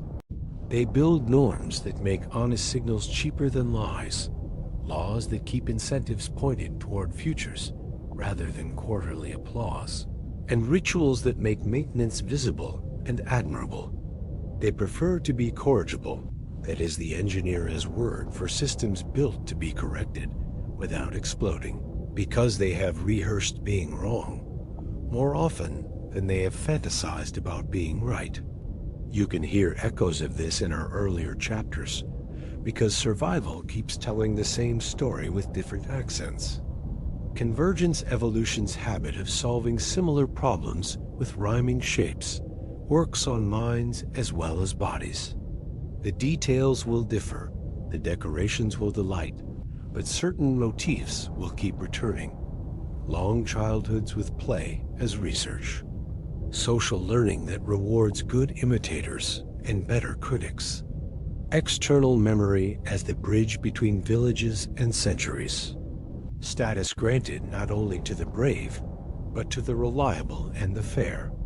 Ironies that become aphorisms because the cost of ignoring them is paid in lost harvests. Humor as a lubricant for conflict and a solvent for pretense. Myth as compression for values, law as myth with teeth, science as myth with erasers. None of these require human faces to be true. They require only the arithmetic of groups who intend to be around next year. When we imagine alien intelligence, the mistake is to picture new heads on old posters. The right move is to picture new constraints on old equations. An aquatic mind with no cheap combustion will take chemistry seriously and materials science sooner. It will measure with pulses and speak with fields. Its metallurgy will be geologic until it learns tricks with pressure and catalysts we have not practiced. A cliff-dwelling mind under heavy gravity will default short, strong tools and cables over levers, to local manufacture over long supply chains, to architecture that fails gently because falling is not an anecdote. A nomadic mind on a tidally locked world will treat dusk as a deity because dusk is home. Its calendars will be maps. Its ethics will be about sharing corridors where life can walk. Its astronomy will be the study of weather at the edge of night. None of this guarantees benevolence. Competence can be kind or cold. A community may expand its moral circle until strangers sit at the fire, or it may keep the circle tight and efficient, indifferent to lives that do not pay rent to the plan. Our earlier caution about indifference belongs here, because intelligence plus indifference is the common case, not the monster under the bed. First contact with minds must be designed for robustness against both kindness and neglect. We begin with low-stakes exchanges, with math in small envelopes, with artifacts that fail safe, with protocols that allow either party to back away without losing face. We show, by how we approach, that we know the cost of being wrong can be paid by people who did not vote. There is a final, gentler trait that often signals a species has made peace with its own power: the ability to leave room. This is not humility for its own sake. It is engineering. Systems with slack survive surprises. Cultures with Sabbath, whatever name they give to the practice of stopping on purpose, survive their own enthusiasms. Minds that learn to be quiet in the presence of mystery maintain curiosity longer than minds that must immediately convert mystery into doctrine. If we meet others who have walked this path, we will recognize them not by the size of their cities or the height of their transmitters, but by the way their artifacts respect edges by the way. Their messages use pauses as thoughtfully as syllables, by the way their footprints look like they were made by guests. So intelligence, if we strip it of heroics, is an ecology of predictions supported by kindnesses. Large and small kindness to the future in the form of records. Kindness to the young in the form of patience. Kindness to rivals in the form of rules that keep tomorrow possible. It is not inevitable, only available. And where it appears, it changes the pace of stories without changing their grammar. For first contact, that is our comfort. We do not need to guess the faces. We need only to meet the chores of mind with our best versions of the same. Think ahead, speak carefully, leave room. In the next quiet turn, we can let these minds pick up tools that leave marks we can recognize from across a sky language in radio and light. Artifacts that fail safely, messages that behave like intention at scale, and walk without haste toward the closing chapters, where all these threads tie into the single question that tucked us in at the beginning. When contact comes, how do we answer in a way that lets everyone sleep? If the universe ever clears its throat in our direction, the first temptation will be to talk. That is what social animals do when a door opens. But the sky is not a hallway, and radio is not a doorknob. It is a long, patient medium in which rushing reads as rudeness and delay reads as good manners. Imagine the scene not as a countdown, but as a quiet room where pencils work harder than mouths, a handful of people checking their work, and a shared understanding that the first reply you send to a stranger will become a family heirloom, even if the family has only one house. The hours after certainty do not belong to poets or presidents. They belong to boring virtues. You verify the signal again with ears that were not present for the original discovery. You share raw data with teams who love to be contrary because contrariness saves history from embarrassment. You publish methods, not conclusions, so that strangers can try to break your work without breaking you. You strip the result of pride until what remains is a simple claim anyone can test. A narrow signal here, at this time, and drift, repeating like this, behaving like intention instead of weather. The world will howl for meaning. The right answer is a plot and a shrug, and an invitation to replicate. When the howl quiets to a murmur, governance finally pulls up a chair. Who speaks for a world that has never needed a single voice? No one, honestly, and that is healthy. What a civilization can do is practice choreography. Observatory consortia can agree in advance that no reply is sent in the first fever of confirmation, that listening is the first reply. National academies and sleepy committees with names no one loves can dust off their playbooks. The ones that say publish widely, secure your archives, coordinate observations, a Appoint spokespersons with good tempers and better footnotes. The point is not to muzzle anybody. It is to keep the first days from turning into a stampede across the furniture. Content, when it finally arrives, must behave like a guest on a porch. You do not lead with secrets. You do not shout coordinates. You do not send a map to your pantry. You send math, because math is the only language that isn't territorial. Ratios of circles, prime counts, small proofs written in rhythms a mind can recognize without sharing your metaphors. You place the message somewhere courteous, near the frequencies where the universe is habitually quiet, the part of the band astronomers call the calm patch between hydrogen's whisper and the breath of its simple cousin. You make the message sparse enough to be noticed, structured enough to refuse nature's mimicry, and humble enough to be ignored if the recipients are not taking visitors. There will be loud debates about whether to speak at all. Some will argue for silence as policy, because you cannot predict the temperament of a listener with your future in their hands. Others will argue that if you can be overheard, you are already visible, and that polite, careful speech is safer than the ambiguous glow we have been shedding for a century. The adult answer is not a slogan. It is a process. Agree to wait. Agree to measure.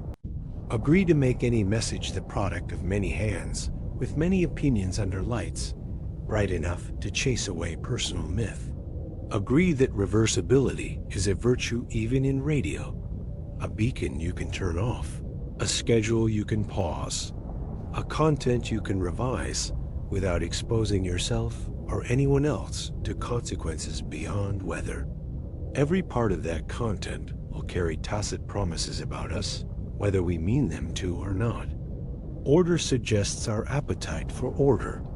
Restraint suggests our relationship with power.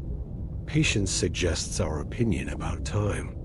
Even the pauses will be read as statements about whether we understand that listening is part of speech.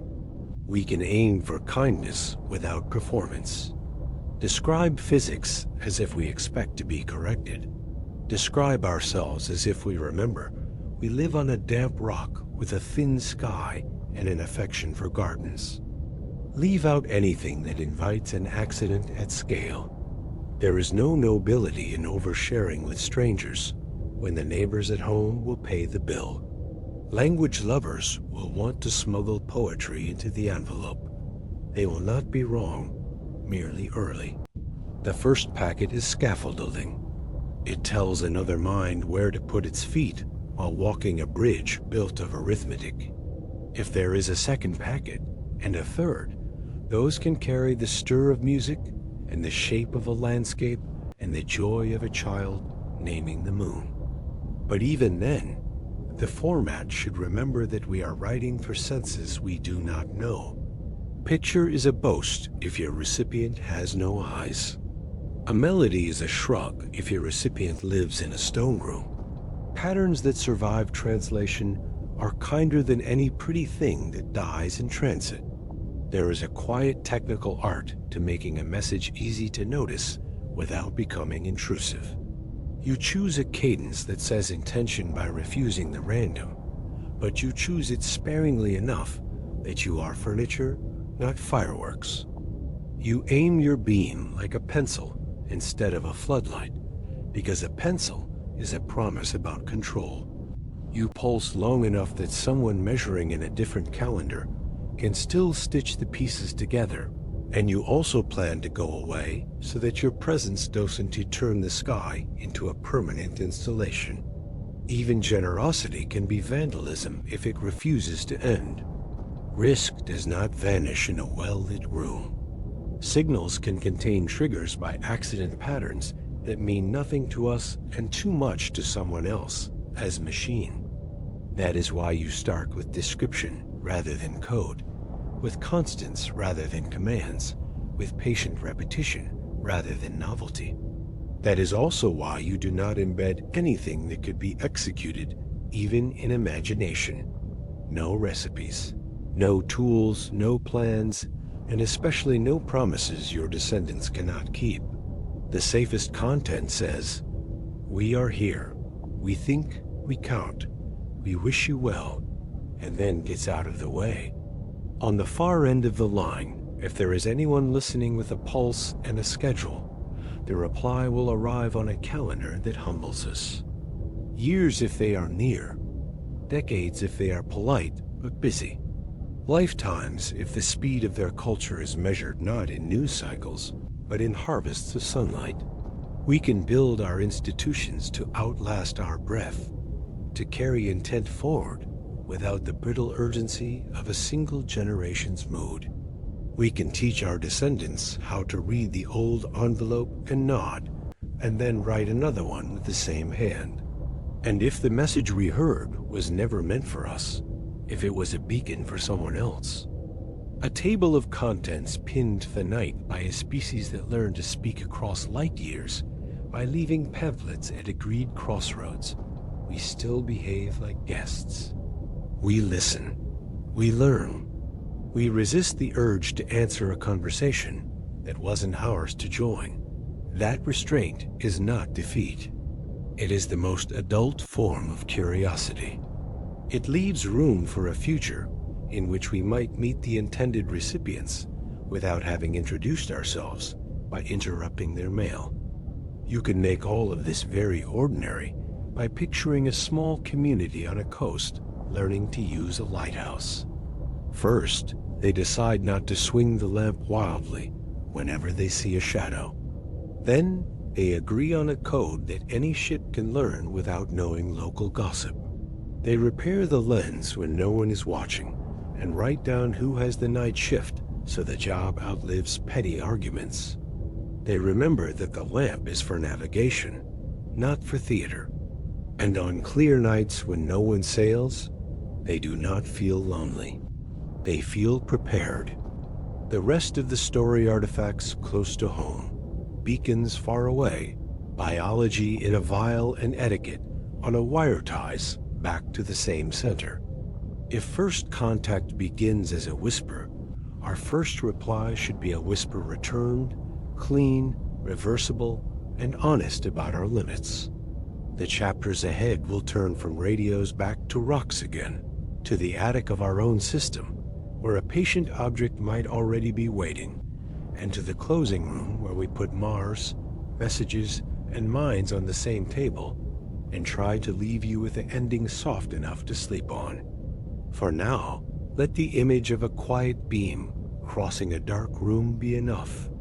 It is a line drawn with the steadiness of a hand that practiced, and it tells any neighbor who notices it that we tried to be careful on purpose.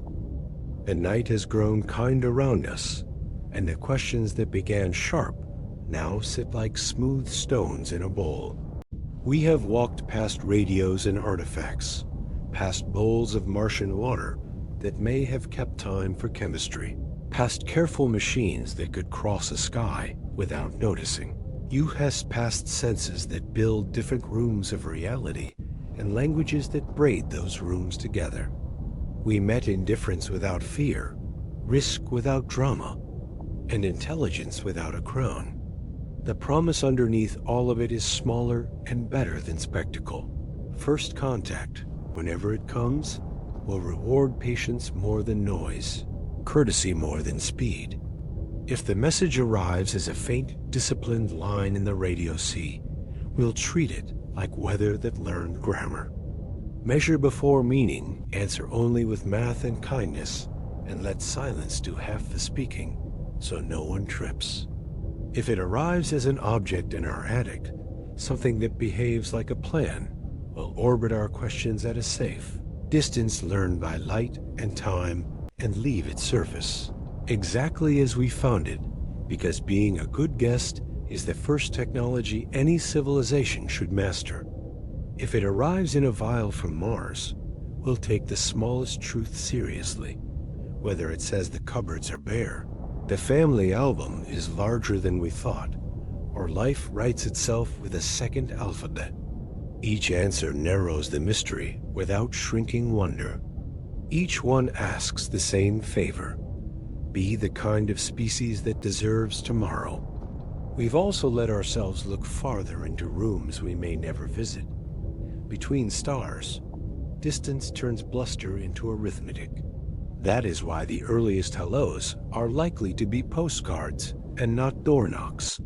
Why technosignatures are more like habits than fireworks. Why any neighbor old enough to be heard from is probably old enough to be careful. That caution is not cold. It's a craft. It says, build brakes into power. Build reversibility into curiosity. Build manners into every interface that might touch a living world. It says, leave room. So if you carry a single rule away from this long, slippy walk, let it be ordinary and sturdy. Measure before you move. It works for antennas and for friendships, for Mars labs and for city councils, for telescopes and for evenings like this one. It makes space for better questions. It turns fear into method. It lets us be surprised without being reckless and hopeful without being naive. You can also keep a softer picture for later, the kind you can set behind your eyelids when the room is dark. If it is a postcard, we will read it together. If it is a rock in the right place, we will let time introduce us. If it is silence, we will keep the house in order and the kettle ready. We'll teach our children that the universe prefers grown-ups, people who write things down, share credit, clean up after experiments, and practice the simple art of stopping. We'll remind them that intelligence isn't a license. It's a responsibility to make more choices tomorrow than we had today. You've traveled far tonight through risk and radio, Mars and meaning, movement and minds, and the sky outside your window hasn't changed. That is part of the comfort.